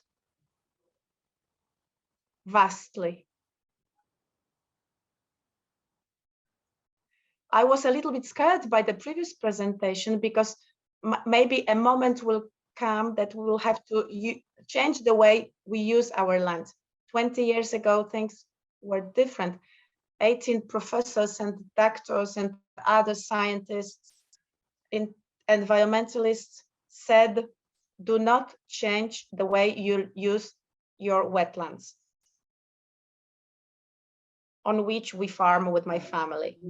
But more and more often, we have complicated regulations. As mentioned in the previous presentation, they scare me. I'm afraid of them because the result of them for me might be that I will be forced to change the way I use my land. And that's why I'm scared. Because, so this is what I got in this year, actually, this July, I will show you, I hope you can see. This is considered read as well, but is it really? There are so many different plants, but in terms, and also you said before that it is necessary to cut such plants, to remove them from the land. So you can understand my difficulty. What can be done about this? The dates, the periods for cutting grasses force us to cut green plants. Well, nature or God made it in a way that it's easier to cut such plants, to mow them when they are dry, even in the summer, but we can't. We have to do it when it is green. And then we cut it, it falls down. And if we are talking about wetlands, it's even more complicated. It stays in the water, lying on the ground. How can I use it? In my case, I remember driving my car on this land, and actually water was being pressed from the soil. And then I collected these plants and I wanted to dry it. I even, used my car to drive over it to squeeze water out of it, but I wasn't able to dry it. It went rotten.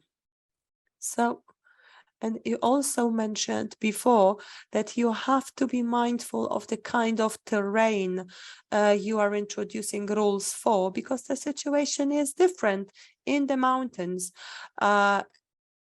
And sheep grazing is different than cattle grazing on plains. And now I have to cut this grass in a period when grass is fresh and green. So this fixed, predefined periods. This is what concerns me. I have an idea how different plants can be used. And by the way, we have excellent equipment. We have excellent machines. It is possible to mow it once and the area is clear, and then we can immediately take it away from the land, because yes, I'm talking about very advanced machines that can do both, but they are available. As for waste material, Bogna talked about it. It is very difficult to use dried grass to make pellets because the quality is low. Such pellets don't want to burn. The calorific value is insufficient. This actually, my reads, this can be used as biomass in this form. There are ways to do it. There's no problem. We can combine different materials. And it is better for everyone, including the environment. This is an example. And this is what the scientists were saying, that we should not change the way land is being used or has been used for generations. The research was done on my farm and in the Biebrza National Park.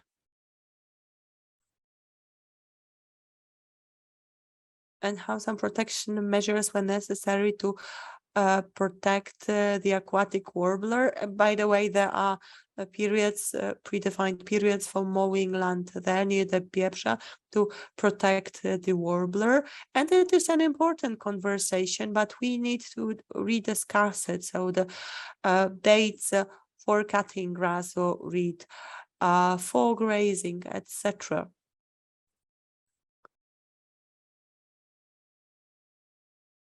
Oh, manual mowing scythes, yes, we hardly ever see it anymore. This is an example I wanted to show you. Actually, my farm consists of two parts. One part, it is mostly wetland, with wetland plants, and the other is actually in the Wolin National Park. These are mostly pastures.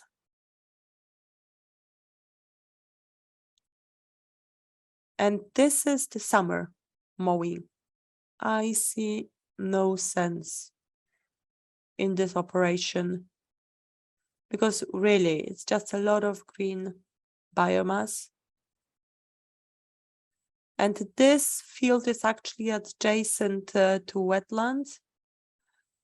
And grass has been sown there as food, as fodder for cows.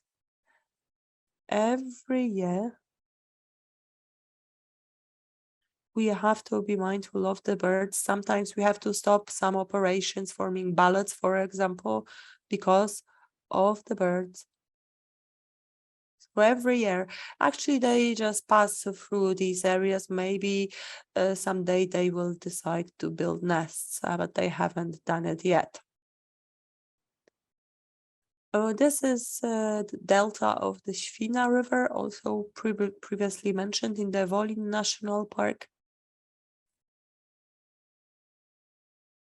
This area is being leased actually, right? And actually this land can only be accessed from water, but in part it can be used for cattle grazing. But depending on the weather, it is either accessible on land or not. But regardless of the situation, whether or not access is available, the cutting or the grass cutting or mowing periods are fixed. So sometimes I have to skip mowing some parts. It requires more effort. Sometimes I have to come back later. Oh, this is what it looks like after mowing. So this is how we work. Of course, it's very beautiful. The work is hard, but it also brings me a lot of satisfaction, as you can see in the picture. Saline coastal marshes, some salt, a lot of salt is actually brought there by the water when the ebb and flow, when the wave returns. So a lot of salt. And after grazing, after mowing, this is what it looks like. Well, here you can see our cows just chilling, cooling down. This happens quite often in the summer. However, this year it happened in the summer already. In the summer, well, it is exceptional when it happens in the summer, but sometimes these areas are strongly flooded in the summer. In autumn, it is more frequent. So this is what our buildings look like then. And sometimes you just have to wait. It takes 2-3 days of waiting. The water recedes and cattle can be let out. Until then, it has to be kept inside. The regulations are very clear. And again, the dates for grass mowing, reed mowing is fixed regardless of flooding or similar events. So sometimes we struggle, but we have to fulfill the requirements in order to keep the direct payments, the subsidies. Well, previously you talked about this new scheme, the compensation for lost profits. Well, this is not completely accurate. Because it is somehow vague. It would be easier if the European Union said clearly do this or that and we will pay you for it. But it's not important. For me, it's important to know what I can expect. Because I have to have a certain level of certainty in order to farm the land, because the scale of this operation is quite big. I have high costs of equipment. And of course, it is possible to make ends meet because we have been doing it for years, but it is challenging at times. Yes, this picture was quite interesting to the media as well. They were especially interested in this one cow wading in the water. Well, that's just nature for you. And if land is flooded, sometimes wild animals mix with farm animals and have to spend some time on one island that is left about water. And in that year, actually, cows were grazing next to boars, wild pigs. At the end, I would like to present you my conclusions. So these are rather proposals of optimization. I would suggest a large meeting with the Ministry of Agriculture. And we should present our propositions. So to maybe extend the periods for grazing, for cutting, different forms of support animal grazing in wetlands.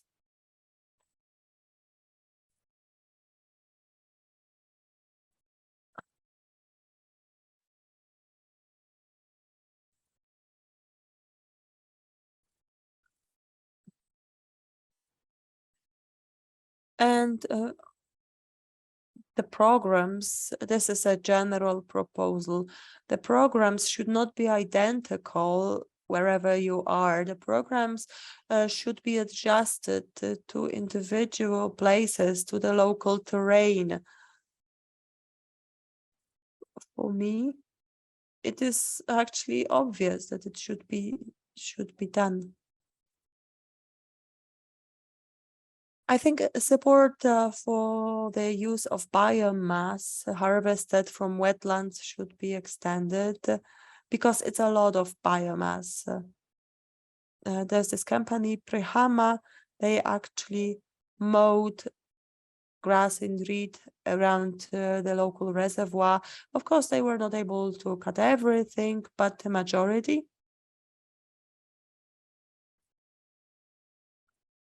And they know how to do it, how to harvest grass from wetlands. And this material was used over decades. And then after something changed. They gave up this project. The company went out of business. And that's it. Well, then supporting water infrastructure, damming up water courses, embankments, etc. I think all that will continue to be supported as it has been done so far.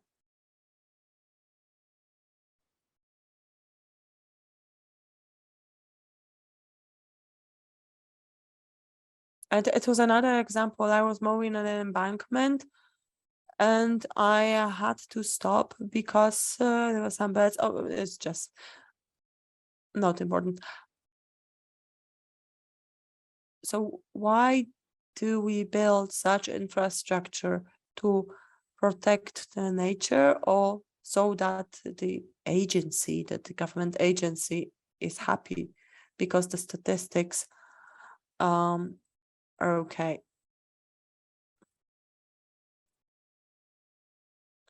And also, I think the scope of competence of the Marine Office should be clarified, because right now it is not clear what they can require us to do and whatnot.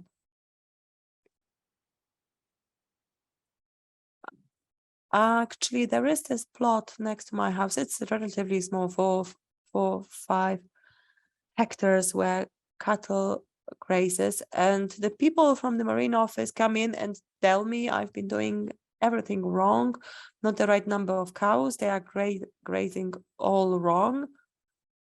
And I was surprised. It is actually opposite my son's house, but I can see it from my terrace. And one day I'm sitting on the terrace having coffee, and I look through my binocular and I noticed that this land is black with birds. It is full of birds. I wish I had a camera. Everything was black. And then,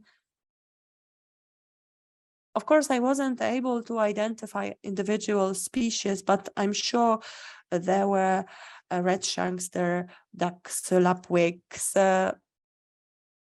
on this tiny area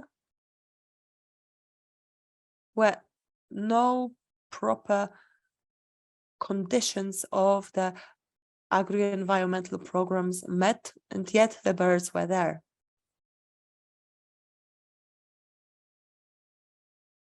But in general, I'm happy to work in a place which gives me a lot of personal satisfaction, and I'm able to make ends meet.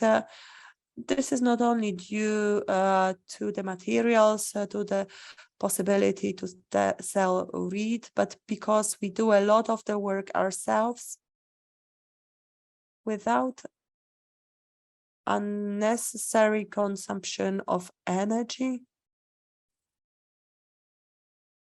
A lot of the work we do doesn't require any external sources of energy, like, that the sort of dust, plant dust I showed you.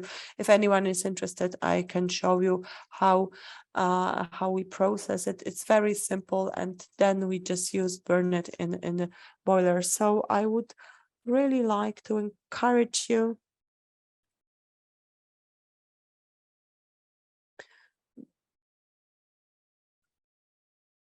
and convince you that we need nature, to protect nature, but in a wise way. Nature has to be protected, but it must be manageable and realistic, so that people such as me can survive. Because I was terrified after the previous presentation, because I'm a simple peasant and I like to know what needs to be done, and I need clear instructions. And after seeing all these provisions and hearing how complex it is, maybe my children would like to continue in these conditions. But how about my grandchildren? So if it continues in this way, and if all these regulations and requirements are multiplied further, I'm not sure what's going to happen. Thank you for your attention. I think we can talk to Maria later whether or not we can help you organize this meeting, but it's a different topic. It's a whole bundle of problems. I have a word of comment because one thing was missing, because it's a good alternative for areas which are now being damaged by intense farming, by being drained. And I think nature had a good idea creating such areas. They are valuable and they can be farmed. I think what is also missing is an interdisciplinary view in the ministries and in the institutions, because one ministry says this, another that. So yes, thank you for your presentation.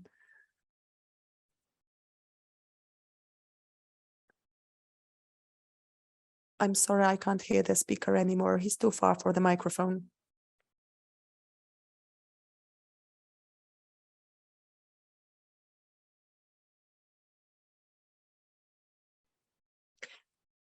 It's such a pity that because of these regulations, farming is so difficult in this land. Well, perhaps I have exaggerated to a certain extent, because all these programs are needed despite the requirements. Without these programs, I would not be able to farm this land. I wouldn't be able to sell my material, but they could be improved, made simpler. So not only be able to speak about the narrow path, but make it a little bit wider. There's a tendency to unify everything, for everything to be homogeneous, because it's simpler. And now we can see that life is complex and sometimes it cannot be done simpler. This is life in nature. This is not exactly what I wanted to say. First of all, the title involves swamps and wetlands. So I will start by saying that the wetlands, it's a very vast term. Swamps should be defined. Just put some order into this terminology. There are many wetlands. And when we talk about them in terms of the Alsatian Convention, these are all wet areas and areas that are flooded with water. So water ecosystems, like lakes, rivers, and some sea areas even. So there are many of them. But when we look at ours, Polish wetlands, they can be focused in two main systems, rivers and peats. And there is a common area. And those peatlands are important because it's less than a half of the wetlands. But they are less than a half, but they are important. And I think those peatlands are the most endangered and challenged presently. Okay, so now, this is a map of wetlands in Poland. It's a very freshly made ban. It hasn't been published yet.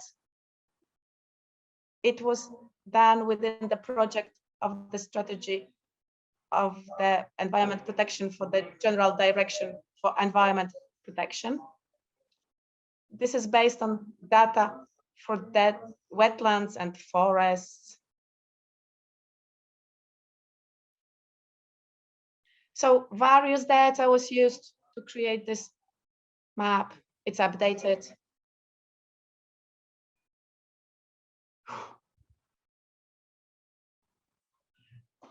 So you can see it zone by zone. So it's the peatlands are mostly in the north and in the south. These are the wet forests.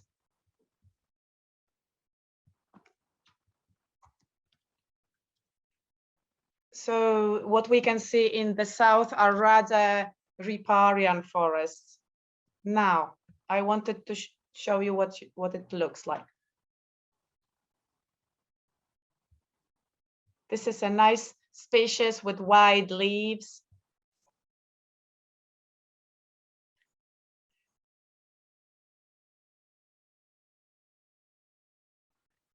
This is also a peatland that is also a swamp, what we can see here. We were able to save it from being transformed into a highway. So for me, swamps are wetlands that accumulate peat. They have peat accumulating potential, so they are living peatlands.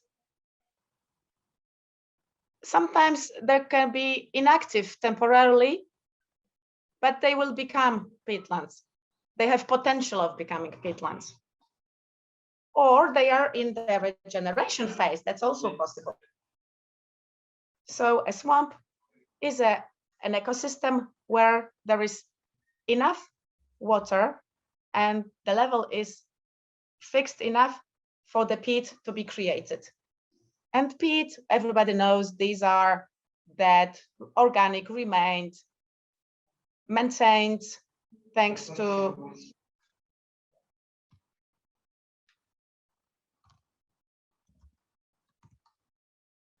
so these are decomposed fragments, and they are decomposed because they are anaerobic. There's no oxygen in it. That's very important, this criterion.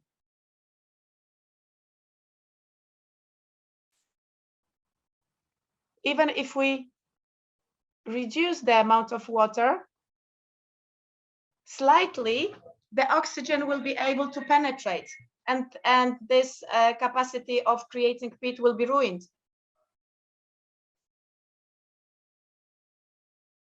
It means to be degrading and in anaerobic conditions. These are also bases, everybody knows that, but the peat creators are just a slight part. Peat bogs are just a slight part of the peats. So this peat comes from the roots, not from the plant. And those roots decompose each year. The mowing doesn't disturb this process.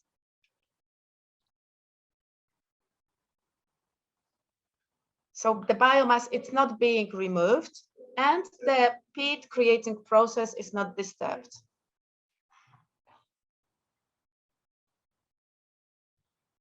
In the forest, there are also roots, and those roots that are dying slowly, standing up, this decomposition leaves roots, and those roots can also be the beginning of a peat creating process.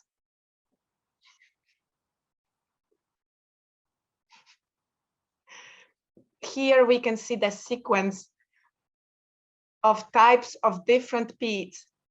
This picture shows that there are many different types and on different depths. In Poland, it's up to 9 meters deep. And it grows a millimeter a year, more or less.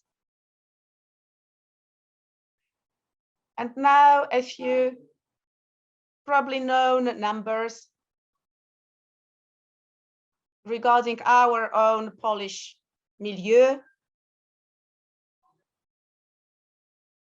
those ecosystems cover a small area for the role that they play, because it's 3% of the surface of the forest and 500 gigatons of carbon accumulated. So it's more than in all the forest of the world. So this density of carbon is much higher in peats. And the interesting thing is that recently the scientists started discussing about the quantities of carbon contained in peats. One group did research and they discovered that there's 1 teraton. It goes to show how little we know about this peat creating process. This is twice the difference. It's huge, and all that, it's only estimates. And in consequence, is that how we manage those 3% lands, in Poland that's 5%, but globally it's 3%, will depend whether this carbon stays in the soil or will it be returned to the atmosphere. So peats are carbon containers. This is important in the context of global change. Here we can see the draining of peats, and from carbon containers, they are transformed into carbon releasers to the atmosphere. A peatland that has been growing for 1,000 years will release the same amount of carbon that it accumulated in 50 years. So 1,000 years of creating a peat is 50 years of emissions. So the re-wetting of peat and stopping draining, it's the most important for climate is to stop emissions. It's not sequestration, it's to stop emissions.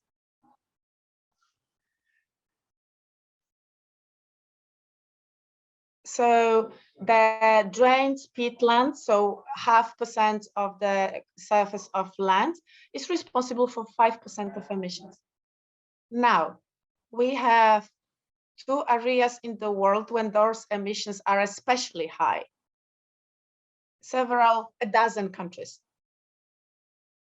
It's in the southern China Sea, Indonesia, and Middle Europe, and the British Islands. So here we have the Baltic Sea catchment, and the areas in the Baltic area are especially responsible for stopping peatland emissions. So in Central Europe, we have a job to do.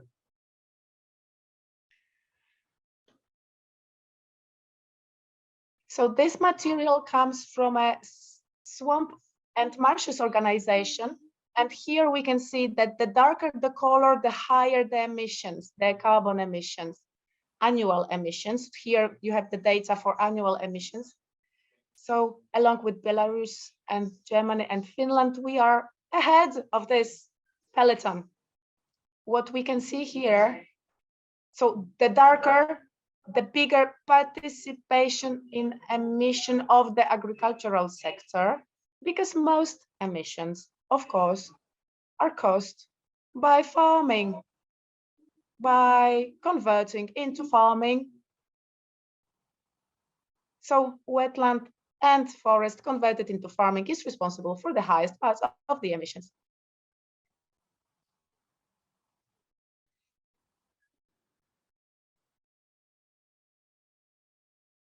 So countries like Germany, the Netherlands, Poland, and the Baltic countries, Belarus, Finland, and Sweden are responsible for more than 50% of total agricultural emissions, but sometimes it's difficult to calculate them. And they are underestimated highly. When we see at the chart, at the ranking of world emissions of carbon dioxide, On the first place, we have Indonesia that generates over 40% of the total carbon emissions. So 1 gigaton of CO2 from Indonesia. But we can't say that Indonesia is to blame because we use that as palm oil. We consume the effect of these emissions.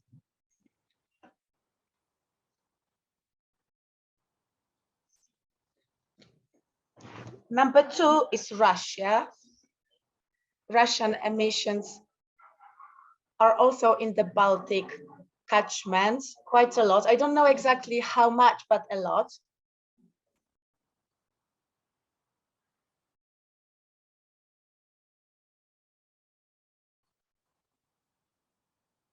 And now, very quickly, we have the Baltic catchment area. So Finland, number 3, Sweden, number 5 worldwide, Germany on number 6 or 7, then Belarus, Poland, Latvia, Ukraine, and Estonia is also here. So all those are the Baltic catchment area countries.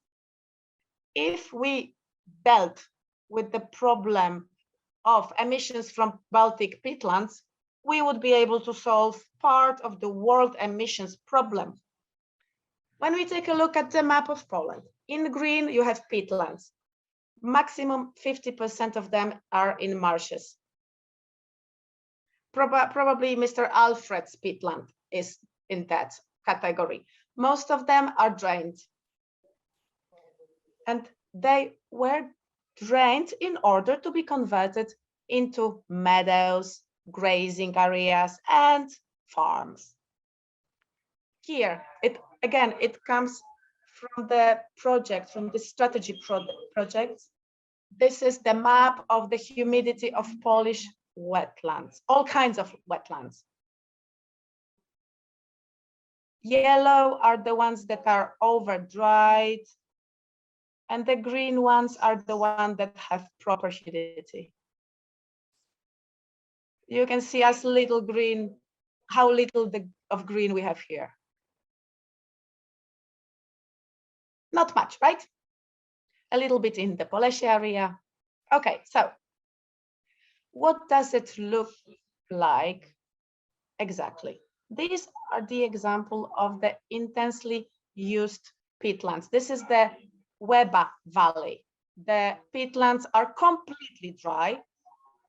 The ditches are only making deeper, and the water is being transferred to a lake. And it has been so for 150 or 20 or 200 years. This is Mazowsze. This project was abandoned because it was too costly. Parts of it are being used, but the peatland was abandoned. So in certain areas, it is in quite a good state, but in certain areas, it's completely dry. And it's disappearing 1.5 centimeters a year. So of course, the ditches are maintained. Sometimes a digger comes to make the ditches deeper. So there's no water retention. And here again, I think we are in the valley of Łeba. Not everywhere this grass is being collected as nicely as here. When we look for regeneration potential peatlands, I saw a lot of images like this. They are just mowed just to get the subsidies, the European funds. That's the only reason why they mow those peatlands, to show that it can be regenerated. That's all just for show. And some of them are just not used anymore because they are unusable. Here we can see Urtica on a field.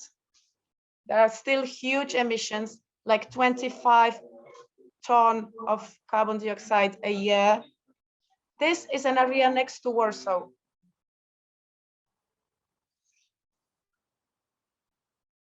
That burned down.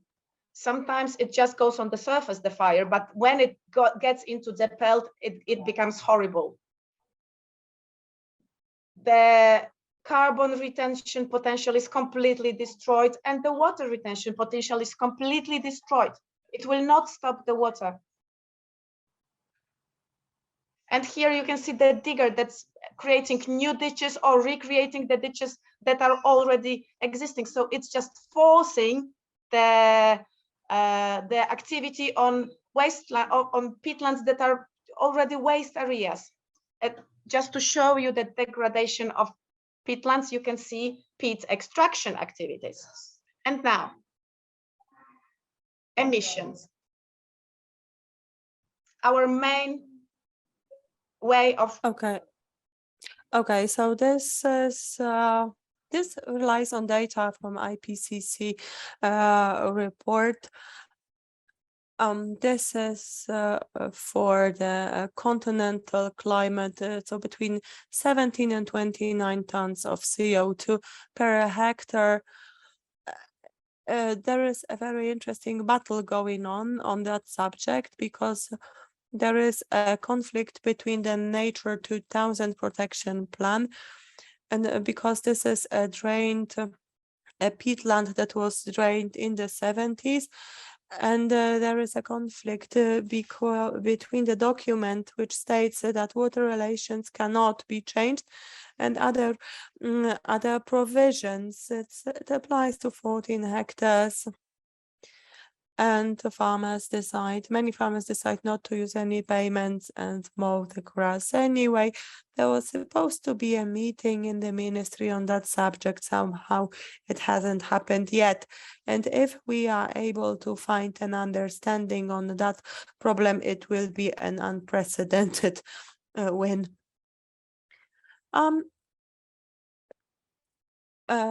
There are more and more ploughing operations, and actually I've never heard about this term in this context. In Polish, I've heard about ploughing naturally, but in Polish, the word that's being used, it's very strange. So I don't really know what the legislator meant when they used the verb ploughing in this special form, but I won't be able to find an answer now, I guess. So there are a lot of places where there used to be meadows a few years ago, and when we go there to check whether they are humid, this is what we see. Forests on a drained peatland. Oh, I have to go back because it was important. It was 19 to 30, and here we have 37. The average emissions from arable land. It's average because, of course, because of the ploughing operations, the mineralization is higher. So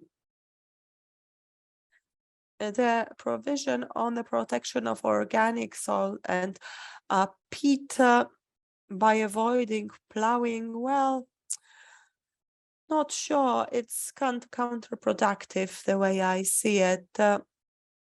So drained meadows, they don't emit much less CO2 than undrained ones.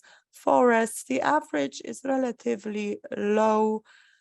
For the majority of forests, it is relatively low, whether drained or not.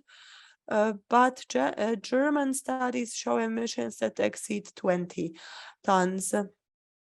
In my calculations, I used the IPCC guidelines and peat extraction. Of course, after these areas have to be adjusted to extraction operations, so it is complicated.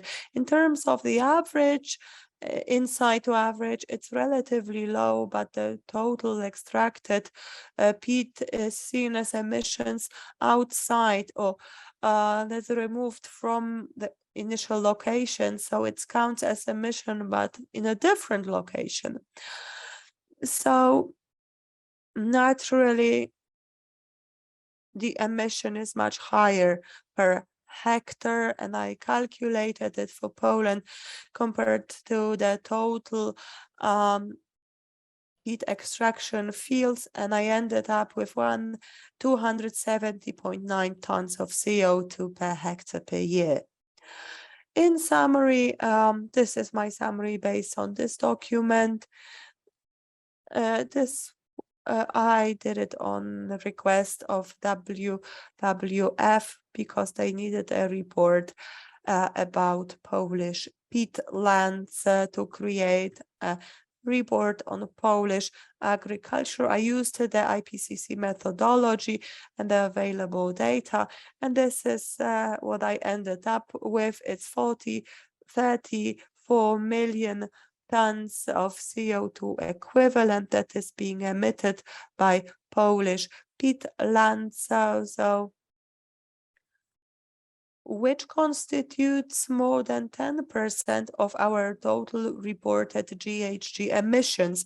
These emissions are not reported, so it is very clear that the emissions that are reported for Poland are much lower than the actual emissions. But not only the reporting constitutes a problem. So if we don't report emissions, then we can't prove reduction. So in fact, it would be better for us to report actual emissions and then show how we have been able to reduce them. Loss of retention, another problem. The local circulation of water is made weaker. This is the main consequence of the loss of retention, because naturally, if water is stored in the soil, it can then evaporate and fall down as rain and has this cooling effect, which is very important for creating a good microclimate. So this is why bogs, marshes, and lakes are so valuable. And this is a huge, peatlands have a huge potential of retention. It can be saturated up to 95%. I'm sorry, let's jump over this one. Saprik. Saprik, which is a strongly dehydrated peat, it only contains 20 up to 50% of water. So in practice, we are losing 98 or 99.5% of water compared to peat, which is held wet, which remains in peatlands. Because all these ditches are being dredged all the time, and this continues, right? Because the peat decomposes, and every year the level they drop 15% because some of the material then fills the ditches. So every year Wody Polskie, so the agency responsible for Polish water bodies, comes in and says, okay, this ditch has to be dredged because it's too shallow. So we have to realize that when this happens, we are losing water also when we don't see it. When we stand on a peatland on which draining operations started 100 years ago, we have to realize that these 100 years ago, it was much higher. We would be standing a few meters higher. Of course, then the result is eutrophication. We are familiar with this picture, I'm sure. And then phosphates and nitrates are the natural products of peat decomposition, which further contributes to pollution, rather the actual function of peat bogs, which is actually to keep our environment cleaner.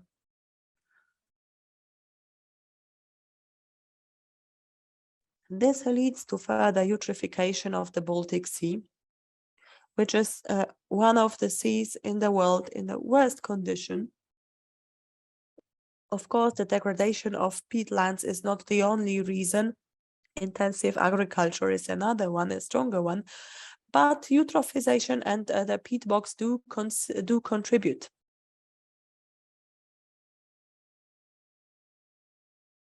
So nutrients are transported from field through the water courses to the sea.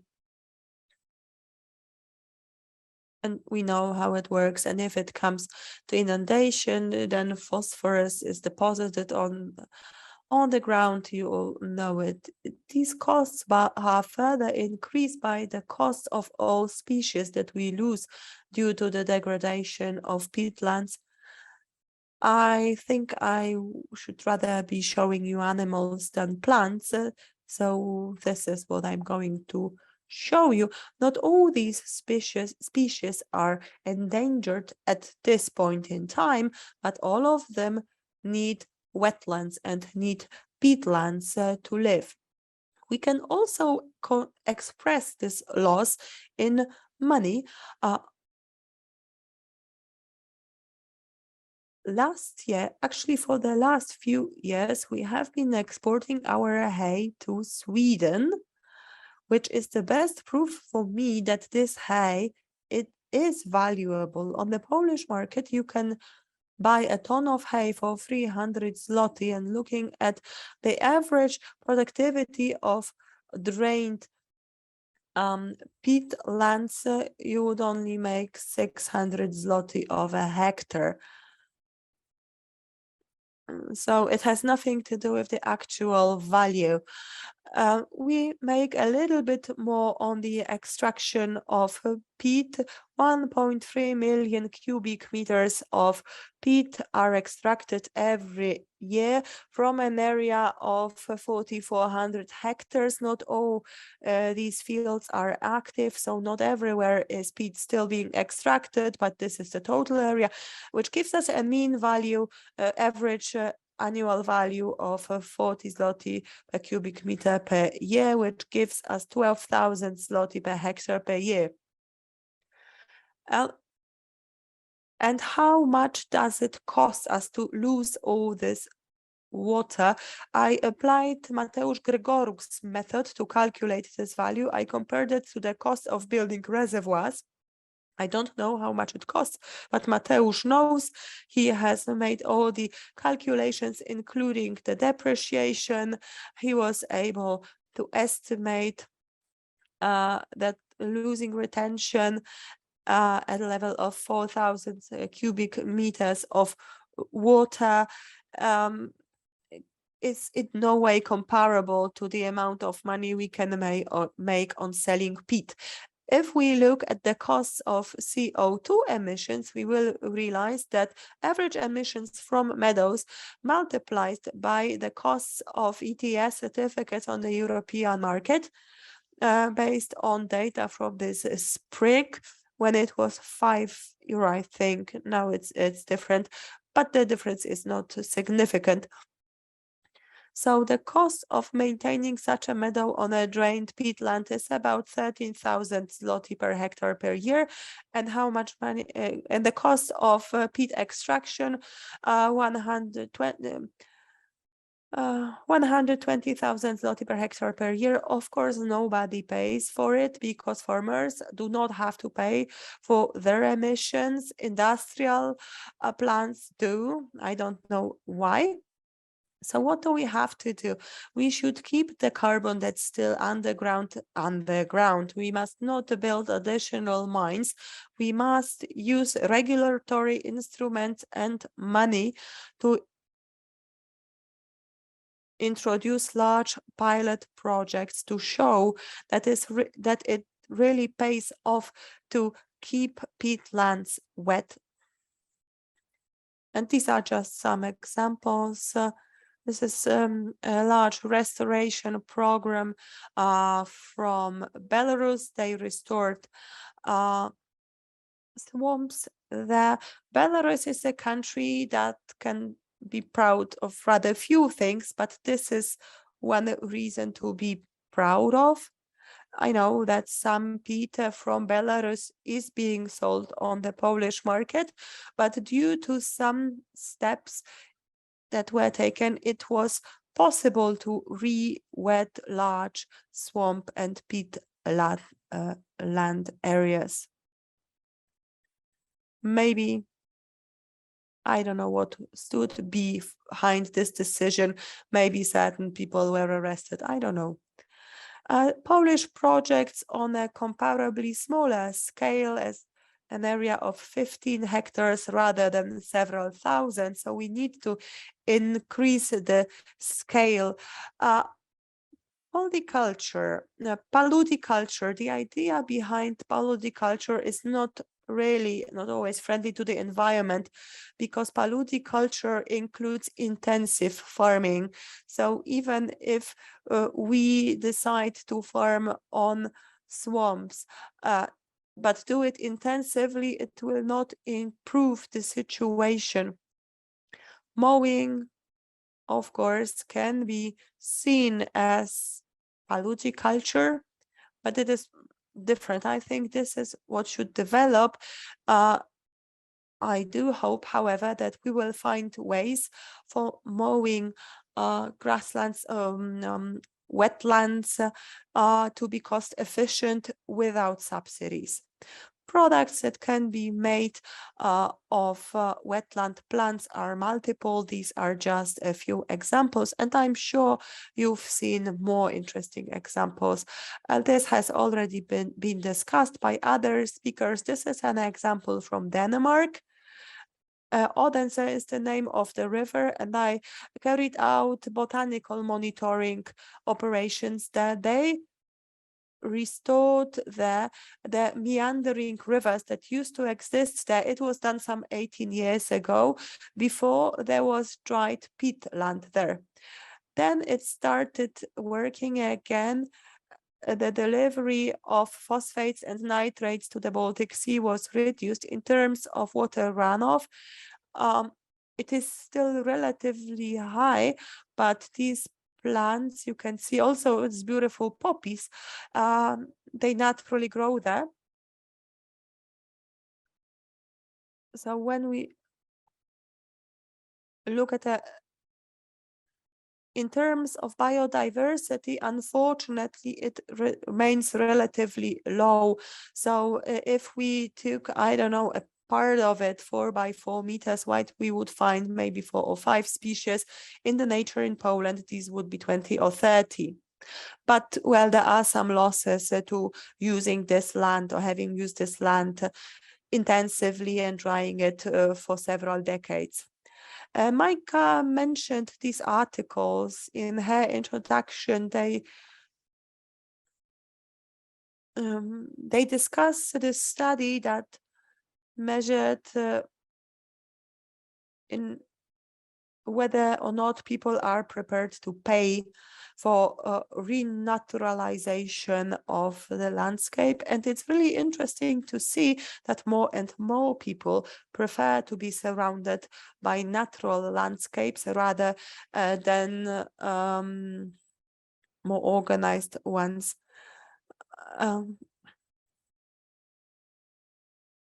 And it's, by the way, it's interesting. It was interesting for me to hear the comparison that a 5-hectare area in the lower Narew basin to renaturalize it would cost about as much as to build 8 kilometers of a motorway. So it's a really interesting conversation, and I think business should become more involved, because it is not just the NGOs that are interested. We see more and more businesses interesting in nature restoration. So we should re-wet whatever we can. And this is a very clear example showing that the system of carbon credits that can effectively compensate the carbon we emit by flying a plane somewhere is very close to us, re-wetting peatlands. And actually, this can be easily done. The strategy for the protection of wetlands, a project I would like to mention too. It was very interesting for me to find myself on the other side of the conversation this time, because we were often consulted when ministries wrote specifications or terms of references for different public procurement procedures. In this case, we decided actually to apply for a contract. the project is ambitious but realistic as well. And until 2020, Poland has committed itself to reduce emissions to zero, which means that in the next 10 years, we have to reduce emissions by 1/3. And this is what this project covers. And we declared that we have an idea how this can be done by re-wetting and restoring peatlands. Of course, this is confidential, but we received access to some information and the general user has access to some information. And this is the last slide. It shows that something is changing since the Agency for the Environment Protection within the ministry organizes a conference. So things are shifting. Will it be shifting fast enough for us to catch up those degrading activities? I don't know. If we don't, we'll all die. Oh, no, sorry. That was not the last slide. Because I talked about peat, and a student of mine, a Canadian student, so from the peatland country, she wrote her master thesis on peat commerce in the world, and in the context of the Baltic catchment is important to see. This is the average extraction in the biggest player countries. So we have Finland, Germany, Belarus, Estonia, Latvia, Lithuania, and Poland, and Sweden.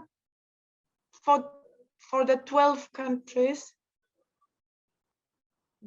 8 are the Baltic catchment countries. And this is the exportation. The hugest exporter is Germany, and the second one is Latvia. Latvia surpassed Canada a few years ago. Canada exports practically all peat to the States, and Latvia to the whole world, and the more and more to China. So it still has growth potential because. So I can make it accessible, this data, because it's very important and interesting. Thank you for your patience because we should be coming to an end already. Are there any questions? We've been waiting for Victor for so long. There are probably some questions.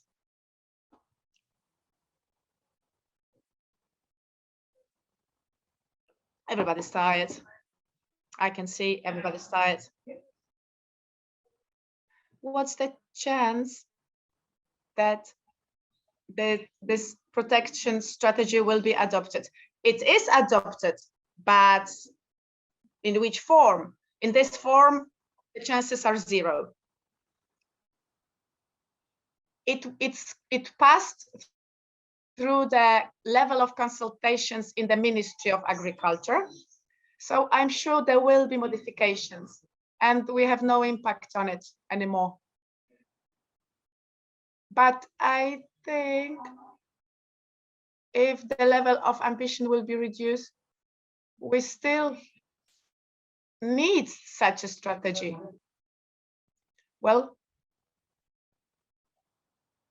the Lamsar Convention is just a soft tool to which that we used in our arguments, but also the Climate Convention, to the Polish climate policy, and of course to CAP.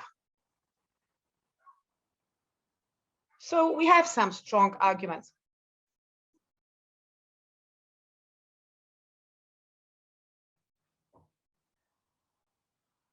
It should pass everywhere. Well, we have a strategic position, 30% of peatlands within 10 years. I'm not even sure we can do it. It's 400,000 hectares to be wetted. Well, yeah, we can do it.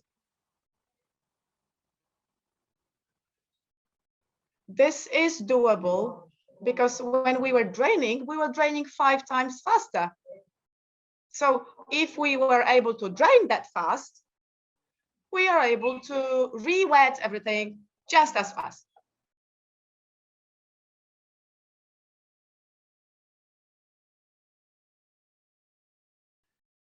I will cool things down a little bit. I'm sorry, the quality of sound is too poor to be interpreted. I'm sorry, this comment is completely impossible to understand.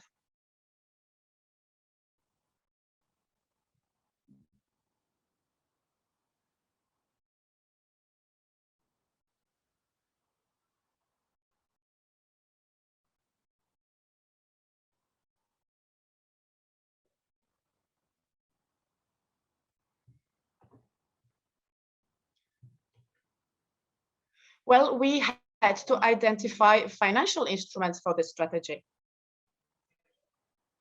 From one thing we already did. This was the conference that we were supposed to organize.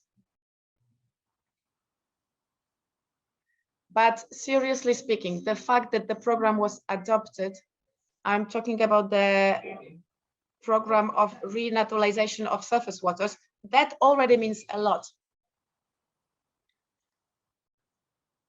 Because it was revealed that the situation is bad, that even if we want to do good things, we have legal constraints. Again, the comment is completely incomprehensible. It's far away from the mic.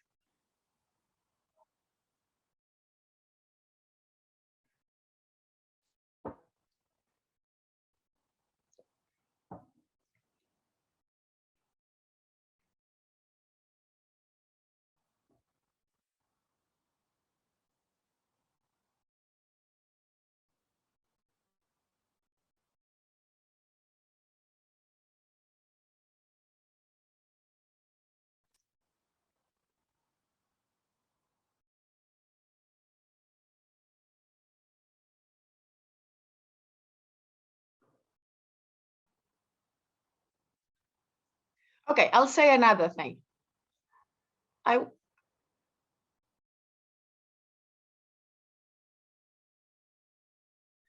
I saw that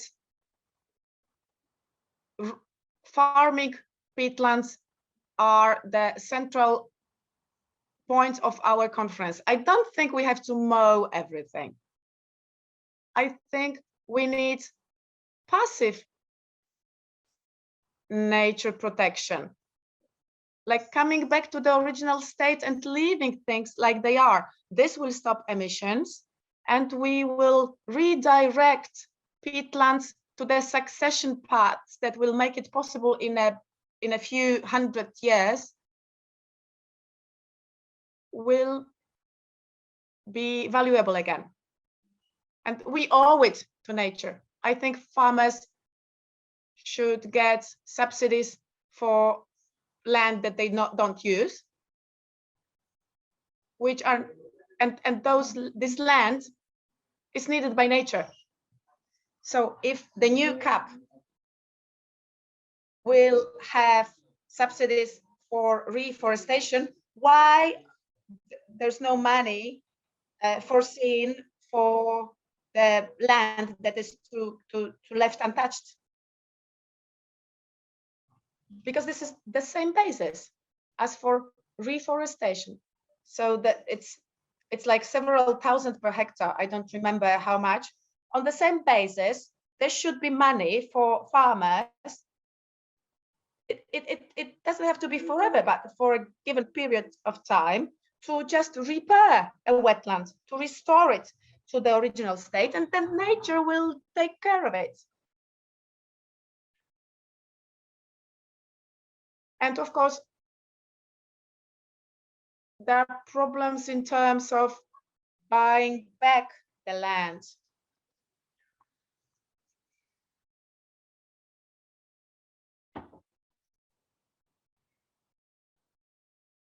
No, there are possibilities to buy out. Yes, there is the right to buy if the land is going to stand a farming land. So like there's a pre-purchase law. When we were buying land in Rospuda, we said we are this is a wetland, we are not going to use it, and they said so we are resigning from our pre-purchase rights. Okay, so I think this is a good moment to finish our conference.